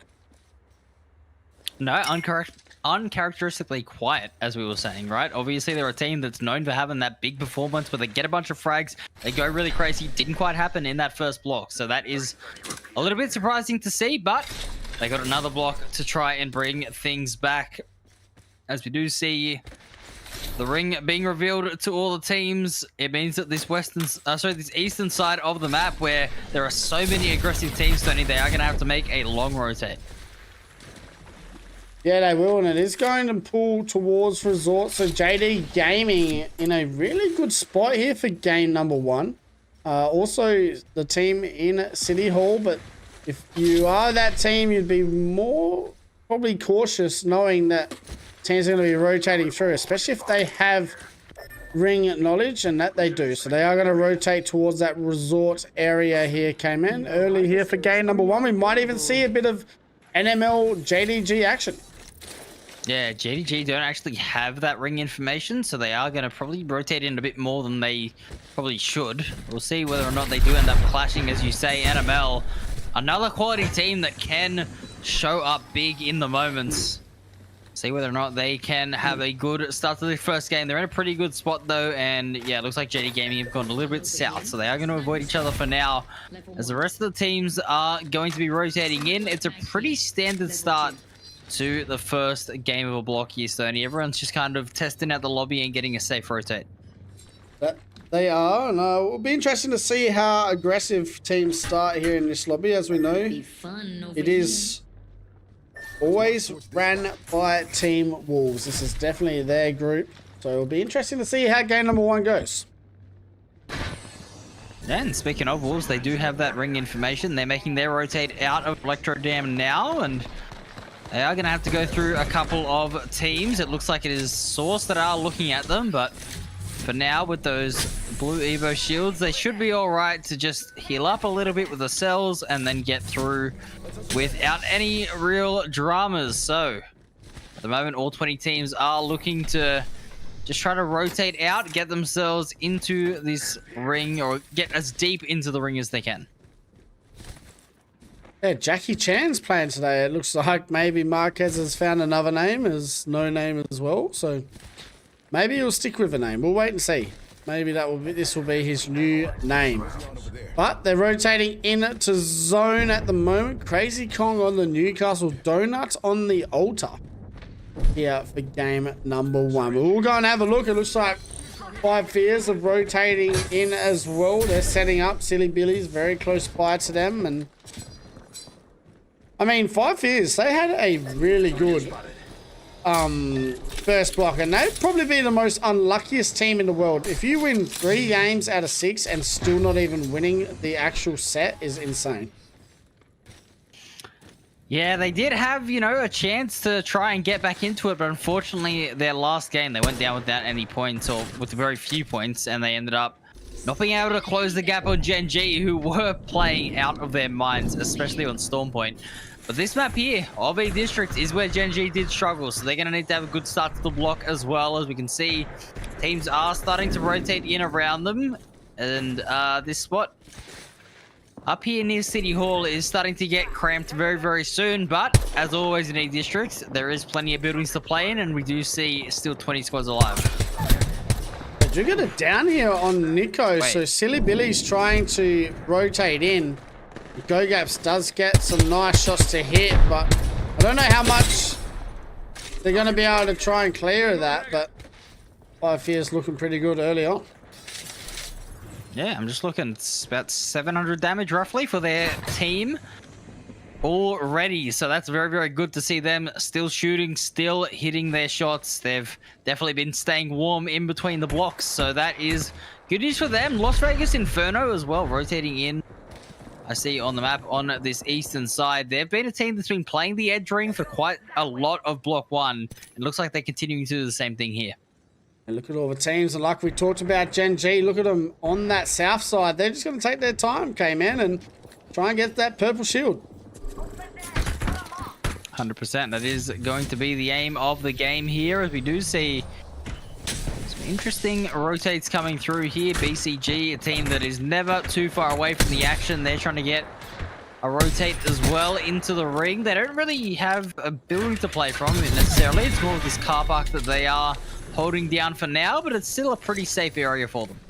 Yeah, we got Rendang in some trouble as they have Team Vegas Inferno moving on up here early on. So we wait to see how this works out. They have already gotten rid of 1 member, and Rendang looking to move to a different building just to try and stay alive for now. We still haven't lost any teams, just a couple of members are now at Death Box, but other than that, K-Man, we have 20 squads still standing after round number 1. I mean, Rendang are about to move into bad aim team here. And as I say that, they can actually try and reset on towards the Nexus. And that is a big, big mistake here, if I'm being honest with you. Rendang immediately going to lose a member here. That reset was not the play whatsoever. Vegas Inferno will eliminate the first team from the lobby. Vegas Inferno doing what they were doing in block number 1 and was cleaning up fights together. When they kind of lose a member, they don't do too well with fights, but if it's a 3v3, I'd love to know the stats on that because they seem to always come out on top. Yeah, and it's interesting to see here, Noel saying on the Mad Maggie. Always was playing a lot of Ash in block 1, but picking the Mad Maggie here straight away definitely is an interesting choice, and it's worked out for him so far. 3 kills on the board to this team. TYK as well having a pick, but 19 squads still up, and it looks like everybody is a full trio. So whoever TYK did end up taking out did get a reset. As you can see, teams starting to rotate in absolutely everywhere, Sony. This is going to get very chaotic. Yes, it is. And we are with Wolves Esports at the moment, who are trying to find a place to call home. 19 squads still alive. 5 Fears getting into it once again, it looks like. And I think there's just going to be a fair few teams that are maybe farming some Evos. Yeah, definitely. It will be a few of the trades back and forth. VK Gaming as well coming out just beneath 5 Fears here, it looks like. So they are trying to find a spot for themselves. There's a lot of teams here that are just very cautiously making their way into the ring. 5 Fears, though, they are set up so well here, Stoney. I mean, they're dead. They're almost dead center of this ring. They're definitely going to be in one of the more powerful positions. Yeah, they are. We'll go and have a look at the zone as well and look at Gen G. They're still coming on in. They don't have purples as of yet, but they definitely will by the time they get into zone. Such a scary team. This is their main legends that they have. I mean, they had to change it up a little bit because obviously we did lose crypto.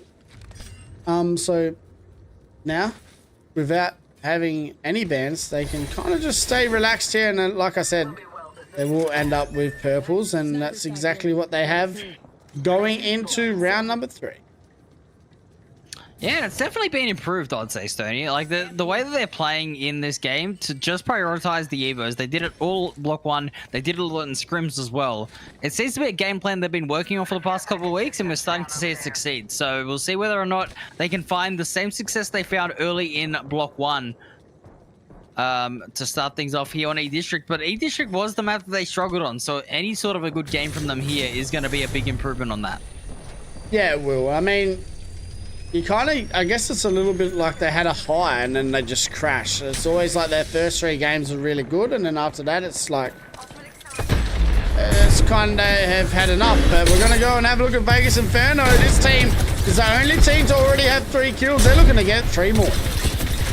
They are cleaning up here. The bad aim team, it was very, very unlucky for them, to be honest with you, because the last time they had a team on their back, it was a solo trying to rat.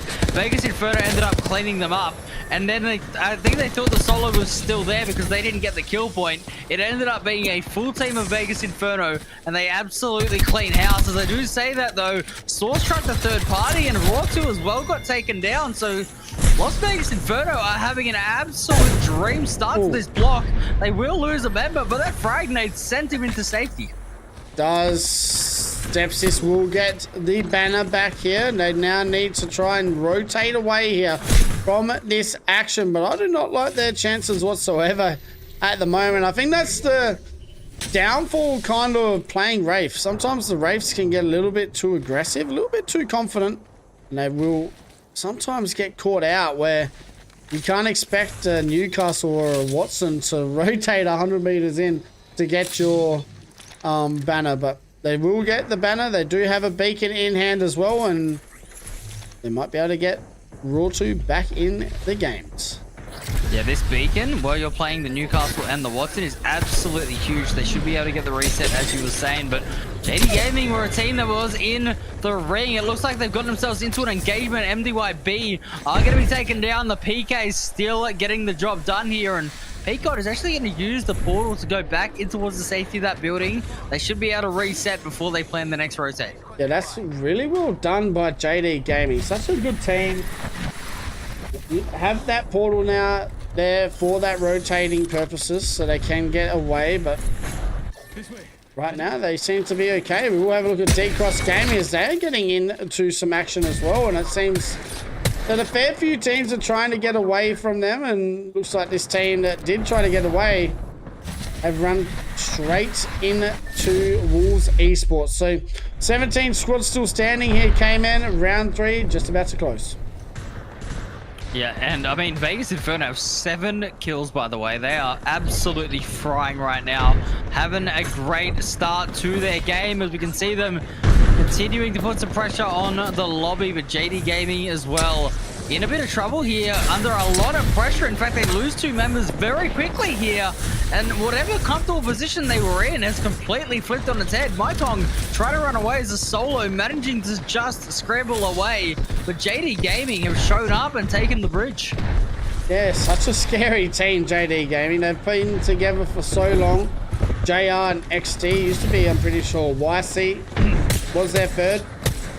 They now have Peak God, which is their new third. So, I mean, it seems to be working for them at the moment as they're getting very confident with each other. And Bearclaw Gaming, another team we were talking about how good they've been, looking to keep on their front foot as well. Yeah, they take down KPG, and that is a very, very handy couple of kill points to come their way. BCG getting a reset as well as a full trio. But they have such a long way to go, Stoney, and they're not in the best spot. This is a really awkward rotate for them as the ring pulls south. Wow, it does. It pulls right to Gen G. How crazy is that for that team? So they have that south side pick, and they took their time rotating in, and it works out in their favor. But we have Vegas Inferno looking to move in on one of the informed teams of this lobby, and that is JD Gaming. Yeah, this is a huge fight here. If Vegas Inferno keep playing the way that they have, looking so good at the moment. They already found one pick here, and they will get the reset on the shield swap as well. Vegas Inferno looking very good, but as I say that, they will lose 1 member. They've got to be careful here as it looks like it's a 2v1. But I'll tell you what, both teams are getting absolutely screwed by the third party. BCG have shown up, and they will end up getting a knock, playing spoilers to both teams. Yeah, this doesn't look good for anyone as that zone is about 10 seconds away from closing. Vegas Inferno going to get shot from above, and guess who? Wolves Esports. It wasn't going to take them long to get involved. Absolutely not. I mean, we were just saying how dominant some teams were, and then we forgot that Wolves Esports are in this lobby. They just do not have a quiet game, do they? They're always in the action. They're always conditioning the lobby, and we can see them cleaning things up. Gen G, though, in a very nice spot. They just go down, did they? Oh, yeah, they did. TYK eliminated early on, man. This is a bad day for TYK. Yeah, it is. Gen G is still controlling this south side, though, doing very, very well against DCG, who have lost a member on this rotate, so they are trying to get in as a duo. Luckily, they still have the crypto, so they should be able to get the banner. The respawn is going to be another question, though. Wolves Esports eliminated from NML and Core Gaming. So Core getting the job done. Wolves Esports eliminated at 12th position. And this is a very interesting start so far to game number 1 here for Block A versus B.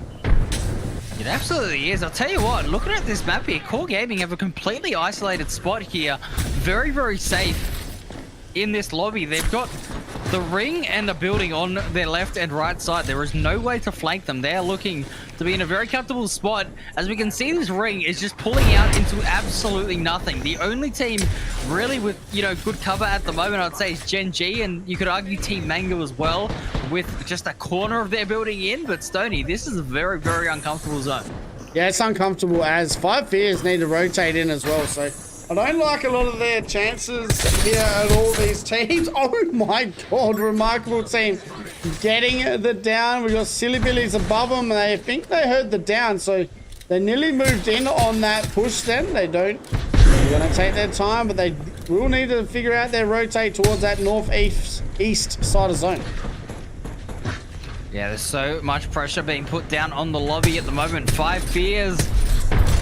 I mean, we haven't seen this at all today, have we? Where they've just trapped underneath so many things. They've always had the freedom. They've been the team to get the early rotates on. Not in this game at the moment. As you can see, Core Gaming as well have sent it on top of Team Mango here. And it is not looking good for them as they're going down to the caustic gas. Yeah, no, it's going to be tough. It does look like Team Mango are holding their own, and it's all because of this caustic gas at the moment. Vixeria now going to move around, and they can hear the res coming out with the Newcastle, and it's all above them happening at the moment. Johnson trying to stay alive. Reaps going back down again. It is all chaos at this moment. Yeah, that was a little bit of a comedy of errors there for Core Gaming, just repetitively rezzing and then dying to the gas over and over again, but they do manage to get the full team reset, so that is good news for them. Silly Billies as well, getting into an engagement on the backside of zone. That's VK Gaming that they end up taking down. Silly Billies now needing to rotate across the whole entire lobby, and I'll tell you what, they don't have any cover to play with, but they're managing to just make it work for now.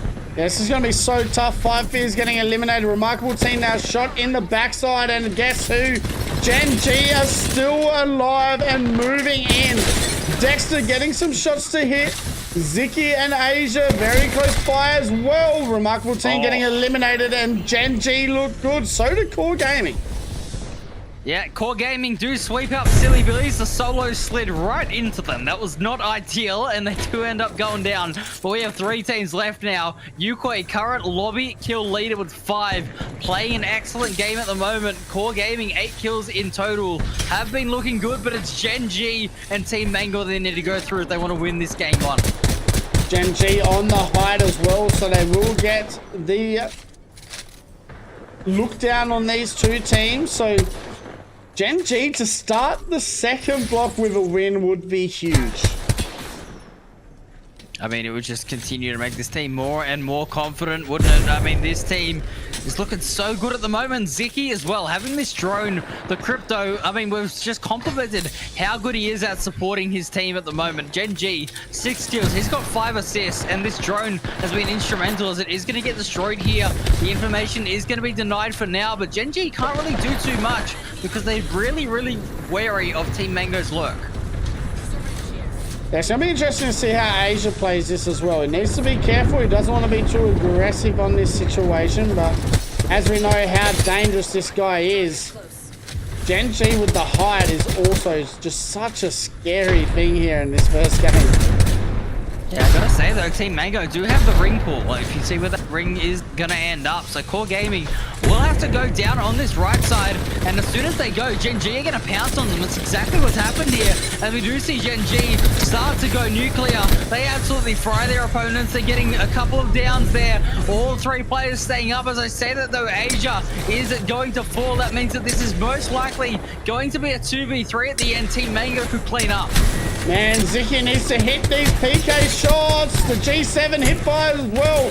Dexter, the last one standing. This could be a Team Mango win. Wait a second. It's a solo via solo. It is anyone's game right now.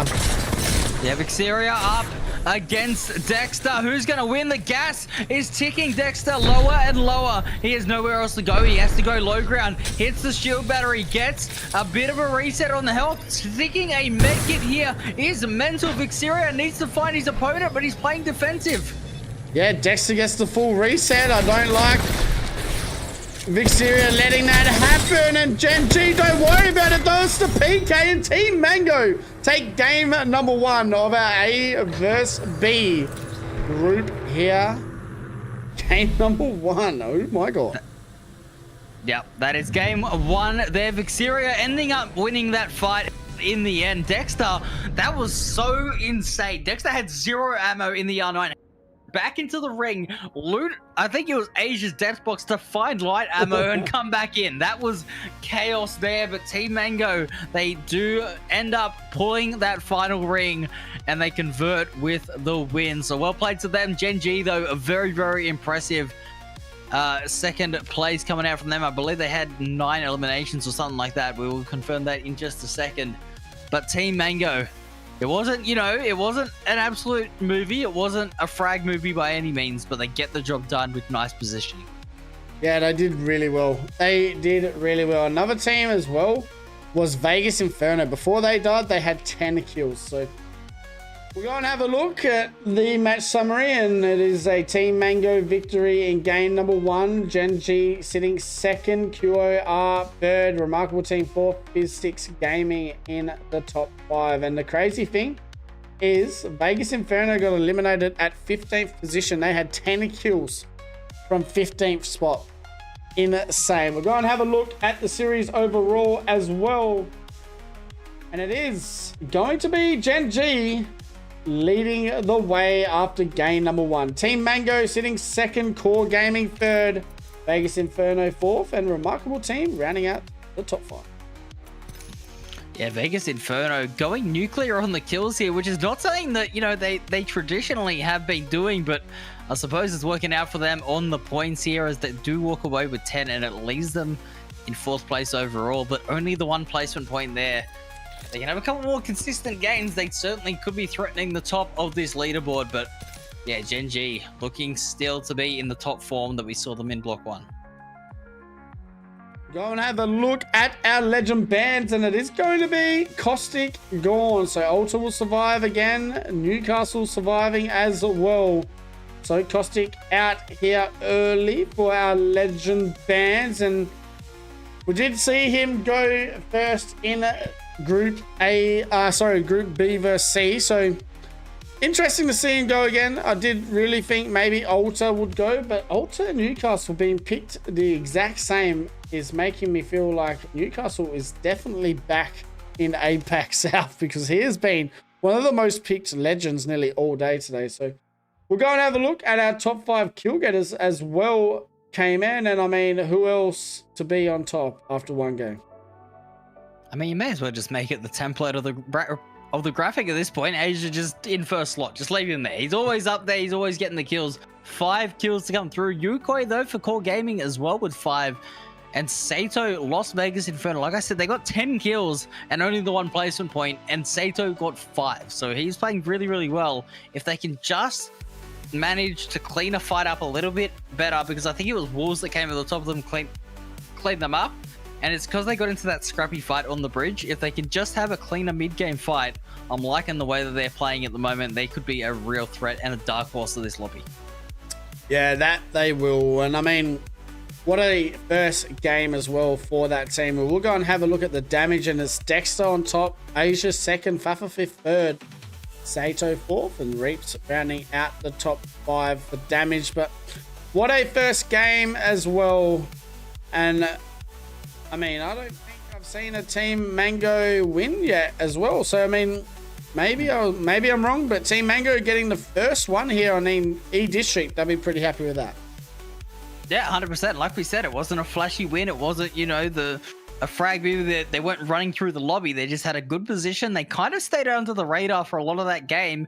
And even at the end, they were literally under the radar, hiding on that flank on the low ground. The zone pulls to them and they converted. So well played to them. And as you said, they'll be very happy to pick up the 15 points there with the first game win.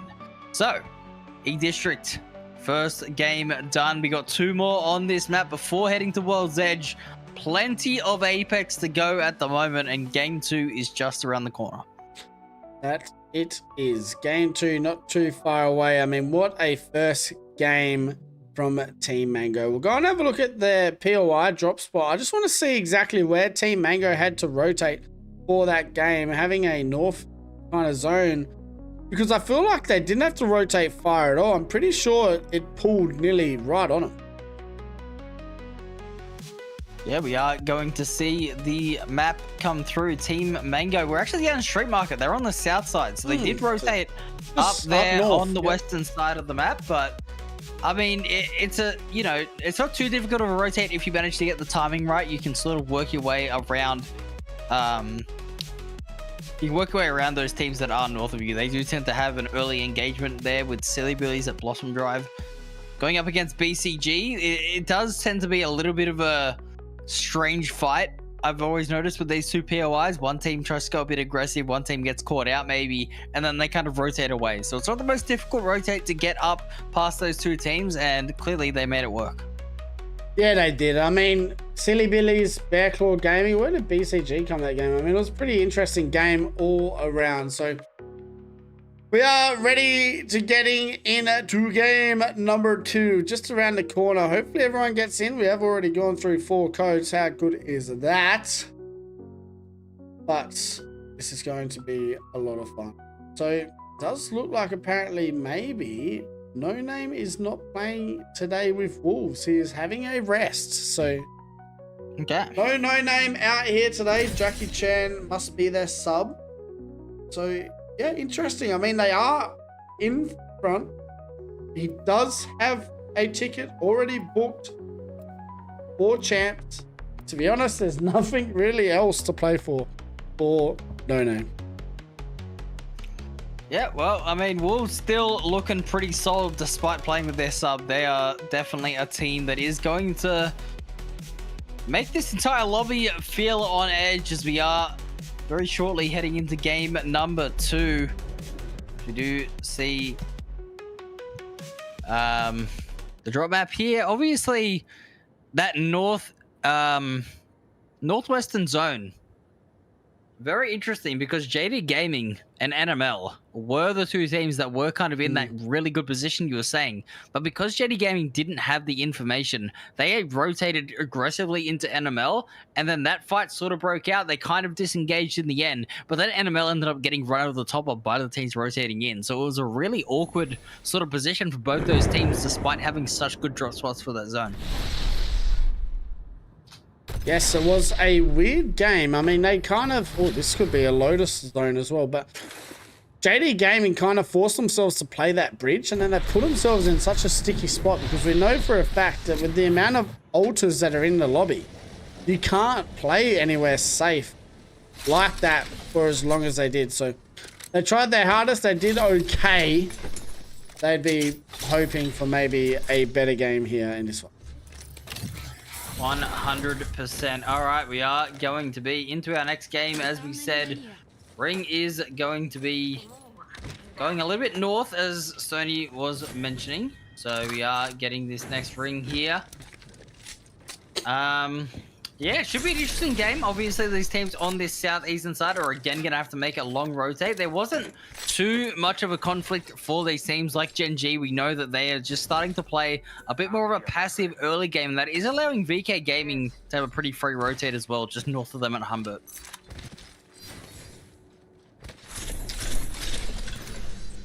Vegas Inferno. They got Wolves Esports very close by as well, Electro Dam. So I wouldn't be surprised if maybe Wolves just take their time a little bit here as well for game number 2. I mean, they are in zone. They don't need to over rotate. They can kind of just chill out a bit. Yeah, Wolves did just get the information on that ring, but you're going to see it actually pull south here. It's not going to go to Lotus. Wow. So this is a very strange zone. This is really Energy interesting. bank A bit of energy bank, a bit of neon. There's a lot of energy bank in this zone, which makes me feel like it might be energy bank, but I've seen crazier things happen. I wouldn't be surprised if it pulled all the way to drive point. MDYB getting first blood as well over towards Bad Aim Team all the way down in giraffe point. So that is interesting first blood. They actually got the finish as well. So there's a confirmed kill in the lobby. That does mean Bad Aim Team are going to have to rotate out as a duo. So that isn't good news for them, as we can see KPG as well trying to get some shots out in the lobby. Plenty of teams around this northeastern side, Stoney. A lot of teams needing to rotate through this area. It's going to get pretty congested. Yeah, they need to be careful. Need to be careful. Does look like 5 pairs are going to rotate through as well. So using that altar for 5th. Bit caught behind there. Trying to look at some teams. Wolves Esports also rotating in here through Energy Bank. So 20 squads still standing. We've got 3 minutes left until this zone is closed. And interesting to see how Wolves go today with no name, because we know how dominant he has been throughout these weeks. Yeah, I think they did pretty well for game 1 regardless. They, you know, didn't have the best game ever we've seen them have, but it was still solid. We'll see whether or not they can convert a little bit of that momentum into game 2 and then go on to have a big game. Time will tell, as we do see Wolves rotating through. They're already through Energy Bank here, and they're actually going to be going out towards the western side here, Stoney. So maybe this team isn't, you know, quite agree with your take there of it going to Energy Bank. We'll see whether or not they are correct on this call. Yeah, they could just be quite aggressive here as well, trying to watch teams rotate throughout that northern side of this zone. So, as we know, a lot of teams might probably be pushing towards that Energy Bank zone. So, sitting on this outside, you can kind of pick off some teams in case, you know, they might not see many teams rotate throughout that Energy Bank side. So, I don't mind this idea from Wolves, and they are kind of safe here as well. Yeah, for sure they will be for now, but Plenty of teams still needing to rotate in. We can see DCG, they're still all the way out at heights, and they're going to have to rotate in at some point. So a few of these teams are playing on the edge of the ring. A few teams are playing a lot more central. There's a bit of teams with the information that have made the rotate on early, but there is a bit of an engagement happening out here at Blossom. You see, it looks like it is Team Mango up against TYK. Yeah, and Team Mango will get it done. So Johnson, Vixieria, and Crumbs looking pretty good here early on. Yeah, that PK is doing some damage there. 200 damage on Vixieria with the PK early on. Picking up 2 kills, and Crumbs with 300. So plenty of damage coming out from the PKs. And, I mean, it's a real head-scratcher for us, Stoney. TYK just continuing to struggle. Yeah, I don't get it. I don't know what's changed or what's actually happening to these guys, but they were one of the scariest teams in the first 3 weekends of our lobbies. So to see such a drastic change in a couple of weeks is really scary for that team, because we said it before, they were only, I'm pretty sure, like, win that last block, they would have been the best team in the region, and they've kind of shot themselves in the foot now, winning with overall points. They're looking a bit like my footy team, aren't they? Jeez, just peaking too early in the season. Yeah, shout out to all the Bulldogs fans that are at home. Okay. Well, you know what? I feel your pain. I'm one of them. Unlucky. Anyway, back onto the Apex. We still have 19 squads up, and it's all full trios. So a lot of these teams rotating in towards the south side of Energy Bank, and it's getting a little bit more cramped here. And Wolves, they are actually looking to sort of hold that space on the entry in towards Energy Bank. This is a really interesting spot that Wolves are holding. They've got plenty of space to work with, but they don't want to sort of lose their option to rotate.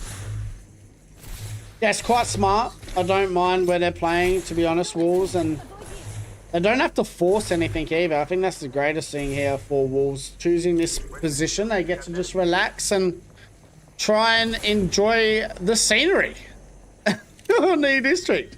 How good. But yes, game number 2 is what we're watching. Wolves currently just holding home, as we'll see a lot more Watsons, as Caustic was the first legend banned once again. As we know, that is the way of the day, the games usually.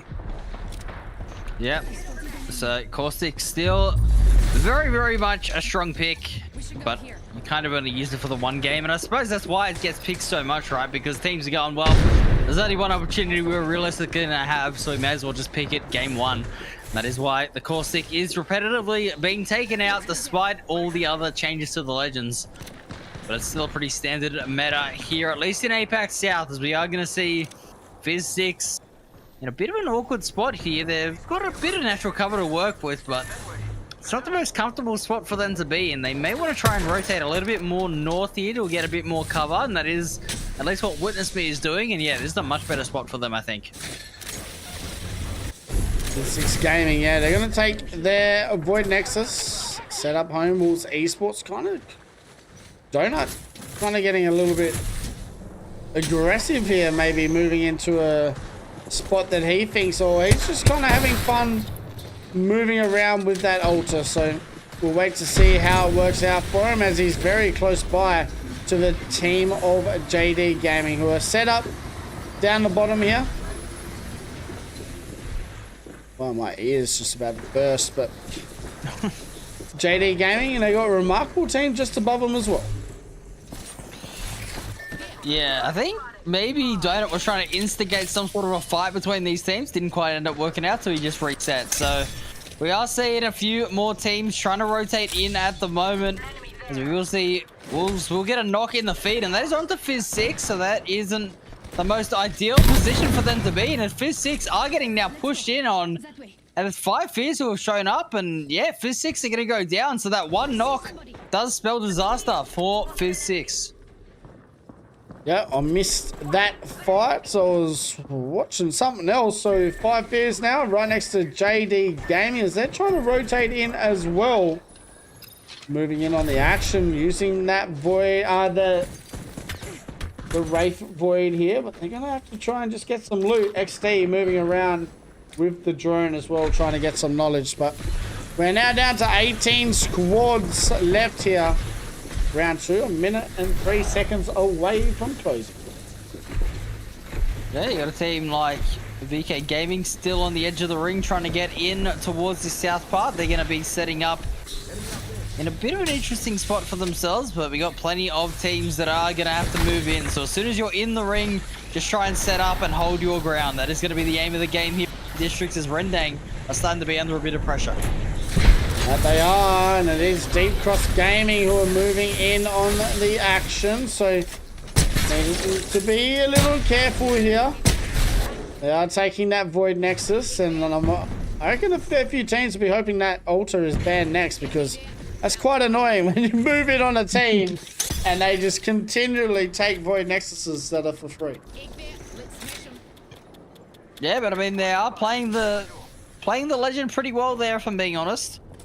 DCG at least will take a bit of space for themselves inside of Energy Bank, and they're going to continue to look to put some pressure down. That is Raw 2 that they're shooting at there for Source Gaming, who is on his own at the moment on this Wraith, as so often happens with the Wraith players, but we'll get back to the team safely. So not really too much DCG can do.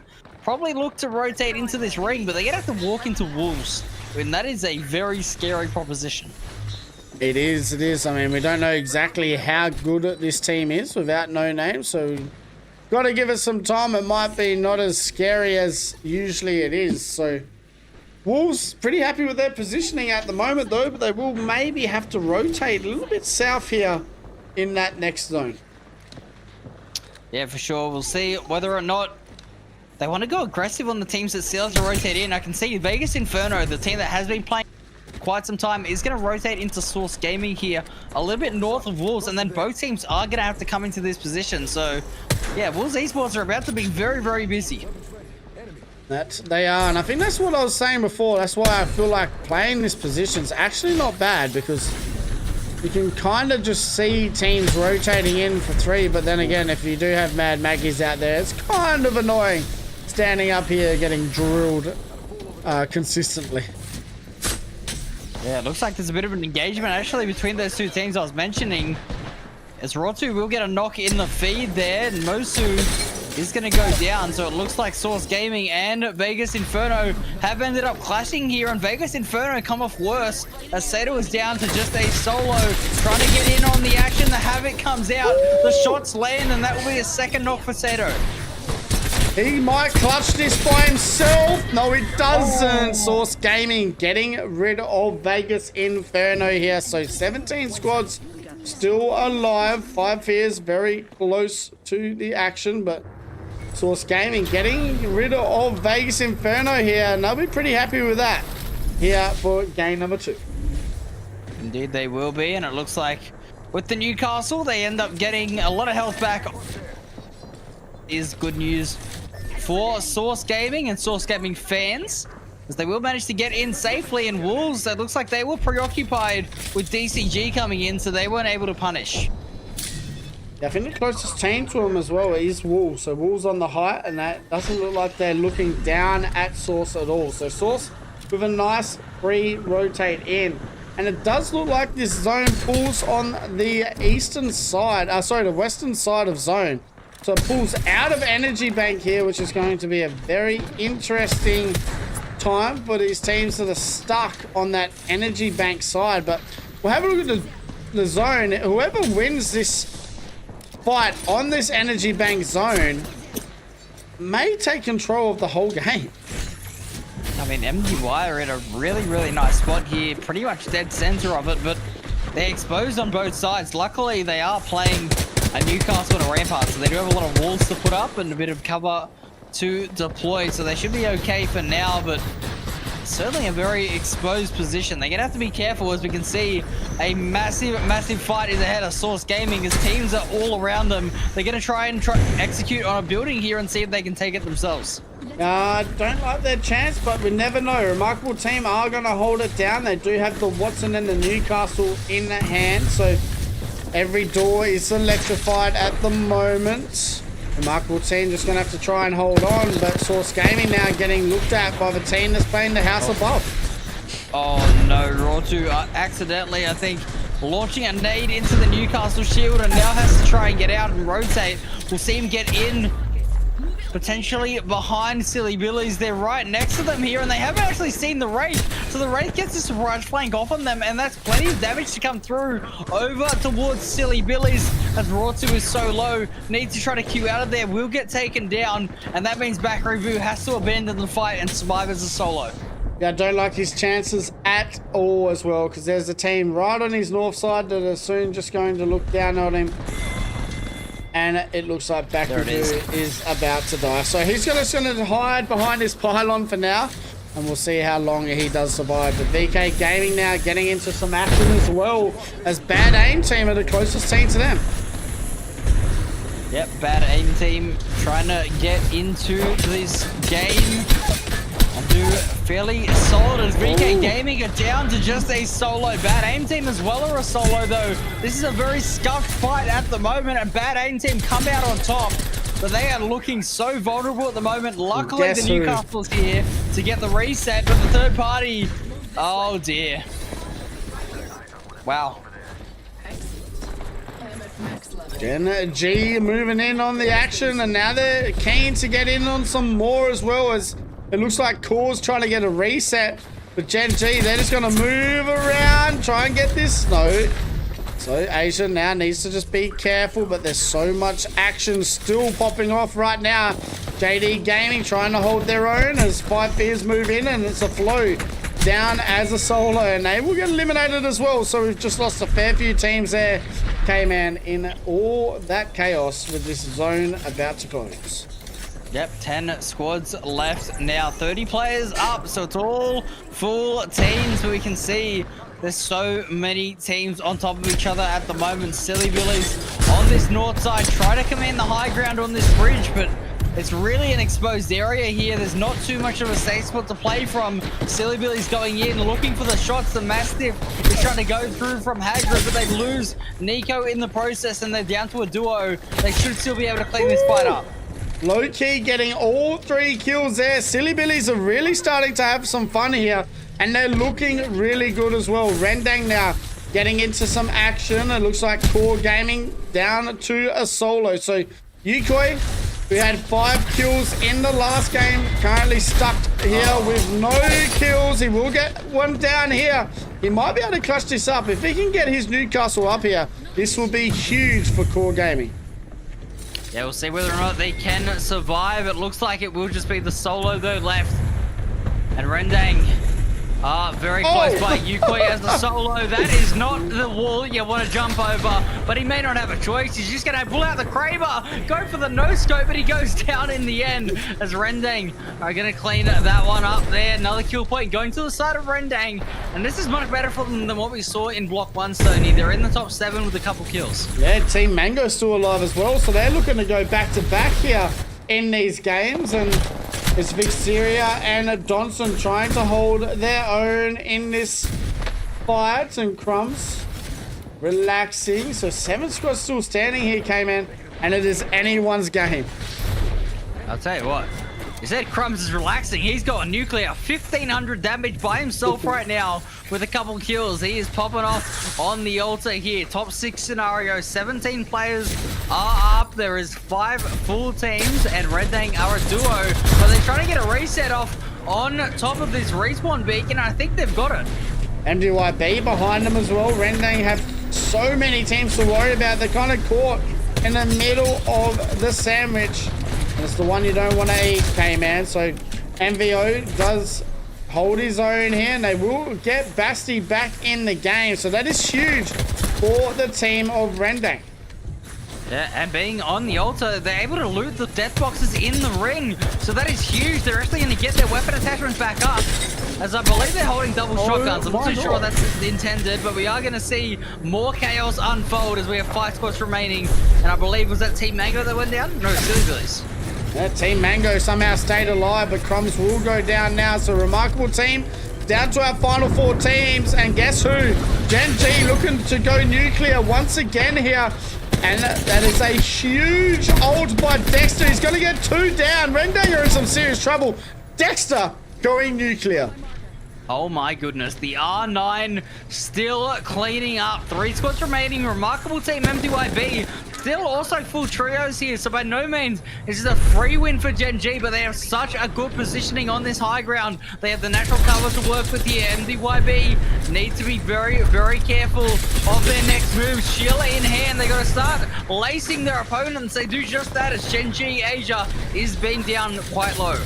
Yeah, he will get time to get that Phoenix kit off though, and it looks like Gen G have moved their focus towards Remarkable Team. They did get one down on MDYB, but then changed their focus back towards this team on their left-hand side. So Zicky now moving in, the nades going crazy. Gen G looking good once again. Gen G are absolutely cleaning house here, as you say, but Remarkable Team still the full trio. Need to hit the go button. They go too late.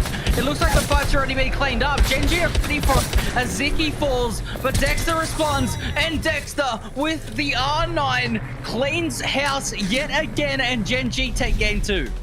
What a win. Gen G getting the second win of today. I mean, they might have to be the scariest team that I have seen in a lobby for a long time.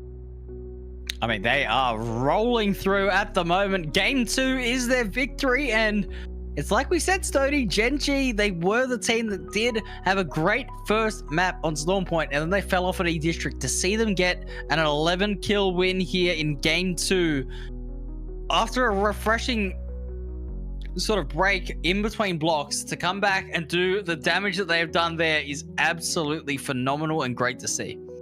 Yeah, huge game by Gen G. I mean, they came second in the last game as well. They get a win in the second game of today. Let's go and have a look at the overall leaderboard and the match summary after that second game. And I mean, Gen G looking really scary once again here for the evening. And a Gen G going to get a 23-point game. Remarkable Team second, MDYB third, Rendang fourth, and Team Mango round out the top 5. We'll have a look at the series overall. The Gen G securing first at the moment very comfortably. Team Mango sitting second, Core Gaming third, Remarkable Team fourth, and Silly Billies rounding out the top 5. We'll go and have a look at which legend is banned as well here moving forward in the game. Yeah, so game number 2 has been Watson with 15 Watsons out there. So very, very different to what we saw in the first block, Stoney. 2 controllers banned away. I believe, did we see one of each class banned in the first 4 games, I think? So immediately a very, very different legend pick rate in this second block. Yeah, insane. Insane. So, I mean, I don't know which legend's going to be banned next yet. I feel like Alter definitely, but then I don't want to say that because we do know that Rampart does come out strong once there is no Watson, no Caustic. So don't put it past maybe a Rampart ban here as well going into this next game, but very cool. Very cool. I'm going to say maybe in Newcastle as well. We could see that. We did see that in the first block where Newcastle did get banned relatively early, and with 13 picks there, when Watson had 15 and Alter was 14. So, I mean, Newcastle is probably that next legend up in terms of defensive capabilities. So, it'd be interesting. That it will. We're going to have a look at our top 5 kill getters, and Dexter and Asia, they can't split the difference. 10 kills each after 2 games is insane. That's 20 kills between them both. And they're looking good at the moment. So, game, I mean, what is it? Yeah, game number 3, not too far away. Yeah, we're going to get into game 3 in just a little bit. As, yeah, it's interesting to see, though. Dexter with 10 kills. I think, I want to say half his kills have been coming in the final ring of games. I don't know if that's, you know, exactly accurate, but he has had so much impact in the late game, especially Stoney. That's been where he really has been shining.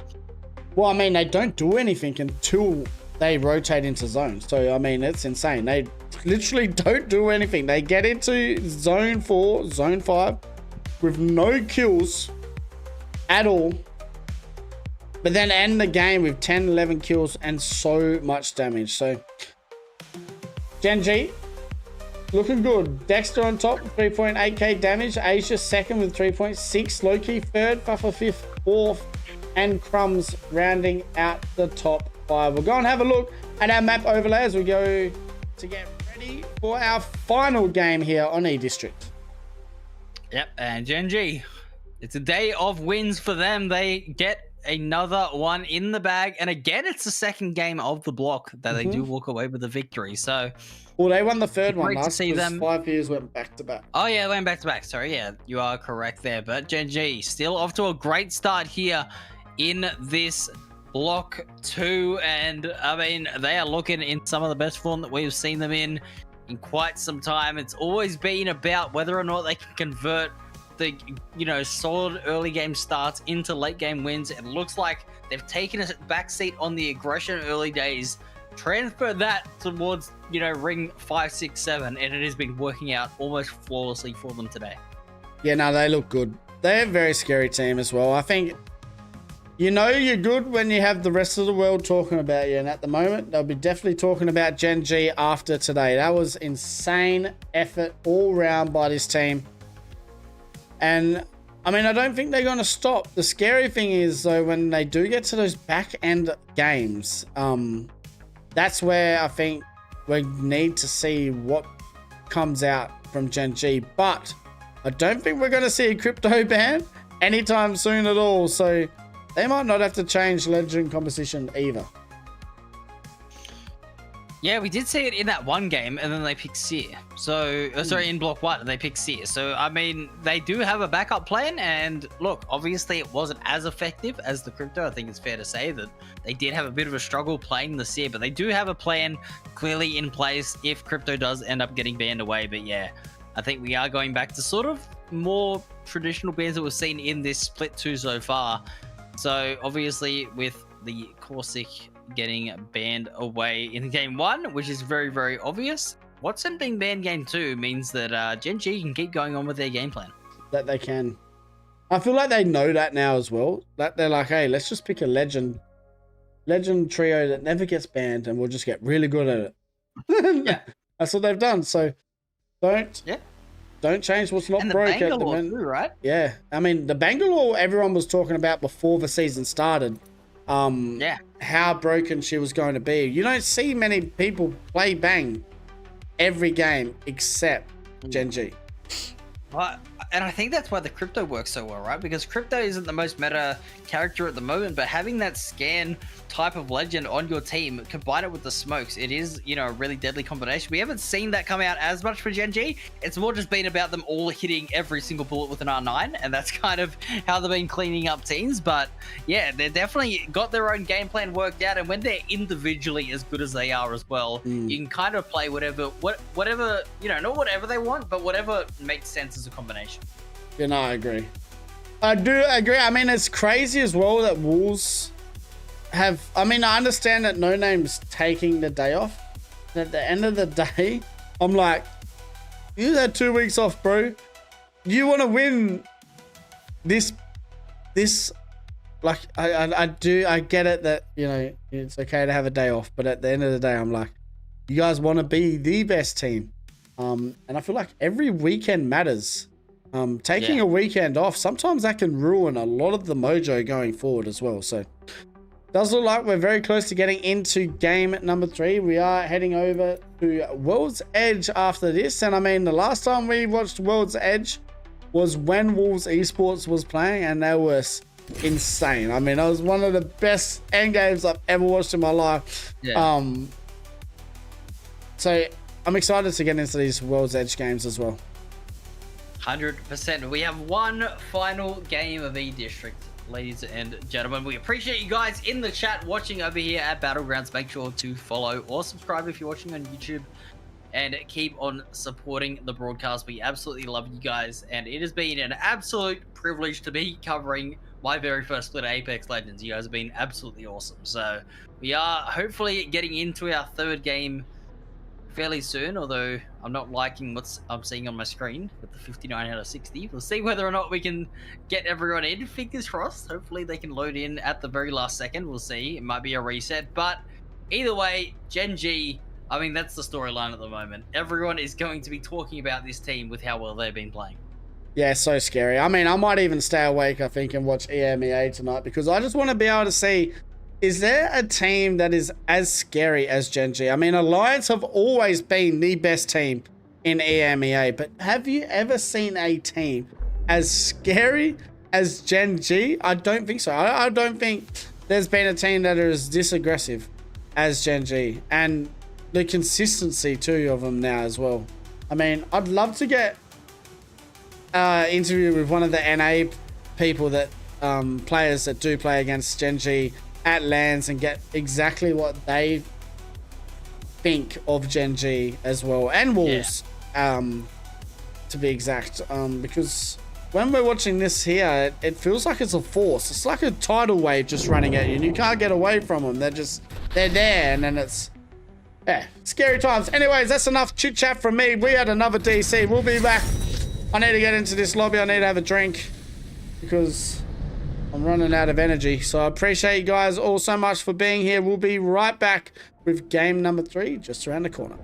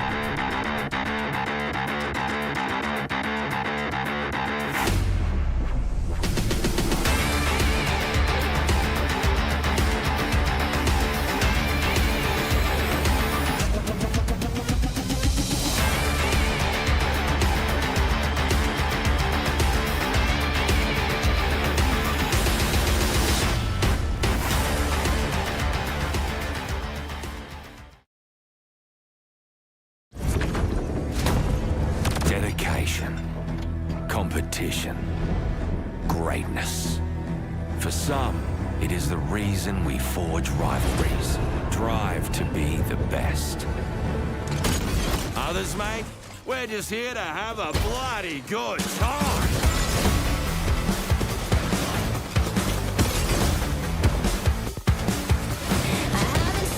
Oh, yeah.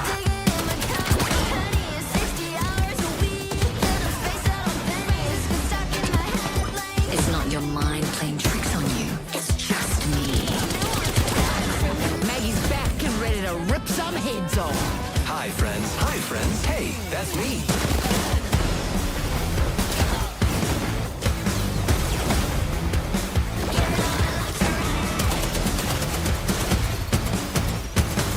A new game that brings together matchsticks and gunpowder in bloody matrimony. Wild card. Tickets on sale now. Things are about to get cooked. Legends were harmed in the making of this commercial. Intriguing. You have my attention. You're welcome. Time to see if all those drills have paid off.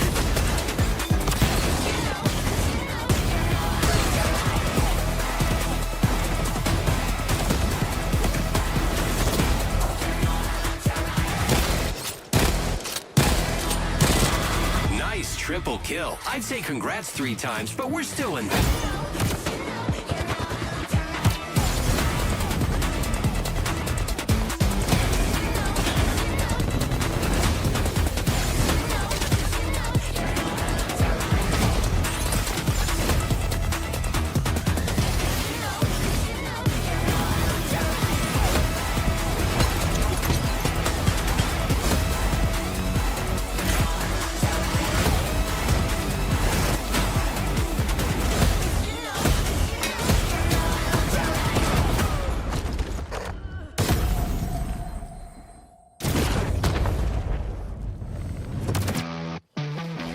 your mullets, ladies.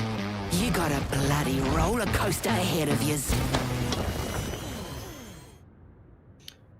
Hello and welcome back, everybody. We are in game number 3. Here we go. E-District finally is going to be reaching the 3rd match, and this is the final match we see of this map for today. And Stoney, it has been the Gen G show today. Are we going to see anyone challenge his throne? I don't think so.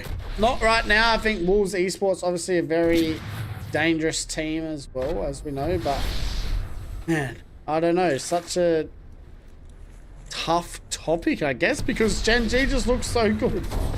Yeah. Hey, mates, let's go deep.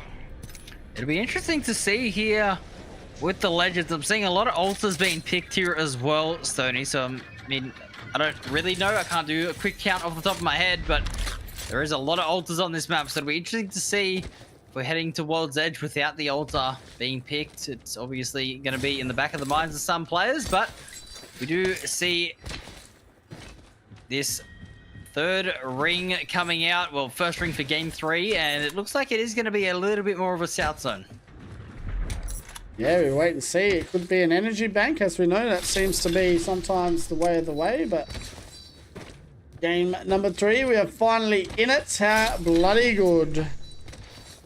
Here for game number 3. And I mean, we haven't seen any early fighting either, K-Man, over a stadium. I really did think we would, maybe, but it seems like everyone's been on their best behavior. It is going to be a south zone as well. Rendang have scanned the ring just there. It's going very far south, so that is interesting. Oh, yeah, shipyard.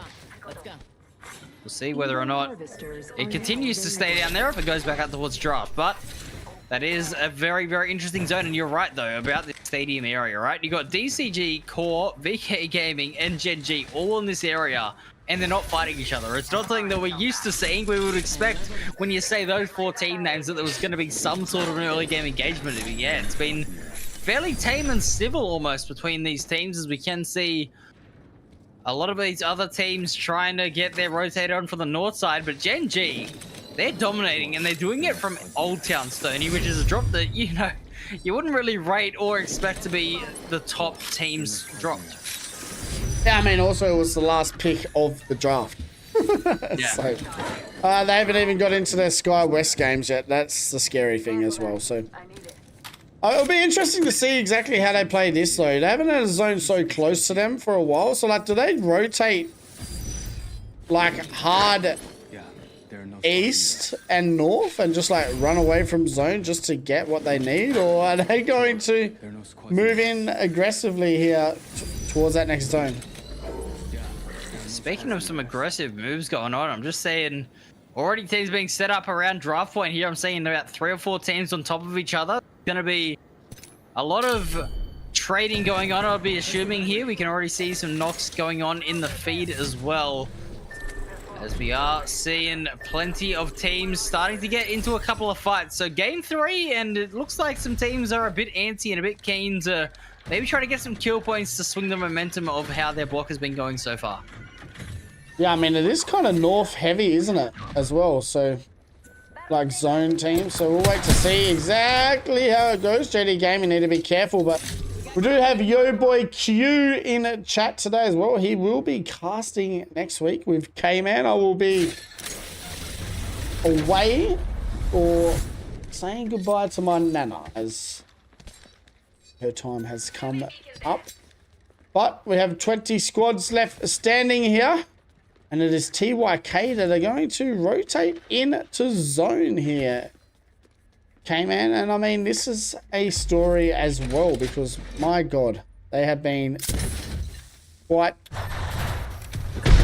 the shame, I guess, today with this action. Yeah. Underwhelming is the word that I'd definitely be using for this side. You are right.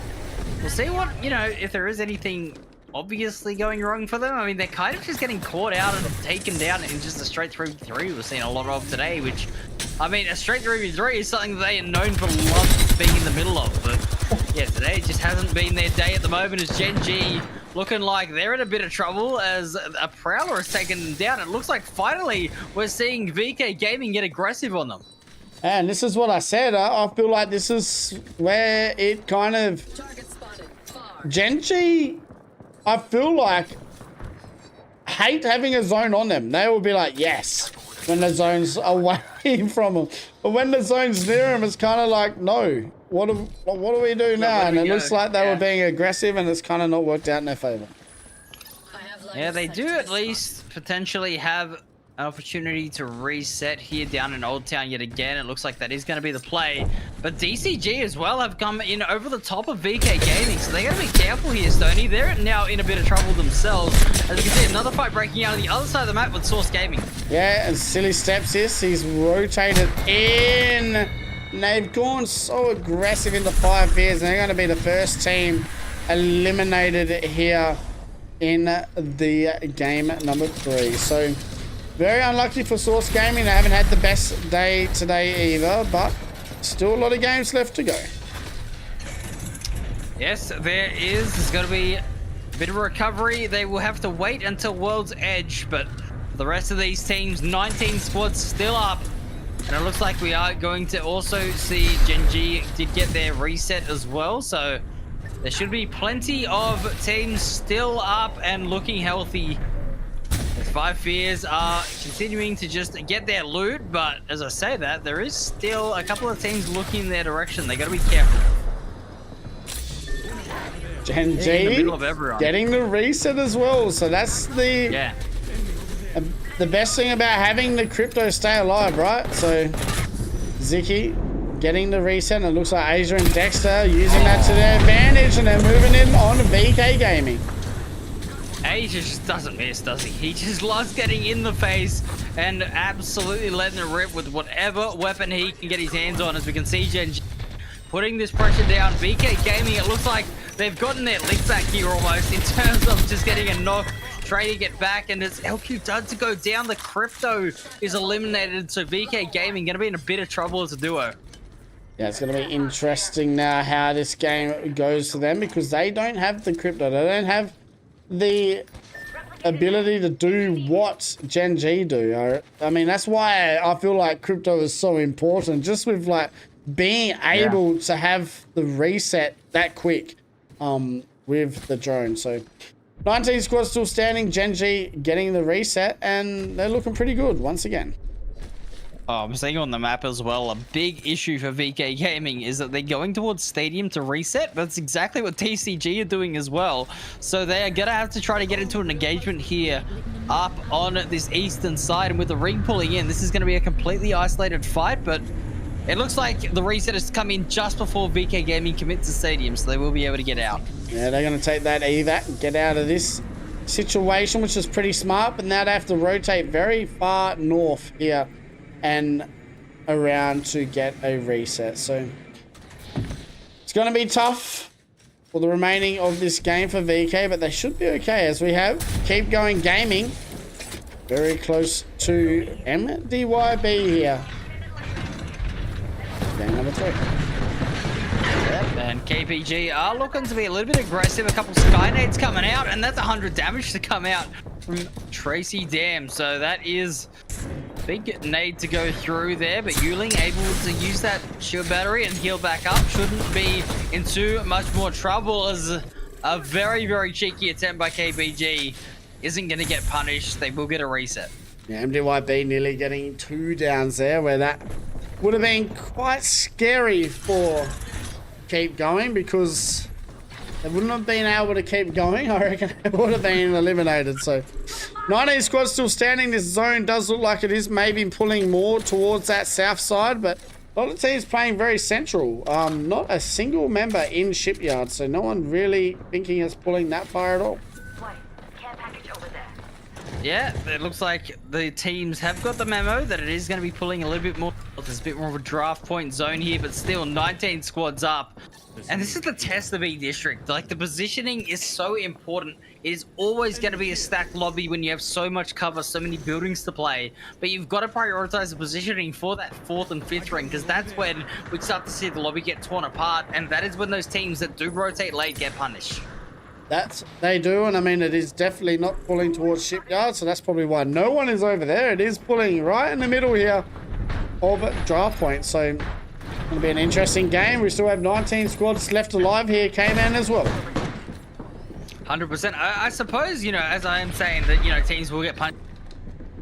I think everything is punished unless you're Gen G. It kind of is that kind of team that is able to sort of play on with their backs against the wall and really start to snowball some fights. But we can see, I mean, Stoney, they've managed to do it even while pulling zone. They're just sitting on the outskirts here, and they'll be playing the edge of the ring as it starts to close in.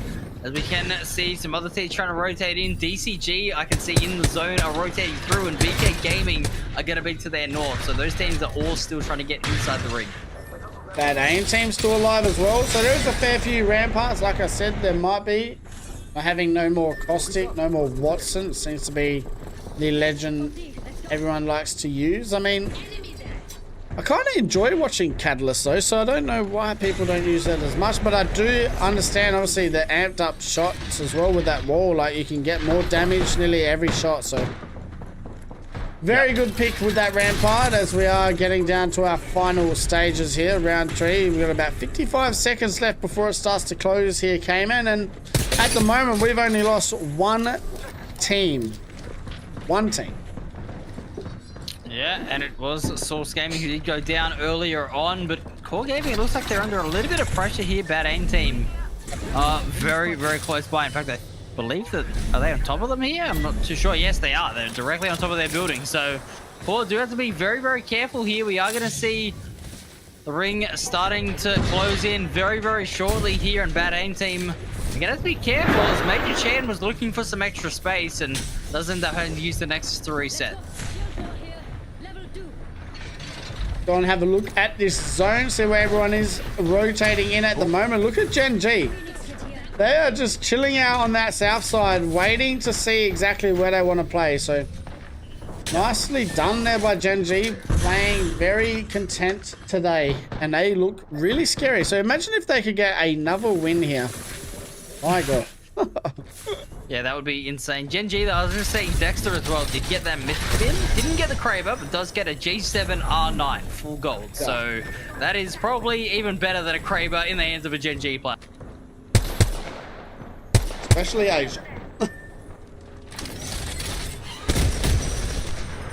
All right. As you were saying, 19 squads still up here, and we can see VK Gaming have actually lost both players. So they went for a reset up in that north side of Energy Bank, and it looks like they've only managed to get in with the solo player. So they're going to be in a bit of trouble rotating through. JD Gaming, though, are going to be holding down the fort. Most of these teams that are next to each other are just going to try and wait for this ring pull, and JD Gaming get it. 19 squads, though. Round 4 is insane. 19. I don't know where I'm supposed to go throughout these games here observing, so bear with me, chat. It's just me. I'm the only observer. Let's just watch some crypto players. Let them do it for us. Hey, listen, they're the pro players. They know where to look. Yeah, exactly. But yes, we are very close to getting into some action, you'd think. It does look like Las Vegas Inferno. Very close to some teams. They're playing that Mad Maggie as well, and I'm kind of liking the way these boys have been performing today. Yeah, they've been very, very aggressive, and like I said, the kills department, not an issue right now. The placement is where it has been hurting them, and you know, we did highlight that at the top of the show, Stoney, when I was saying those stats there. The teams that are getting more kill points than placement points are not actually converting that into a good place on the leaderboard. So they need to try and make sure they can get a deep end game here and really capitalize off a good game before they go too aggressive.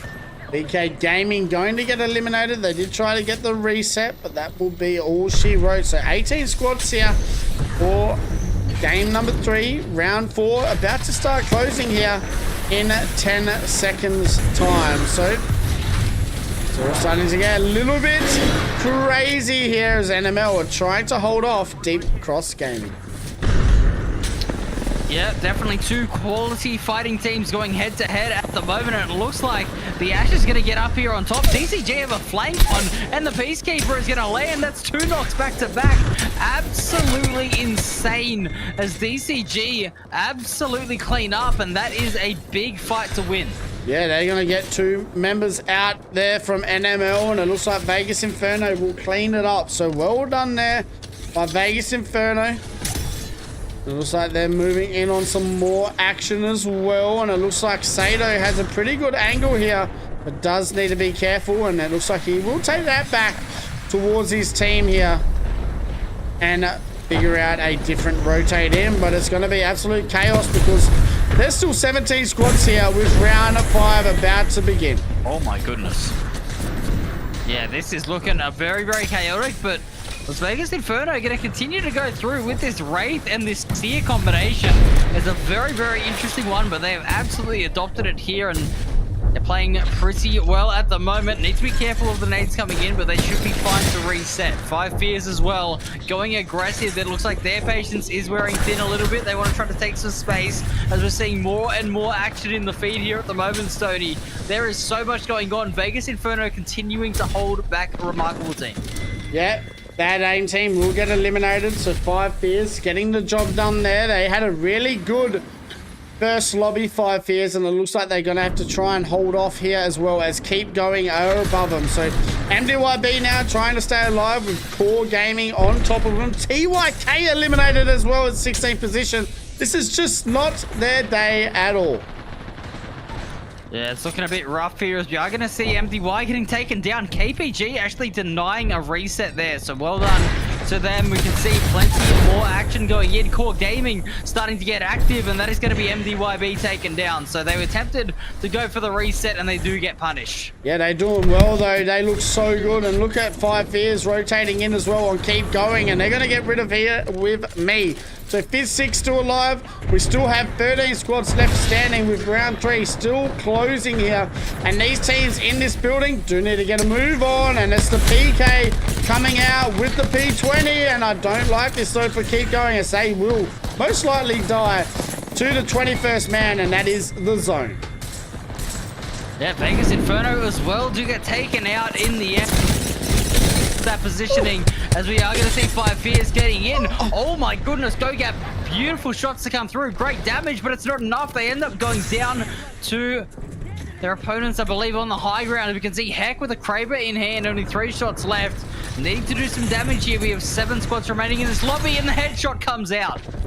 Yep, Heck does have Kraber in the hand, and it looks like they're going to be able to take control of this eastern side of zone. 7 squads left standing. It's crazy. We've just lost so many teams. He needs to hit these Kraber shots though, because they are going to come in clutch. Absolutely they are. He's only got the 1 shot left though, so he's got to make it count. As we can see, plenty of fights are starting to come out. BCG starting to put the pain down onto the rest of this lobby. Final shot, he launches it, it goes wide, so he's not going to have any more ammo left in the Kraber, and he will just pick up his previous weapon, which was a Spitfire, and he'll play the rest of the game out without the Kraber. Yep, JD Gaming getting eliminated by Wolves Esports as well. Guess who else is still alive in a top 5 situation? That's Gen G with 6 kills. They have the most kills out here on the lobby, in the lobby at the moment in this game. They're going to move in and get more, and it is Dexter having the most fun at the moment with that R9, and they will get the down, so it's a 2v3 situation, and they're kind of safe if they want to move in on this fight.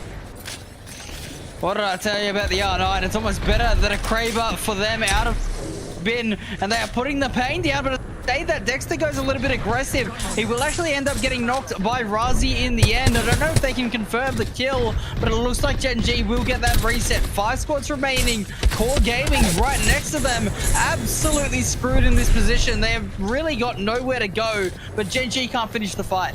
This is insane. What an insane game right now. Wolves Esports are trying to hold on as well. There's so many teams left alive. We're going to stick with Gen G because I just feel like they're not finished moving in on the action, and they really aren't. It's Dexter and Asia going to clean up Core Gaming, and Asia has 7 kills, and they're sitting in a top 4 position. They just come out of nowhere and keep doing it again and again. The only issue is they don't have HTP to try and get us to the high ground. They got to do it the old-fashioned way. They got to jump up and climb these walls, and that is going to be really difficult to do with so many teams next to them. You've got Wolves, who are looking so strong at the moment. BCG, I believe, are still in this on the high ground, and they are. There is a Sheila trained on them. Gen G, I mean, they're good. I don't know if they're bulletproof. I feel like they're going to win this game. They're safe on this back wall. Both teams have to fight on the other side. And it's going to be a Gen G, maybe game 3 victory here once they get a chance to get a reset. But this is insane. Yeah, but BCG are on the high ground here, so they don't actually have this fight whatsoever. It's Gen G who are going to have to make the move as Wolves are now out on the backside of this ring, trying to survive at the moment. Gen G are going to go out. Somehow they take down Limo. Now they have to go out into the open. Rolling Thunder coming down. I think you might be right, Stoney. This might be Gen G taking it. They look so good right now. The G7, the PK. There's only one man left. Wolves Esports. I don't know how the hell they get the win, but they will take the game 3 victory, and Gen G will come second with 11 kill second place. Oh my god. I cannot believe what I've just watched there. That shot at the end by Crazy Kong, 180 with the PK, full turnaround, flick of the wrist, hits direct on the head and takes it home. I don't know if it was Crazy Kong or if it was another player, but I saw Crazy Kong did get a knock in that final fight. Wow, Stoney, I'll tell you what. Wolves Esports, we were questioning them, but they do walk away with the win in game number 3. That they do, and they look really good as well. Wolves Esports, maybe no names back in, because they aren't taking no rest. Donut with the 2 kills, nearly 2k damage here. Crazy Kong with the 4 kills, 730 damage. Jackie Chan getting 4 kills and 1300 damage as well. Let's go and have a look at our match summary as well and series overall after our first 3 games. The Wolves Esports get a 22-point game. Gen G with a 20-point game. CG third. Silly Billy's 4th, and Core Gaming rounding out the top 5. 5 fears though, 13 kills, and eliminated at 8th spot. They only get 2 placement points. So 5 fears cooking a little bit as well. We're going to have a look at our series overall, and it is Gen G in the lead. My goodness gracious me, that is insane. They are on 61 points after 3 games. They are 32 points in front of second place Core Gaming. Team Mango third, Wolves Esports 4th, and 5 fears rounding out the top 5. And we'll go and have a look at which legend is banned after the first 3 games. And K-Man, this has been insane. I mean, we're seeing the bans, and it is not a single Gen G pick. So they are just going to continue to do what they do, and we are going to see, I believe, Alta getting phased out here of this next lobby. But I'll tell you what, Sturdy, E-District is done. World's Edge coming up next. Can Gen G do it 6 games in a row? Yeah, I don't know. That's been the issue, right? The World's Edge, though, they get Skyhook West. I think they can. I mean, yeah, they certainly have the tools to do it. You are right on that. I believe it'll be a short break in between the blocks, but in between the mats. But what I will say is these legend bands coming out are looking to be shifting back to what we're used to doing. So I don't know, maybe Group A tend to play a little bit more of that, safe meta. They're not really the most innovative group, I want to say, maybe just based on the fact that they are going through with these normal pick rates that we have been seeing quite a lot of, but we are seeing a heck of a lot more Newcastle coming out, Stoney. It's got to be said. I feel like it does change, though, with what maps first. I think having, obviously, the E-District map, you nearly had Alta getting out of Game 1, but losing that Caustic Game 1 forces teams sent to play Watson, which then means once the Watson ban happened, it means then more teams had to play Rampart, and she just had the exact same amount of picks as Alta, but because Alta's been picked so many times in these last 3 games, that's why Alta's banned. But we could have had 3 controller legends banned in the first 3 games of E-District. would have been very interesting. And I mean, World's Edge, Catalyst isn't the worst pick on it, so we could have potentially seen 4. I don't know.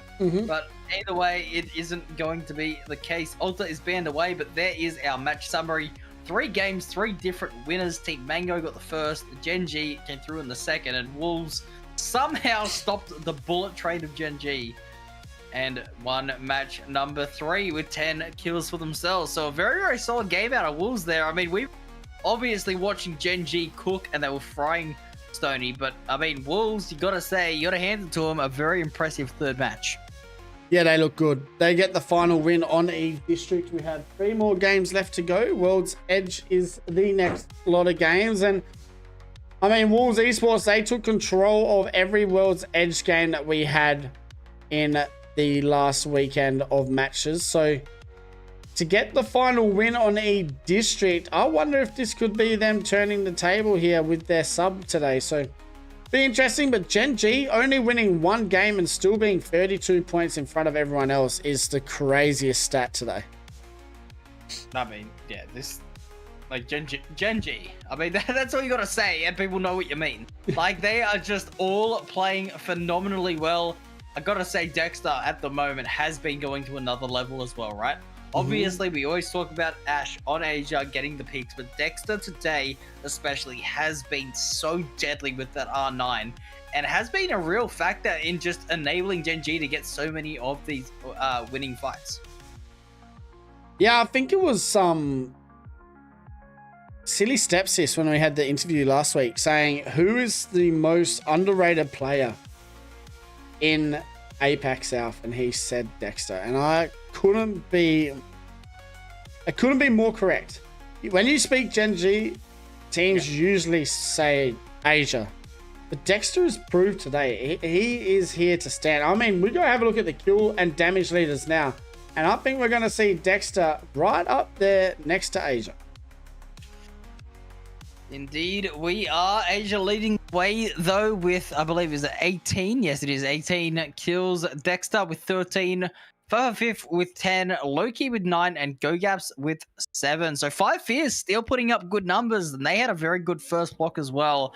This block, they've been a little bit more quiet, Stony. But, again, change of maps. Maybe they get a bit of a mental reset and they go again on World's Edge. We'll see whether or not 5 Fears can bounce back and have a good second block as well.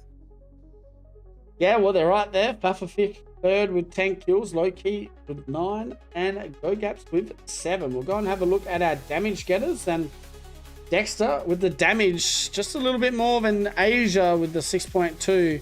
Asia with the 5.4. Faffa fifth with the 4.7. Loki and Donut rounding out the top 5. But we're not too far away from getting into game number 4. There is a little bit of a break, but this has been insane so far today, all these games. And we still have 3 more games to go. Yes, we do. This is going to be so exciting. It is. All right, chat, we're going to have a quick BRB screen for now, but we'll be back with some more Apex action once again after this short little break. So hope you all sit back, relax, and we'll see you all in a very short time.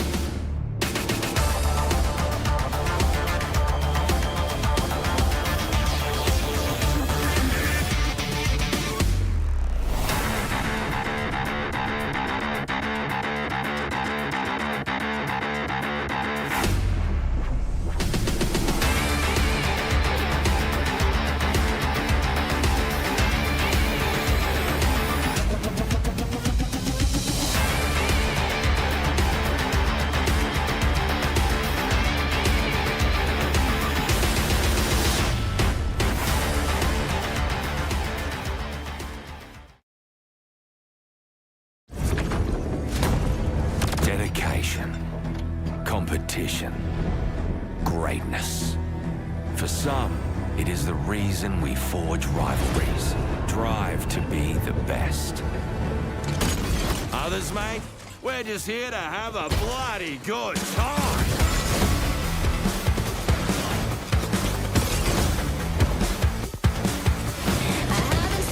Oh, yeah.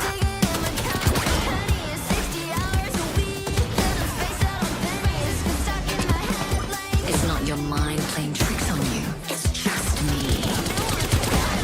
Maggie's back and ready to rip some heads off. Hi, friends. Hi, friends. Hey, that's me.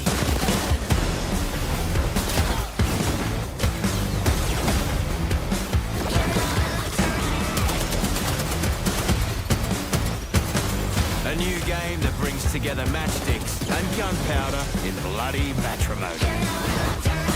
Wild card. Tickets on sale now. Things are about to get cooked. Legends were harmed in the making of this commercial. Intriguing. You have my attention. You're welcome. Time to see if all those drills have paid off.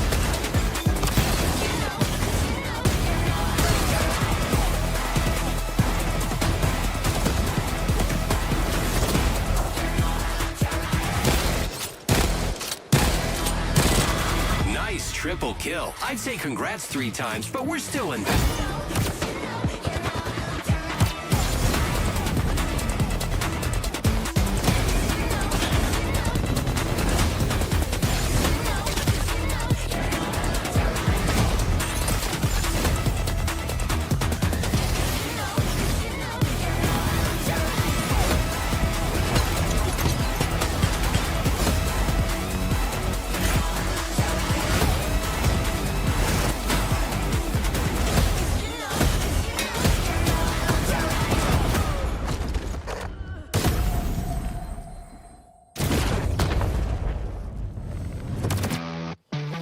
Mind your mullets, ladies. You got a bloody roller coaster ahead of yous.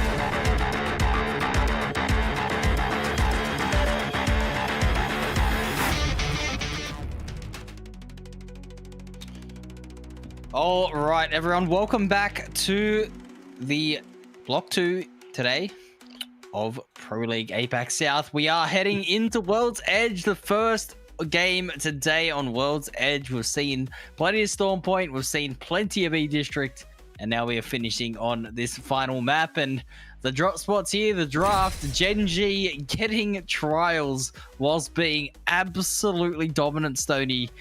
I mean, this is just a recipe for success. Yeah, it looks like we're all in the game as well. Yeah, Gen G gets Skyhook West. This is their first pick, right? So their last games that they just had was their last pick. Old Town. Chip pick, right? So they get Skyhook West here for World's Edge. It's insane. I'm pretty excited here to see how they're going to play for these final 3 games, because I did call it out in that last set of games that they do fall off after the first 3. We're going to have to see if they can hold on here and give us one of the highest point games, because I feel like they could go nuclear if they don't stop. Yep, I mean, as we said, their legend picks are not being banned away either, because, I mean, it's just not really the meta. Not everyone playing it, so they're going to have no interruption to their game plan, no interruption to their comfortable legend picks, and yeah, it's going to be very, very difficult to see anyone at least stopping them in the early game. I mean, KPG are contesting them in Skyhook East, but you don't really see them pushing over to Trials as a likely strategy to work. So Gen G should be pretty good for the start of this game. Interesting to see as well. You got Wolves playing down at Epicenter and Core Gaming over at Climatizer. That's going to be an interesting rotate as they're going to have to work their way in towards Frag. What could be interesting is Gen G and KPG very close to each other as well. I would not put it past KPG to push Gen G just out of the blue as well. With no reasoning. Just to throw a game. Okay. Unfortunate news for myself. I've code netted, but the rest of the lobby I think is in. Is that correct? Yep. I fully just lagged out. I lagged out of the Discord too, but I think I'm back. So that is unfortunate for myself, but it's all good because everyone else is still in and we will be getting a zone towards the western side of the map. We will. That means you will only have to watch what is in front of you. Alright, game number 3 underway. Game number 4 underway. And it looks like we have a bit of Monument versus Fragment already here with Team Mango and Vegas Inferno. Indeed, we are. We're going to see Vegas Inferno trying to get a bit of a before they re-engage on this fight here. So they do already have one Nox player. It looks like they will be able to confirm as well. Vixeria is going to go down. That's the first blood of the lobby here. And it looks like these two teams at Fragment and Monument are not going to be playing friendly. No, we talked about how good Vegas Inferno are as well with their early 3v3 fights. And it looks like they already have the upper hand here with this one. Yeah, absolutely. The kills have not been the issue for them. It's getting to the end game and playing placement, but they're going to have to worry about that later. If they do want to try and capitalize on this advantage, not allow any sort of reset. They're forcing their opponents to the low ground here. They get into a scrappy fight, and Sato is not missing right now with the Havoc, and Team Mango will be eliminated. Yeah, they're going to be gone. So first team eliminated, and 19 squads left standing. Wolves Esports very close by. Keep going. So keep going have rotated out of Gen G's area, which is very smart, and have rotated towards Wolves very quickly. And I think Wolves are landing at Epic Center. So very interesting from KPG, as I'm pretty sure there's a team at Survey as well. There is, and it's Deep Cross Gaming. Yeah, DCG going to be rotating in here, and all right, it is going to make for an awkward rotation, I think, with the early fight going on. I'll talk about that in a second here. I don't know. DCG just sent it here. That is going to be an easy cleanup. Oh my goodness, KPG getting absolutely wiped. Yeah, now we go and watch Source Gaming try and get into it as well. Stepsis, Factory, and Crew. Raw2 does go down, so Raw2 kind of overextending a little bit there, and he has been kicked off the Wraith by the looks of it as well. Silly Stepsis playing Wraith at the moment, so this does not look good for Source Gaming as they're getting into it with NML. Well, let's see how good Silly Stepsis' Wraith is then, and we'll see them disengage NML, winning out that fight pretty comfortably here. We'll see whether or not they can get this reset off as the portal is dropped, but not too sure if Bakary Boo is going to be able to get out. That'll be a nervous wait here for Silly Stepsis. Don't want to hang around and get portaled on by their opponents, but for now they are just going to try and rat out their spot and probably work on trying to get a reset for their team. Yeah, NML, very well done. It does feel like Bakary Boo maybe, Raw2 maybe thought he was still on the Wraith, overextending a little bit on that Gibby. Get caught out, but that's okay. They will hopefully be able to get a reset in Lava Fisher, and we will wait and see how these games go. But 18 scores still standing, round 1, and it does look like we are having a northish zone here, so it does look like maybe Source were playing for that spot, for Godspot. Yeah, but they don't have a replicator. I don't think they have a replicator nearby here at the moment, so they're not going to be able to get the reset as easily as they would have hoped for. They will have to rotate inland a bit just to try and get the banner, but for the rest of the teams around, this is getting very, very cramped here. Landslide is starting to be a little bit populated here. 5 fears are going to have to be very cautious of their surroundings as DCG are rotating in towards Skyhook here, and it's Gen G who have had so much territory to work with that will have to respond here. They will actually know about the team as well with that survey beacon going off. Yep, D-Cross Gaming very close by. Source Gaming as well. It looks like Source are going to rotate in here and try and get a craft off, maybe. We have to wait and see. Tracking dart coming out there. They will get the reset as well. So very nicely done here by Source Gaming. If they can get that beacon down somewhere close by, they might be able to be okay. But the scary part of this is Gen G at Skyhook West. Yep. Trying to get a reset in front of Gen G. Not the easiest thing in the world. Maybe Silly Billy should help them out a bit by keeping Gen G contained, but don't think they have too much of an interest in that. We can see Dexter already rotating up here, and I believe that is exactly where Source Gaming are, and that is where the smoke is going to go through. So Gen G are here, and they can potentially try to clean up, but MDYB are in a fight of their own here at the moment, and it looks like it is Obito that's already been knocked. Bad aim team, though, can't get it done. We have 17 squads remaining. Yeah, very unlucky there, and it does look like they were trying to get it done. Just could not hold on. Yukoi down to a solo for core.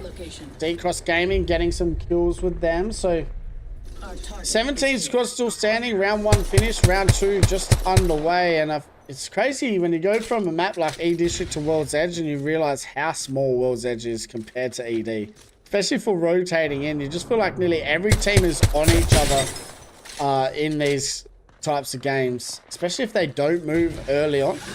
It's very interesting to see how it works out. I think it's because the natural cover is so much lower as well, right? Because obviously E-District has all the skyscrapers, has all that high ground to play off. On World's Edge, you're kind of just rotating in an open field, trying to get to a rock, trying to get into a safe spot here. If you are going to see Gen G, looks like they've completely taken over this spot of the map, and they are just getting the shots off. Dexter is just beaming right now as Loki falls. Yeah. I don't think Silly Billy's realised who they were running into, and they're going to go down here. Oh no. My God. Asia went nuclear. I don't know how he got all 3 then, but he does. So Gen G looking pretty good once again. And I mean, they had a Skyhook West zone. They rotated around Skyhook, just farming their Evos up. They have walked into this zone with a purple and 2 blues. So insane already here from Gen G early on. Yeah, they are playing very, very... Gen G starting to fry, but hey, listen, last time we've seen them succeed, and quite often we see them take slightly later fights. Now they take an early fight. We'll see whether or not they can convert off of these kills. We can see Dexter's got another pick as well, by the way, over towards Wolves. I mean, Gen G, they will fight anyone, anywhere, and they're going to keep on getting these knocks. Yeah, they look good. The G7 in the hand as well, the R9 also, so they have so much light ammo, and Asia's running the EVA 8 with the G7, so interesting kind of game, and it is our first one on World's Edge, so still a lot of action left to be watched. 16 squads still alive. Round 2 finally starting to close, and we have 1:30 before it is fully closed here, and Gen G just looting the boxes that they have well earned. Yeah, they're just going to continue to take all of that loot. As we can see teams starting to rotate in now on the map.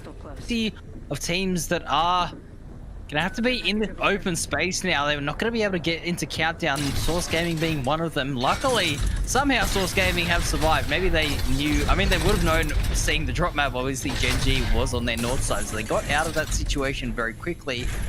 They have managed to stay alive for now, but I mean, I don't really like their chances of getting a reset here. They're probably going to have to play this game out as a duo. Yeah, it's going to be tough. It's like the Wraith is moving in, trying to maybe get a kidnap. But they're not going to get it, so... Ooh, well, as I say that, Gen G moving in on some more action, and it's Asia getting down core Yukoi here. As they're watching teams rotate into them as well here. So some more KP, and they get rid of core gaming just like that. Oh my goodness, Razi was actually jumping to cover and got killed mid-air. That is so unlucky, but that is just how good Gen G are at the moment. Asia not missing. Dexter's not missing. It is just insane, and Zicky is there to back up with the utility as JD Gaming are getting into an engagement on the edge of the ring. They're going to have to try and get in towards this tunnel and go towards landslide, but they got to watch their back and their front as they come out here. Yeah, and I think it's TYK, so just another game really with TYK and some really bad positioning, and he's very confused in what is happening with them today.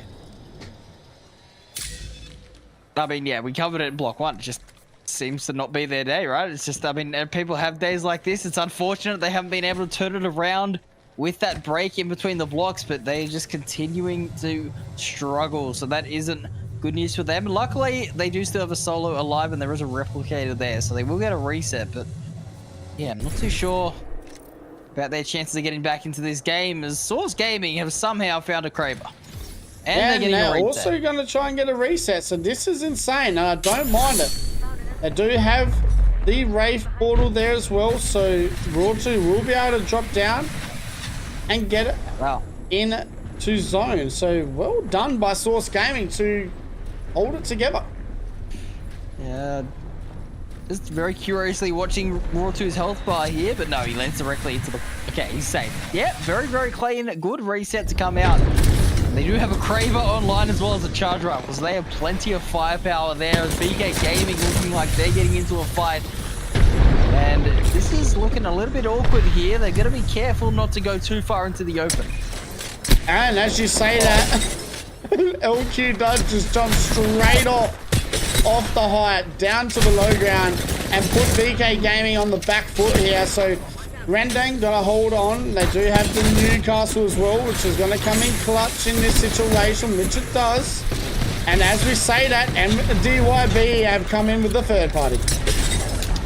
Yep, and that is why you gotta keep it clean in these fights. As I do say that though, MDYB as well are gonna be getting picked off here. They do end up cleaning up Rendang, but they are by no means safe. Another fourth party coming through at the moment. VK Gaming get a reset, and this is a very ugly fight for everyone involved. Yeah, this is horrible. TYK eliminated as well. We're now down to 12 squads, so a lot of action here early on. You also have Fire Fears getting into it over at Landslide, but we'll go back.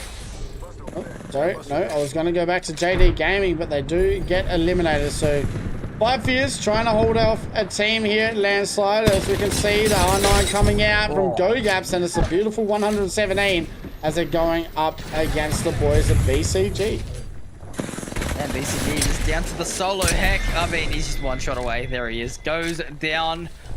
10 squads remaining, and that is very, very good looks there for Five Fears, who have had a great day so far, looking to convert another solid match here in their first game on World's Edge. This 6 coming in for the third party as well, moving in on VK, and somehow VK have had a reset and are cleaning up this 6. So out of nowhere, these 6 get eliminated, and it looks like VK now have to try and hold off the solo from MDYB as well. And I mean, look, they're doing a nice job of it for now. They are staying alive, but they got to be very, very careful here. Casa is going to be back there on the Bangalore, at least maybe having the smoke to cover the fuse on the rotate back. Not required in the end, so VK Gaming will end up surviving. We have 9 squads remaining now, Stoney, and it is going to be very interesting, as VK Gaming do have a long way to go for this zone. We do. We'll go and have a look. It looks like Deep Cross Gaming very close to Gen G. Gen G looking to move in. Oh my god, Kraber comes out. Raw 2 goes down. This doesn't look good for Gen G here in game number 4. Yeah, Source Gaming have got the Kraber in hand, and they are... BCG come through as well. And Gen G, the Titans have finally fallen. And that is going to be a 9th place finish for Gen G. That is good news for the rest of the lobby, I suppose. They will be able to have a bit of a sigh of relief knowing that Gen G is no longer walking around with those R9s in this lobby. But Source Gaming, I mean, they're kind of in a secure spot, but if they get looked at and naded like this, it's really awkward for them to try to survive. Yeah, VK Gaming though is still alive. That is the crazy thing. Look at Five Fears as well. One of the teams that we were talking about just before, about trying to keep the consistency up And it looks like they're they're in a really good position actually to have a really good game number 4. Yeah, and they're going to somewhat pull the ring too. It's not too far away from them, so they should be able to rotate in on the backside of it pretty comfortably here. As we can see, VK Gaming ending up being eliminated, meaning we have a top 5 here, and 5 Fears are just going to reset, as we do see plenty more fighting needing to be happening. NML as a duo, remarkable team, managed to got a pretty secure spot for themselves as well. But DCG still need to rotate in on this north side. That they do, and they need to be careful because Source Gaming are looking at him with the Craver. Duo's 9 bullets in the loadout as well. Obviously, the gun shield is such a clutch thing to have when the Craver out in the field. So, top 5 position at the moment with still a zone and a half left to go. And I mean, these games on World's Edge, just got a funny feeling this is how they're going to look moving forward. I mean, Rotu getting taken in by that sees there and getting stuck by the Ash and just swings it with the Craver. That is confidence at its peak. Source Gaming looking to have a great game here. We'll see whether or not they can convert in their position. They did go into this north side though, so they are going to have to rotate a pretty long way. As Remarkable Team are going to get into the ring as well. They go to the low ground. It's 5 Fears to hold high. Yeah, I'm going to stick with Source Gaming though. I'm really interested to see how they go rotating in here. Bakri Boo getting some nice shots to hit with that bow. We'll go down now though. Do they have a portal? They don't. They don't have a portal. So Bakri will probably get eliminated here. And it looks like they're going to have their hands full, Source, as they have a team right in front of them here. Yeah, this is not looking good. It looks like Raw 2 has been taken out. It's all down to Silly Sepsis here on this race, using the cover, using the Newcastle wall against their opponents here. It's an interesting strategy. Using the Q here is huge, trying to bait out a peak, but not going to be able to find anything just yet. This 1v1 could be everything here. Source needing a big game to get themselves up on the leaderboard, but they lose too much health too quickly. Mido for NML is going to clean things up, but it doesn't look like he's going to survive too much longer either as a solo. Nah, D-Cross Gaming are moving in. They have 15 kills and are looking really good. Also, 5 Fears at the moment, sitting on the height, looking to try and get their first win here of Block A versus B. And they're sitting comfortably with 7 kills at the moment and sitting in a top 3 situation. Yeah, playing very, very nicely here. 5 Fears looking to try and get it done. This would be great in terms of their chances to get onto the top of the leaderboard yet again. 5 Fears need to play patient though, need to make sure that they don't go too early. They got the Wraith portal ready for this rotate as round 6 is beginning to close. Yeah, it looks like they're going to try and figure out where they want to play as well. So, beautiful shots there from GoGaps though. Beautiful control. They will get down 1. This is going to make it very easy for D-Cross Gaming to move in here. But because 5 Fears have not lost much health, they're in a really good position to just wait as well for them to move on in. So 5 Fears looking really good at the moment. But D-Cross Gaming also 16 kills in this game. Yeah, that crypto drone is going to be everything. If they can get an EMP off, that is going to... As we can see, DCG going in, Peacekeeper comes out, and DCG absolutely clean up. A great win from this side, as they are going to be looking to try and get themselves up the leaderboard as well. That's certainly going to help their chances. Yep, all Rowies fans stand up, because we know he's one of the most loved people in the region, and that will be a huge game for them. 11 kills, 3 kills for Louis-san, 5 for Sheo, 11 for Rowie. But Sheo does get the 3.3k damage and 5 kills in that game. So we're going to have a look at the match summary and series overall after that game, and it is a D-Cross game win. 19 kills, 31 points, 5 Fears coming second, Remarkable Team third, NML fourth, and Source Gaming getting a top 5. We'll have a look at the series overall. And it is going to be Gen G still on top. Deep Cross Gaming sitting second. 5 Fears only a point away from second spot. Remarkable Team sitting fourth. And Wolves Esports rounding out the top 5. And we'll go and have a look at which legend is getting banned. Indeed, we will. As we can see, it looks like it is going to be the Wraith getting banned out. So the Ash and the Crypto going to be in. So that is, I suppose, good news for Gen G, who are still probably on top of the leaderboard by still a fair margin, as they have continued to be popping off. Despite not getting a top placement there, they certainly had a few kills. But yeah, we can see the Ash and the Wraith very, very popular in this lobby.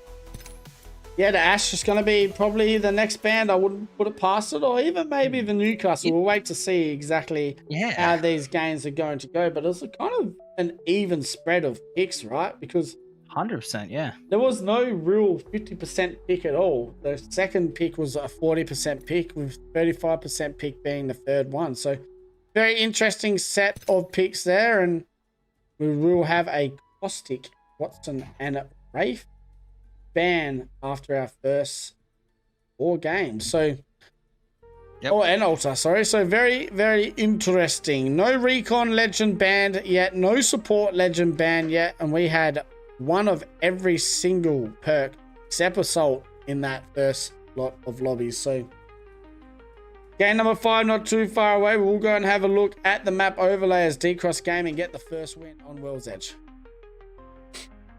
They absolutely fry the lobby as well. 19 for their win is going to do so much good for their confidence. I believe that's 31 points in that one game. So that is huge for them, and almost 6k damage. They put on a clinic. They got the high ground on landslide. They took down the team that was on high ground. They rotated in from the north side. They timed their push perfectly. The drone got the EMP off, I believe, as well. And they cleaned up house. 19 kills is no easy task, especially in a lobby like this. Yeah, huge game from D-Cross Gaming. They controlled really well as well. They were the team that moved in and cleaned up Gen G with the help of Source. So D-Cross Gaming looking to maybe turn their day around with these World's Edge games. They started off really well. I mean, Gen G had a really good set of games as well. They kind of forced themselves off that height, though. I don't know what exactly happened, but getting forced down to the low ground, obviously the Kraber in the hand of Source, and that made things a little bit tricky. But let's go and have a look at our top 5 kills and damage getters, and I'll let you go ahead and take this away. Yep, so nothing new at number 1 and 2. It is Asia and Dexter leading the way. Asia with 23 kills so far. Still having a great game. Gen G still very much a dominant force here. We are going to see a new third place here. Is that Rowan? Yep. Third, it is. Yeah, 15 kills, matching Dexter, which is very, very impressive. Fuffa Fifth has been here in the top 5 the whole day, Stoney, and continuing to get value with 12 kills. Go Gaps as well, backing them up. So 5 Fears still putting good numbers up there, 12 and 11 kills respectively. Yeah, we'll go and have a look as well. Gen G Dexter, 7.5k damage. You have Shayo sitting there with 6.3. Buffer Fifth, Asia, and Go Gaps rounding out the top 5 as well. So Dexter has been putting in the work, even though it doesn't look like he has as much kills as Asia at the moment. He definitely is a massive part of that Gen G team. So far, huge set of games here for Gen G. They're still in front by a very, very long margin. But D-Cross Gaming, if they can keep that up, anything is possible moving into these final set of games. Man, that was huge. I think one of the talking points in that game as well would be Source Gaming with that reset and maybe switching Silly Stepsis towards that Wraith pick instead of Rorty. Yeah, no, it was an interesting switch around, and it you know, definitely was better. I think it's fair to say for Source Gaming there. Smart decision for them as well to very quickly rotate out of Countdown because they knew Gen G were spawning on top of them. Like, obviously, they know the drop map. They know where people are going to land. So very, very good decision for them to get out of there. And the other teams ended up getting cleaned up. So that was really nicely done. And then to get the reset over at Landslide was absolutely ridiculous. And it worked out for them. But very, very well played there. As, yeah, I mean, look, if Source can, you know, improve on that game and just keep getting better and better, they definitely could have a very good finish to the day. Yeah, they could. And it's confidence at the end of the day. I think we've talked about this as well. It all comes down to confidence. At the end of the day, everyone else is human, just like you. So go out there, have some fun, and y'all should be okay. We'll go and have a look at this drop spot and see exactly where D-Cross Gaming were landing. I'm pretty sure it was Survey. So they had a nice kind of easy rotate from south down to Landslide. And they take a really nice win here for game number 4. Indeed, they do. So we are hopefully getting into our next game in just a moment. But it looks like, wow, coded again. Well done. Well done, me. All right, anyway, it looks like we are getting into the next game still. Fingers crossed everybody else is loading in. But it looks like we are... yeah, seeing where these drop maps are. 5 Fears, though, you got to say as well, Stoney. Impressive game from them, landing all the way out at Geyser. They've had to go across the map, and it seems to be favoring them when they have a longer rotate. Yeah, it's interesting. I feel like Gen G as well, though. I mean, they were so close to that zone, and they held off. Like, I said it to you before, they didn't get into zone until they had made sure they rotated in from Skyhook with 2 blues and a purple. So yep, there's 2 player beacons, obviously, in that area. Oh, it does look like we are going to get in. Everyone is here. How good is that? So Ziki will always have the purple, but for Dexter and Asia to rotate in with the blues as well is huge. 100% it is. So we are going to see whether or not we can see a back-to-back win from another team, if we can see D-Cross Gaming continue their dominance, or if it will be yet another team to go ahead here on World's Edge. As we do see the drops coming in. The first ring is going to be a little similar, but I probably would guess it's pulling a bit further south than Landslide this time. Maybe a Harvester Zone. Yeah, or even a Monument Frag. We have a lot of them sometimes in these kind of zones. We have had a fair few Harvester Zones as well. So I wouldn't put it past any of those. But once again, I am not a IGL. I am not a coach. I am just a caster. So what would I know? Yeah, it certainly is going to be interesting to see who can really capitalize on these different zones. And that's kind of been the one thing that I've enjoyed about today's Stone. We've had a different zone every game, basically. Like, we're seeing different areas of the map. We're seeing different teams need to employ different rotational tactics. And as you were saying about the IGLs, that's where they really need to step up. And I'd say for the most part, a lot of these top teams are just calling really well on where to rotate. Yeah, I think they are as well. And it's kind of hard. It's not like it used to be. These zones are very unpredictable majority of the time with how far they sometimes pull north or east or south. Or it's hard, but it is cool as well to see the growth in a lot of these teams. And it looks like Las Vegas Inferno, they really want to be aggressive to Team Mango here at Monument and Fragment. I mean, they've been aggressive all day. I don't even think it's necessarily just because it's Team Mango or anything like that. They've just wanted to fight, and they are again looking for the space here. Mozam is going to slide in and take down the Gibraltar. That's Crumbs who's going to fall. Nosang and Mosu are going to combine there. The R9's getting the job done here as they do find 2 picks. Looking for the third. They clean them up. Team Mango going down very quickly, and that is a great fight for Vegas Inferno. Yeah, that's insane. 2 fights already, and it has been over in a matter of seconds. So Team Mango might have met their match. Vegas Inferno having a lot of fun here early on. Indeed, they are a remarkable team. A team over at Lava Siphon here.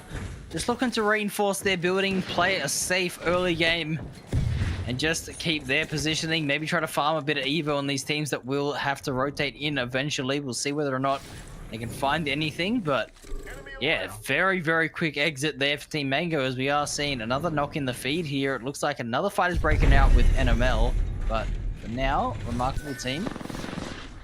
I'm going to continue to hold their ground, but here it is. NML do have one player knocked, but they should be able to get a reset just looking at their position. Yes, KPG, so KPG getting eliminated, so you see, keep going. They did pick Sky East. They're so scared of Gen G, it's not even funny. They are rotating that quick away from Skyhook that they've got nothing in their backpacks or anything. So yeah, they're in landslide. They've already rotated to landslide, is exactly what I mean. So it's going to be very interesting. Anyways, 18 squad still standing. NML very close to Silly Billies, who is a solo. So game number 5 is what we're watching. We have one more game left after this one. And then that is all she wrote for week number 4. We have week number 5 next, and then regional finals. But K-Man, Gen G have been the talk of the town today.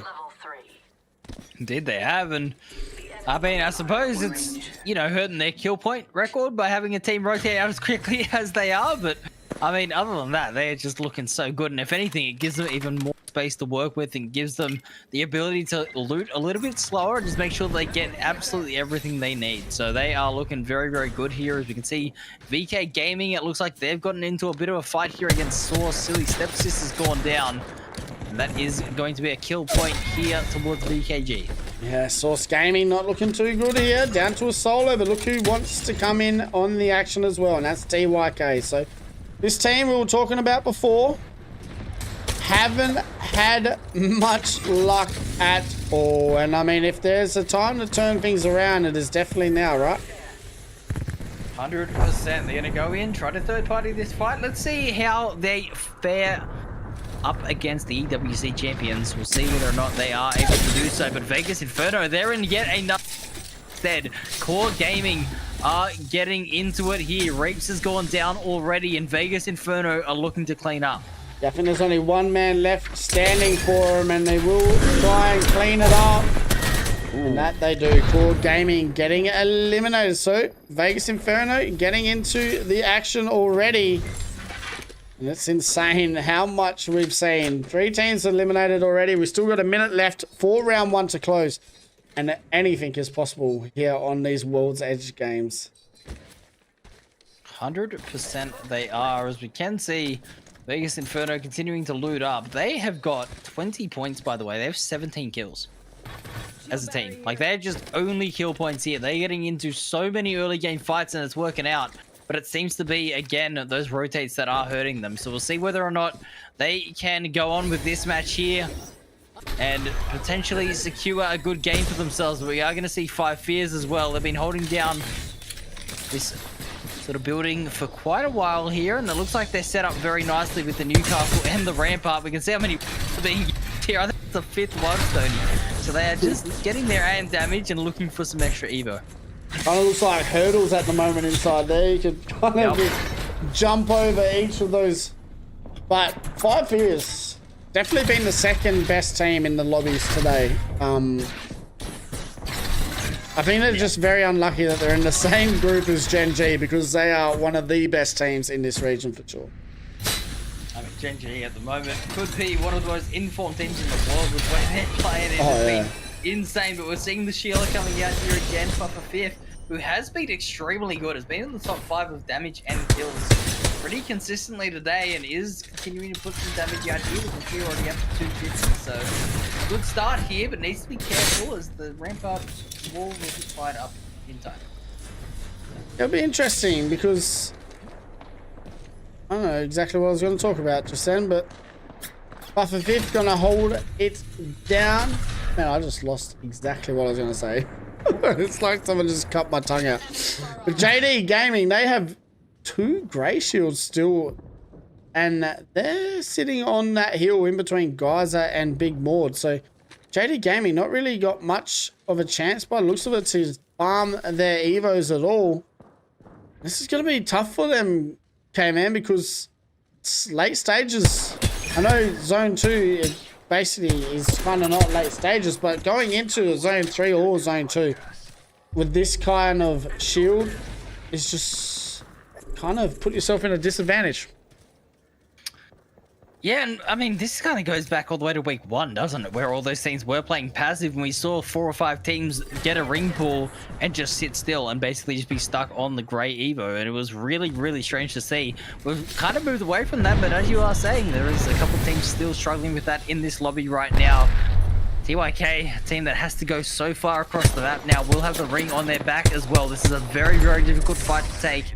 They are going to be isolated, but as I do say that, VK Gaming are down to a duo, and that is the Crypto that is down. So that is not the legend that you want to lose. Yeah, I don't know why it's taking me to a team in Geyser, but that's okay. We are Wolves Esports and Vegas Inferno, very close to each other. Vegas Inferno already have 6 kills, so as we know, they have been playing pretty aggressive in these games today. I think at one stage in the first lobby, they had 10 kills and died at 15th, right? So, or was it in this lobby? I can't remember, but very, very scary team here today. TYK getting down another member from VK. All of a sudden, VK Gaming looking in a little bit of trouble. And all of a sudden, TYK are heating up. Maybe this is their... As we are going to see VK Gaming get over towards the replicator. They will get the banners and potentially try and rotate on out before trying to get a reset somewhere else. We'll see what Casa is capable of. Obviously, a very experienced player will know to play this time and just try and be patient as this ring closes in, but is going to be found in the end. And it's Gen G who have come out of nowhere to sweep him out. Gen G must have saw him. I'm pretty sure they got beacon scan as well in Harvester. So Gen G, they'll be pretty happy with this. They get to just rotate through on the outskirts and not have to worry about much. And look at them. They have purple shields already. So that is what I mean. The difference between some of these teams at the moment. And Gen G prioritizing getting their shields to purple before really doing anything is really proving to be what is helping them here in the lobby. And I mean, I wouldn't be surprised after this weekend if they're not the rated top team in the world. Yeah, this team is just so insanely good at the moment. We do see them needing to rotate in. We're pretty close to them, so tune in with them later on, I am sure. But DCG are getting into an engagement here, and it looks like they are going to be able to get a reset as Silly Billies will go down. Yeah, but here comes Gen G, so if you thought you had time to reset, you don't. Asia's come out of nowhere. Dexter, Ziki as well. It looks like Ziki's just not really worrying about this fight. He's like, you got it, boys. I'm just going to watch the backside here. You guys just try and stay alive. And they will get rid of Deep Cross Gaming, the team that won our last game. Gen G now need to be careful as there's a third party coming in. It is MDYB. And it's going to be all up to Asia. And I mean, if there's anyone that can do it, it is the big dog Asia. We'll see what he's capable of doing here. We'll have the amp as well to be able to heal up with just the cell. So very, very quick on the reset here, looking to try and take down these Nox players. See whether or not he can do it. Great movement to go through. The tracking is there. And he's going to take down yet another player now as Yuling will fall. And Gen G, I mean, when they're gone, they're just not. They're back in it, a full trio. They get a reset, and Asia is popping off. How the hell did he stay alive? Anyways, Bad Aim team now trying to rotate in as well here. They're being aggressive. The Fuse being a clutch pick right now, and they will get rid of Source Gaming. So Source Gaming getting eliminated, and all of a sudden, more teams dying. 13 squads left standing with round board just around the corner. Yeah, looks like the patience is wearing thin on this lobby for sure. We are seeing a lot more aggression coming out in this lobby compared to others. Ring 3 already lost 7 teams, so this is going to be a little bit more of an open game here, Stoney, and I mean, that's probably going to benefit a team like Gen G if they can just keep finding isolated fights on edges, and there's not going to be many teams alive to punish. They really could just put on a clinic. They really could. 13 squads still standing as well. So NML just going to have to try and hold off TYK. And we were talking about TYK hoping for them to turn things around. But I don't like their chances going up against 3 purple shields compared to 3 blues. Eva 8 as well in the hands of Patafan. Not the strongest shotgun, but still can get a bit of damage out here. We'll see what they're able to do. A bit of pressure coming through from the nades. Going to try and rotate out. They get a few tags off, but NML are also going to be here doing well, holding them off at the moment. As I said, that Mido is going to take a lot of damage. Needs to back up. Yep, MDYB getting eliminated. It does look like we have a little bit of Gen G action once again. Asia needs to be careful. He does have that overheal perk though as well. We will go back to NML as it looks like they're getting into it now. Finally, a little bit of a slow fight this one. And they will get rid of Patty Fan, so TYK now in a little bit of trouble, K-Man. Yeah, tried to rat in the corner and surprise him with the Eva 8. Not going to happen here. NML too aware, too disciplined as they now sweep the floor as a trio looking to try and clean up here. It looks like they may have found TYK disengaging, so they will just go back up towards this high ground, take the loot that they won from that previous fight. It's going to be interesting as Gen G still alive, 5 kills already in this game. So very, very insane here. 12 squads still standing and they're going to move in here. Looks like they're being aggressive already here with that Bangalore ult. And they do have... Yep. This is it. They're moving in. Yep, he's just in here, but Stingerbolt will actually force him back. So Asia being held back just a little bit. The reinforcements come in over the top though. It's Dexter. Who else but to back him up, as it looks like Gen G is trying to clean house here. And that's Wolves Esports, by the way. The best team at the moment in the standings overall in Split 2. Made to be looked like... I mean, they just look like they just got walked over. Yeah, scary times. Scary times here for APAC South. Gen G looking very strong. And all of a sudden, we have JD Gaming as well, still alive, moving in. Beautiful G7 shots coming out here from Pete God. And you got JR as well on the low ground, trying to be aggressive. So, beautiful jobs here from JD Gamers. They're getting in with BCG. Very close by. Previous shot just going wide as well. JD Gaming actually going to lose. One player, Pete God, goes down, but it's an immediate reset. Gen G are hearing this. And I'll tell you what, you do not want to be making noise while they're running. Be up at the moment the way they've been doing so. They're going to get up onto this high ground. There's a couple of teams around them, so they're not going to be able to commit too hard to a fight, but they are looking for an opportunity to go in. Yes, 5 fears, but it's Vegas Inferno that are rotating in, which means Gen G understand that they can move in for the third party. But they're not going to overcommit here, K-Man. They're going to take their time. 9 squads still left alive. And Vegas Inferno looking good. They have 9 kills right now in 9th position. Yeah, they are playing very, very well indeed. You can see the shots are coming through here. Asia's just picking a target and slapping them with a few bullets with the G7.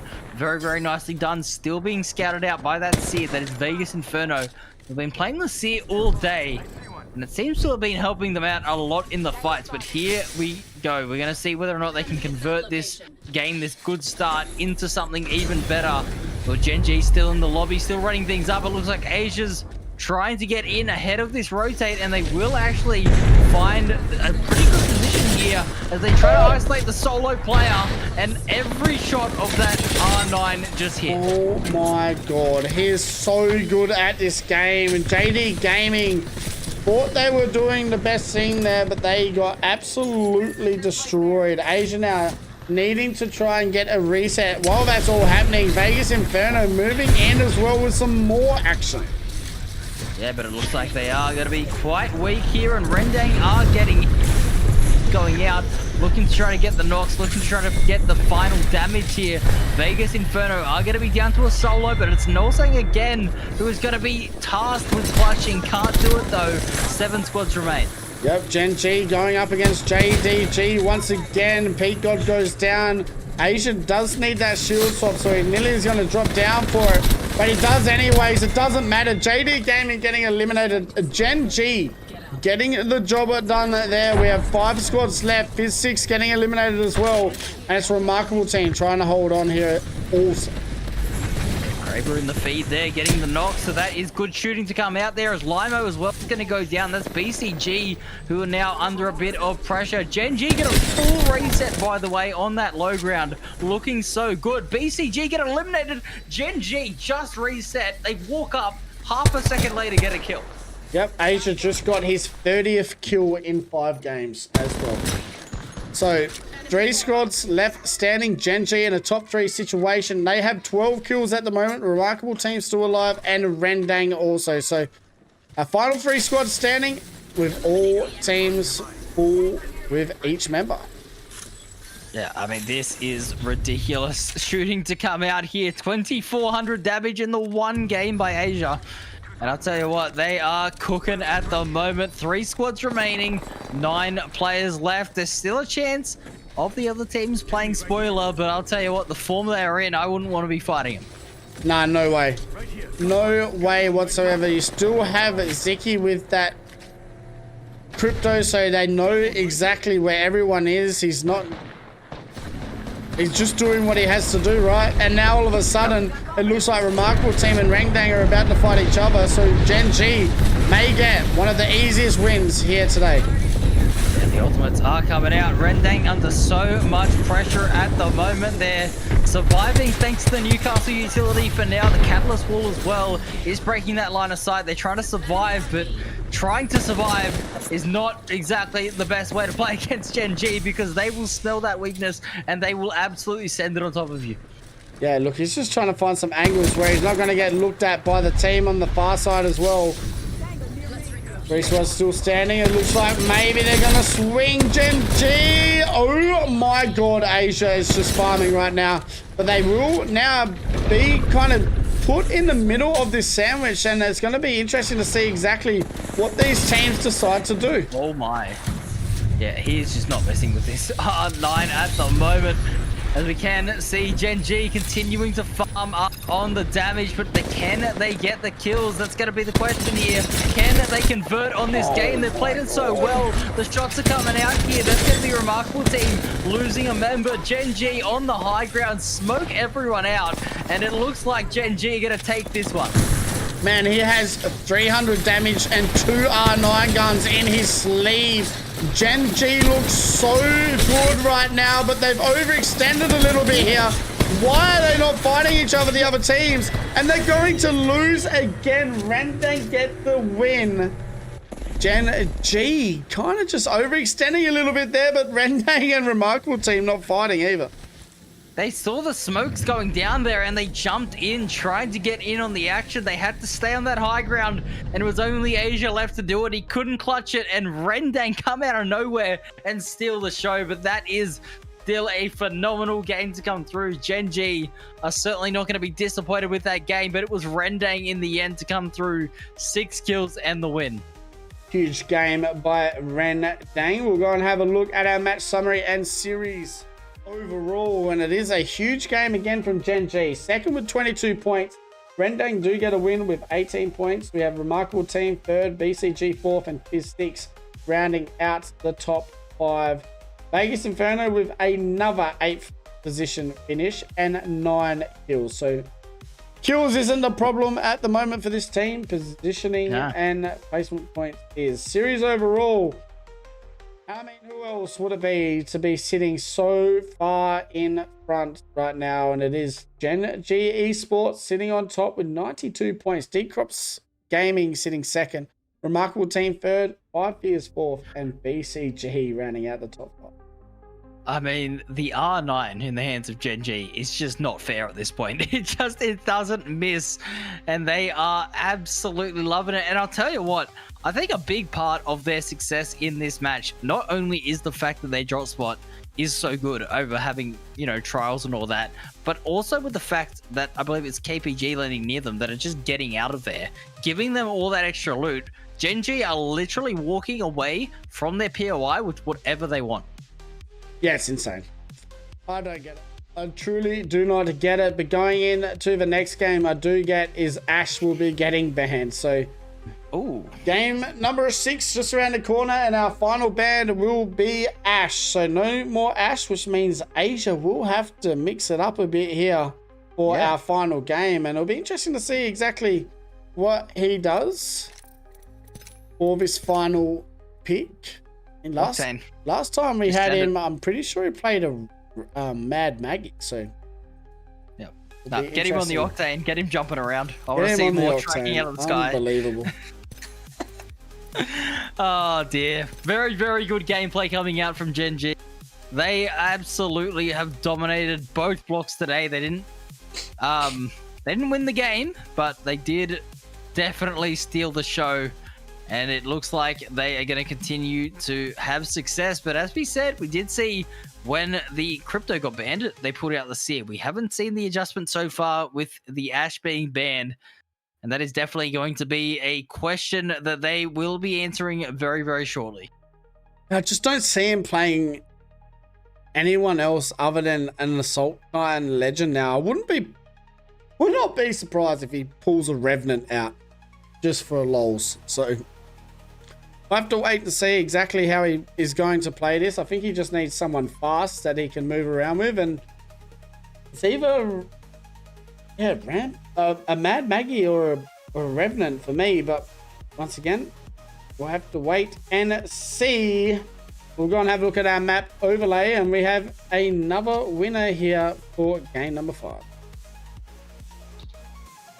Indeed, we do. So we are going to see here on the match summary, it is going to be a very colorful and different winning teams as compared to Block 1. We're seeing a different team win each match, and it's kind of going back to what we had at the start.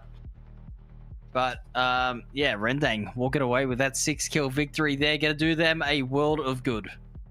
Yeah, great game from Rendang. And I mean, they've had a little bit of a roster change as well. No more Wei on Rendang. Rendang did drop Wei. So Basti, Lahim, and MVO is their new third. So very interesting from Rendang. And it looks like maybe it is, working in a lot of these teams' favors with their changes lately. Yep, 100%. But hey, I'm keen to see maybe we even see a Pathfinder on Asia. I don't know, because he seems to be great with the movement. While he's moving in and around the opponents, that's when he's at his best. I mean, obviously we are seeing it from a highlight perspective, but I mean, I even just saw it back on the replay on the stream. The shots he was hitting with that R9 whilst mid-air was ridiculous. He was almost more accurate in the air than on the ground. Yeah, insane. I mean, he has 31 kills after 5 games. We still have one more game to go. He could drop a 9 kill and drop a 40 banger just for lols. That is how confident I feel like that he could do this. So we've got one more game to go, and he is in the front there with 31 kills. Dexter second, Rory sitting third, Fafa and GoGaps round out the top 5. We'll have a look at our damage leaders, and it's Asia moving in front with 9.4k. Dexter sitting second, Fafa third, Chayo fourth, and GoGaps rounding out the top 5. Does look like we are very close to getting into game number 6. It looks like everyone is in the lobby. It has been such a good set of games today, okay, man? Yes, it has. I'm trying to restart my game because I co-edited 2 games in a row. So I'm hoping this is going to fix it. I am just loading in. So as soon as I get into the lobby, hopefully we'll get started. So it is me holding it up. I'm sorry, chat. I'm sorry, but it's all good.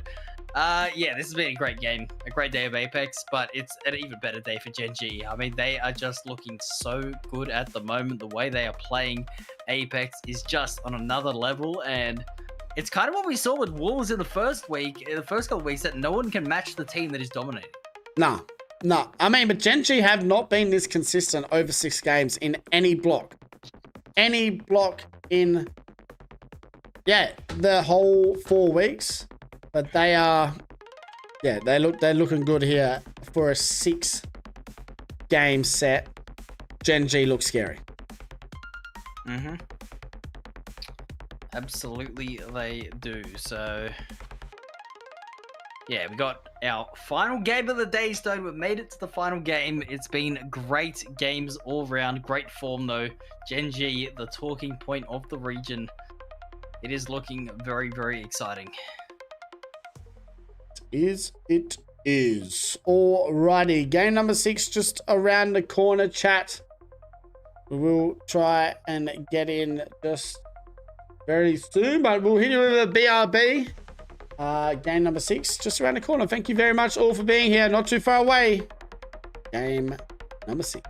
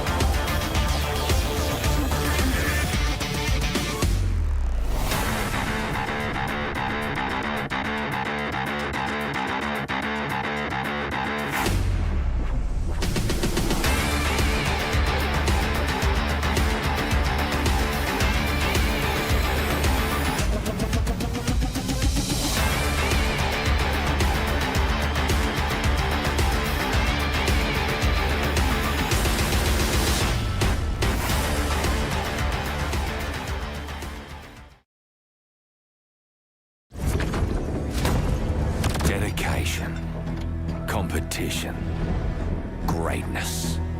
For some, it is the reason we forge rivalries, drive to be the best.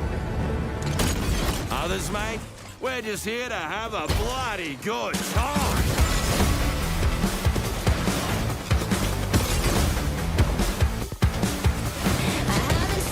Oh, yeah.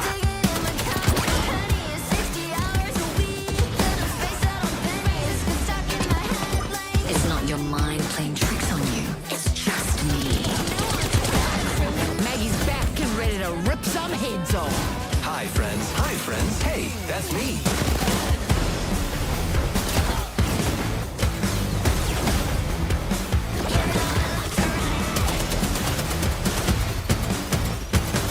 A new game that brings together matchsticks and gunpowder in bloody matrimony.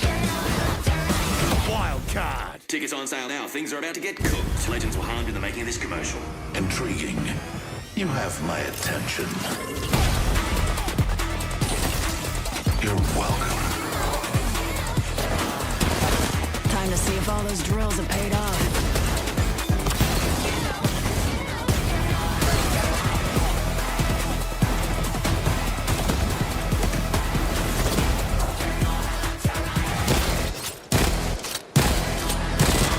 Nice triple kill. I'd say congrats 3 times, but we're still in.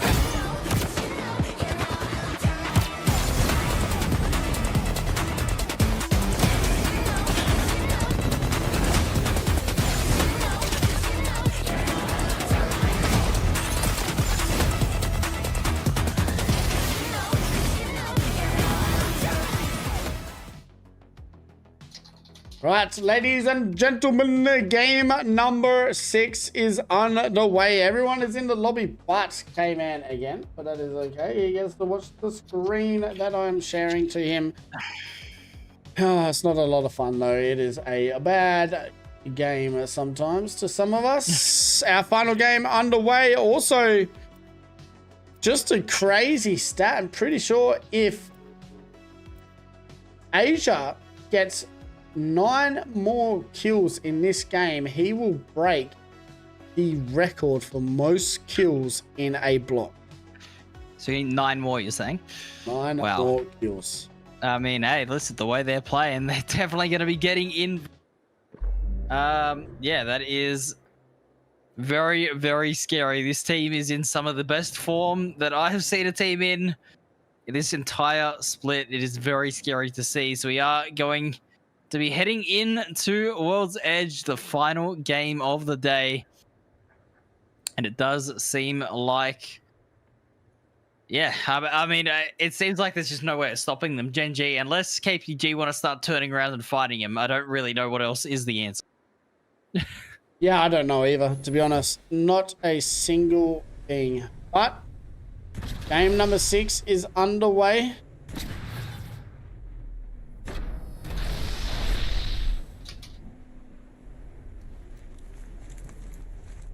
Game number 6 is underway. Let's go and have a look at the map. Where are we going? Do I get it just in time? Oh, I didn't. I'm unlucky. Unlucky, lucky. It'd be cool to see a north zone. I really want to climatize the survey camp zone. Even maybe a sky hook zone just for lols. Be pretty cool. Stacks as well. I do love a stacks zone.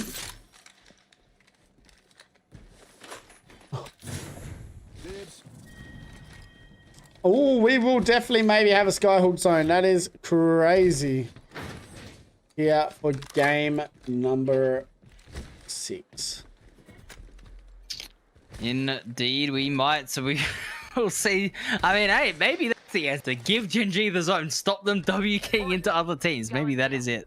But other than that, it is going to be slightly more north zone on this occasion. But I'll tell you what, this monument fight might be going down again, but Team Mango surely have to be ready this time, Stoney.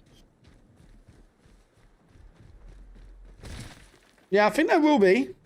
Gonna be interesting. Oh man, they're gonna get into it. Hold on a second, sorry. Putting the stack code in. Alright, let's go and have a look. Vegas Inferno being aggressive again. Team Mango, though, they are gonna hold the height here in the middle, and that is a very smart idea because they kind of just get caught out these last couple of times. Definitely playing a lot more prepared on this occasion. Vegas Inferno from the low ground, trying to get the beams off here, trying to land all the shots, and oh my goodness, the damage coming out is massive. And we are going to see Vegas Inferno with an early health advantage. Yeah, we'll wait and see how this works out for them. What they call the, when you throw the scan out, launcher. Just a crazy. Yeah, it's called the launcher. So could be wrong, but that's what it says on my bloody thing. So hey, you know what? You can't be wrong. We're the ones with the microphone. No one has to talk. It was exactly right. Right. Anyway, we're going in, and it looks like Vegas Inferno finally run out of patience. They're going to go up the top, and Sato is going in with the nades, but it's a beam to come out, and Vegas Inferno lose a member. Team Mango, man, they're in some trouble again. Vegas Inferno have their number. Out they go here. Source Gaming as well getting eliminated. So Source Gaming going down to NML. But it does look like there's going to be a third party, and it is Silly Billy's rotating in, and they're going to get rid of NML just like that. 3 teams gone early on. That is ridiculous to see 3 teams eliminated. I am curious though, Gen G, what have they gone for here? They have gone for the Mad Maggies. You were saying that when last time the Ash was banned, they did go for the Mad Maggie. It looks like they are going to go yet again in that direction there, as Bad Aim Team are also getting absolutely picked up here. JD Gaming, it looks like, has gotten the knock, and it's really looking like an awkward fight around this little truck. Yeah, I think everyone found out that Asia needs 9 kills to break the record, so they figured if they just all die before they get a chance to shoot their gun, he won't be able to get it. So Bad Aim Team eliminated as well. We have 16 squads left standing. Round 1 hasn't even finished closing yet. We have 2 minutes left here for round number 1. I mean, on the flip side of that, I suppose you're going, well, if Genji's taking all the kills in the late game, the more we get in the early game, the more points we can get, and maybe we can get up that leaderboard as well. So maybe every team is in the mindset of, well, if one team's going to frag out, we may as well all join in. But we are seeing a lot of aggression early on, as you said. 4 teams have been eliminated. Ring 1 hasn't even closed. Not so much action. We'll go and have a look at this zone as well, and it does look like teams are rotating towards that skyhook zone, so I'm wondering if it is. No, it's a little bit countdown kind of zone. I haven't seen one like this for a very long time. Sometimes it does pull that north side of countdown, but we wait and see here as we have a couple of teams in Harvester very close to each other as well. Yeah, it is Rendang, who currently are a duo, and we'll see whether or not they are able to escape. But no, it looks like they attempted to go for a respawn, and it's BCG who are here to punish. So we are going to see Limo going in with the PK. See whether or not he can land a shot here on the Pathfinder as well. Using that grapple hook is going to be crucial. Just like that, the speed boost able to chase down their opponents, but he can't quite get the finish yet. But they're not going to stop by the looks of things at all. It does look like also, though, Deep Cross Gaming are getting into it, and they're only down to a solo. It's Emma DYB who are chasing them really hard here.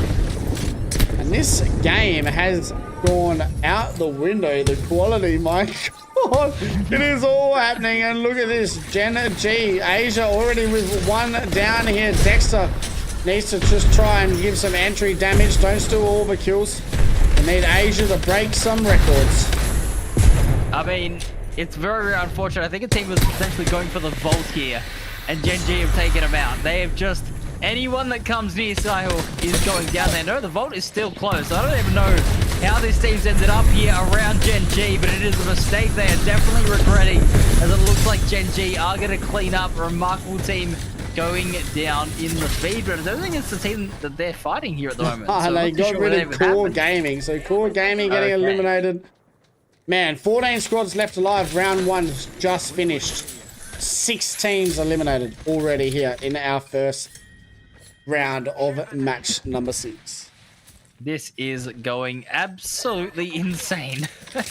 I mean, we may not see a final ring in this game. I don't know. I don't want to call it too early, though. Teams may settle down as we head into this mid-game. But Gen G at the moment are frying. The rest of the lobby is getting very active. And Stoney, if we're seeing where that ring is pulling, it looks like it is going to go even further west. So these teams that were fighting in the middle of the map are going to have to keep going. Yep. Asia, 2 kills already. Needs 7 more here for this last game. So maybe we can get a prediction going in chat for the next 5 minutes and see if Asia will get those 9 kills or not. Use some channel points out here for this game. But 14 squads left standing. Let's go and have a look at the zone. And my God, usually we see a lot more teams on the map by now. But man, there's so much real estate left to be taken. Yeah, it's very good for these teams. Like I said, you look at a team like JD Gaming who are going to have to go through landslide. There's not going to be anyone there. They're going to have a pretty easy rotate. Las Vegas Inferno may come head-to-head with DCG up here, and that would be very unfortunate for DCG. I believe that could happen. We are seeing Vegas Inferno show up, and yeah, it looks like they've already gotten a couple of kills. So this is an attempt at a reset, and DCG are in so much trouble. Yeah, Noel saying chasing Deep Cross Gaming. Oh, can he get away? I don't think he's got much luck in front of him at all, but the Bangalore on the move. My God, he is trying to get out, but he will get eliminated. Vegas Inferno getting the job done. Again, Sato, with those scoped weapons, has been so good. The triple take there, I believe, getting the final pick there. And we have 13 squads remaining now, as this lobby, well and truly, like you were saying, the quality of the end game may not be there, but we have had some very, very entertaining APAC South gaming. This could be good for 5 Fears, though. They were 4 points away from Deep Cross Gaming and 1 point behind Remarkable Team. So 5 Fears, they just need 5 points to finish second again. We will have the exact same top 2 of the first lobby that we saw. Yeah. So 5 Fears, they'll be hoping for that, because that then really does round out a really good day for that team. They've been extremely impressive all day. I absolutely agree with that, but we'll see whether or not they are able to do anything here. We can see Vegas Inferno go for a bit of a loadout swap here, potentially. The Rampage being picked up for the Ballistic as the third weapon. But yeah, I mean, this has just been a crazy game of Apex. This has literally just been, I'm running in that direction. Whoever we find, we are fighting. Yeah, it's been insane. I mean, we still have, what do we got? 13 squads left. Round 2's 38 seconds away from being closed. So much action we have watched already in this final game, but it is giving me Scrim's kind of energy here as well. So, as I do like watching a lot of fighting actions, I do feel like I wish we played 6 consecutive games with a little bit more quality. I mean, like I said, now we're in the mid game here. Things definitely have slowed up. I don't think there's been a single kill for the last minute and a bit. So, you know, that's an improvement in terms of the quality. We could still have 8 or 9 teams in these final rings. We'll see whether or not teams are able to do it, as this zone is pulling in towards countdown. So this definitely does play into the hands of the teams that want to play that placement and play a bit more defensive here. There's certainly a lot of cover to work around. Yes, there is. 13 squads still standing. Let's go and have a look at the zone once. We can now have a look, and Gen G just taking it easy here on the high, and MDYB right underneath them, maybe gifting them some more KP in the coming moments. Yeah, I mean, Asia is working his way down the drone as well, getting the information here. Asia is beaming right now. Plenty of shots hitting with that G7, but I don't really want to overextend off of this cliff. It looks like they're really comfortable on this high ground for now.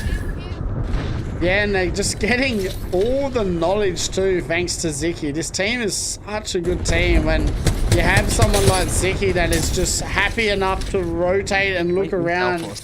Exactly. It just feeding Asia kills, and it is so exciting to watch. Yeah, Ziki is going to have to be careful. Took a bit of damage there, but we are seeing as well Vegas Inferno have been fighting for 6 consecutive games. It feels like they don't know how to play this game safely anymore. They're just constantly in fights. They do get a bit of a reset. 5 fears near them at countdown. In a very solid position here. An interesting team comp, the Sparrow coming out. We haven't seen too many Sparrows as of late, just because I feel like that nerf to the ultimate has made it a bit more awkward, especially in such tight end games that we have been seeing. But VK Gaming are going to be also getting a bit of a reset here at the moment, and they should be staying alive for now. Yeah, keep going. They've rotated away from Gen G very quickly towards Lava Fisher by the looks of it. So very interesting set of games here from that team. But it is also now 5 Fears trying to hold on with Vegas Inferno rotating in. Yep, Vegas Inferno are going to launch some nades in that direction as well. The Seer is coming out there looking for the information. Not going to find anything too severe just yet, but they are just going in. Las Vegas Inferno, they have called an aggressive play here, and we can see Bangalore Old coming down, trying to apply some pressure. Mosu getting beamed in the back though, has to drop, and that could be the beginning of the end here, as 5 Fears will now hold the high ground over them. Yeah, 5 Fears still need to stay alive. They're only 4 points away from second position. So with 5 Fears right now, that's what I'd be saying. Let's just slow down a little bit. Don't force this fight, as they do have a really tough rotate in at their sleeves. And look at Gen G. I think are looking right at MDYB once again. They will have to rotate in here and move in on this action. But it is all starting to pop off a bit. Yeah, it is indeed. We can see TYK as well, still up in this lobby, looking to try and apply some pressure here. They take the building. They're going to try and go for a bit of a pincer maneuver here, it looks like, on this team. They swing into the building. Great shots to come through with this PK, but it is going to be a knock for a knock. In fact, no, YRB is going to get finished completely here, so that isn't good news for them as JD Gaming looks to clean this up. JD Gaming trying to hold on. TYK down to a solo as their third party does come in as well. And I think it's PC, no, it's Wolves Esports. So Wolves Esports moving in on JDG, and I don't like their chances now of staying alive. Now they should be cleaned up here pretty easily, and they will only the one knock to come through, and that is an immediate reset. So nothing too concerning for Wolves, as we can see 5 Fears getting into it a bit. Vegas Inferno have finally ended up getting knocked down there. Asia as well in the feed, going to take down Nullsang. So there's a couple of players knocked, and it looks like Vegas Inferno are down to a solo. Yeah, Asia now with the 3 kills. He needs 6 more to break the record here. 11 squads left standing in front of him as well. A lot of action underway still right in front of our face. Yep, absolutely. TYK on this high ground. Peacekeeper coming out. That is some great shots from Patafan. Gonna find the knock there over towards the Wolves Esports member.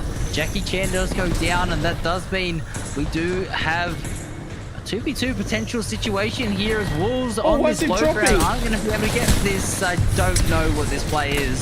The Gibraltar is going to be stuck now, and I don't know what to say about that. TYK, I think we know why they're having a rough day, if that's how they're playing. Yeah, I mean, I guess they were getting held out, but the drop with no really cover is just... It's a little bit crazy to me to watch that unfold right in front of me. We do have Keith going, trying to stay alive as well. And they're going up against VKG here, and they do get the down. So Casa looking to just try and hold them off here with the nades. And it is still popping off. Where exactly Gen G? And they're in some serious trouble. We might see Asia maybe miss out on that record-breaking set. By the looks of it. We'll see what Dexter can do. He's got the R9 and he absolutely beams. MDYB is going to go down. Dexter down to a solo at the moment. But I'll tell you what, if he can isolate another 1v1, I'll back him to win another one. As we do see, Hagrid is going to get a knock there over towards Zicky. That does mean that Gen G confirmed will be a solo. Casa as well, getting some knocks in the feed. So VK Gaming still going strong, but no, they get third partied and 5 Fears cleans them up. Yeah, 5 Fears. They've claimed second spot here for this block, and they're looking really good at the moment. But I'm really intrigued to watch this, because if he can get this banner, there is a beacon very close towards that beacon, and it looks like that's exactly what he's going to try and do here. And if he somehow gets this off... Oh, no, he won't.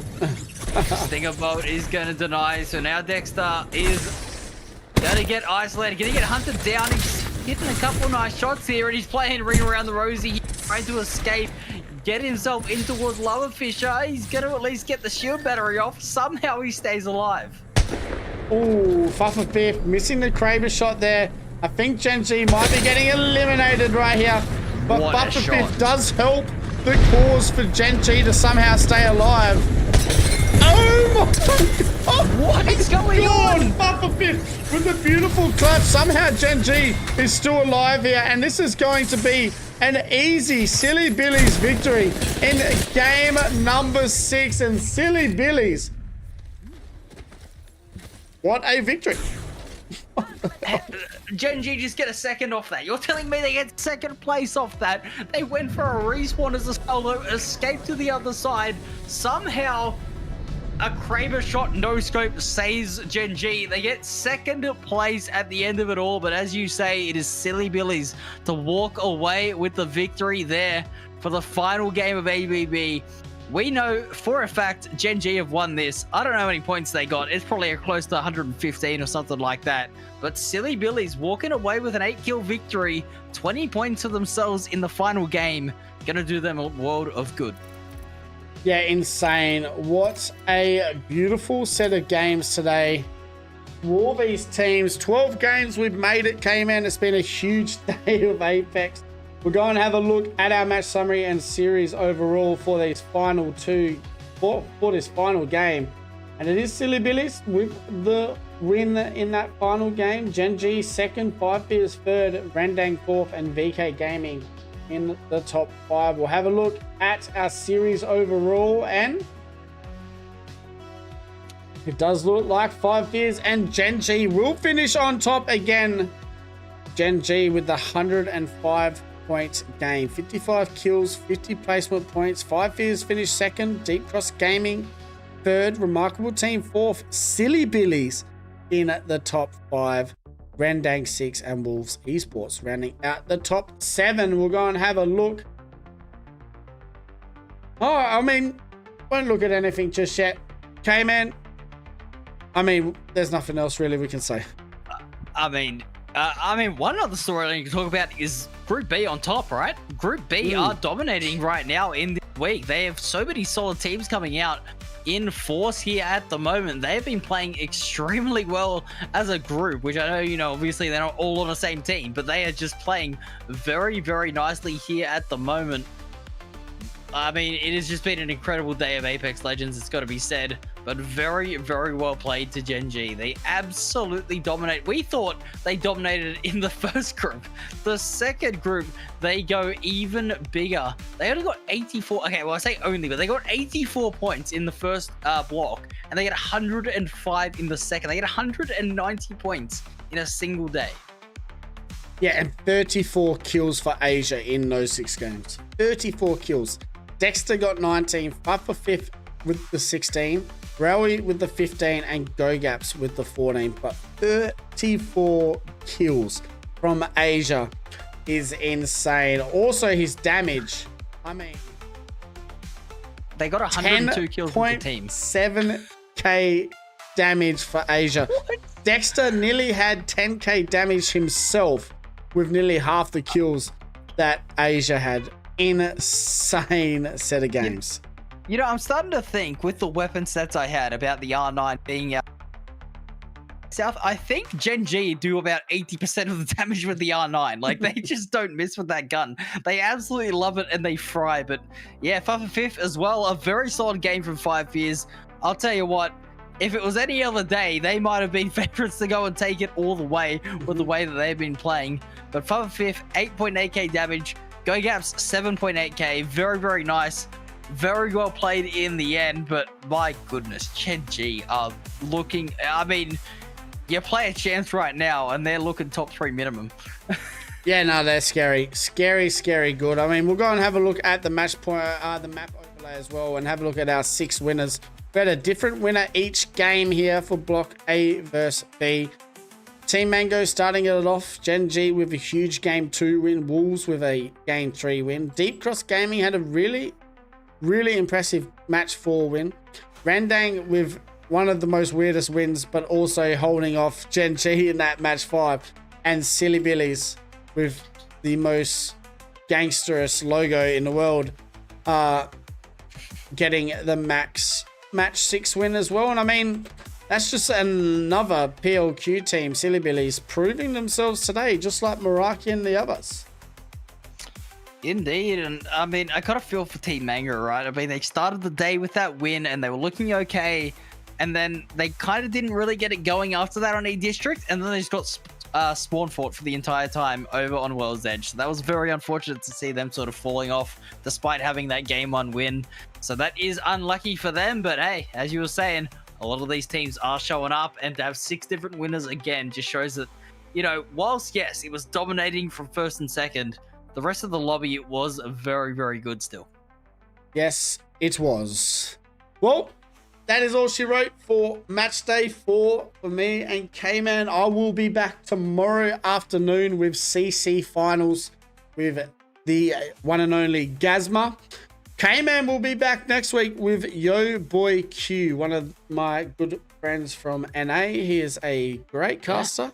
So it will be interesting to watch that while I am over on a little trip. So I do appreciate you guys all being here again for the Apex action at APAC South. We have a very busy couple of weekends. We have next weekend our final week of Pro League, our final week of CC, and then the week straight after we have regionals, and then the week after that LCQ. So 4 weekends in a row, full chaos here for Pro League and APAC South. So ladies and gentlemen, once again, K-Man, thank you. Massive shout out to Fee, Jungle, Manda, all the legends today. Fee did the map stream all day today for all you legends. So once again, thank you guys. It is a massive team here at Battlegrounds, and without them, nothing really happens. So once again, thank you all for being here. K-Man, I'll see you in 2 weekends time. Chat, I'll see you in 2 weekends time for regional finals. That's when I'll be back. Until then, stay classy, and we'll see you all next time. See yous. Let it go.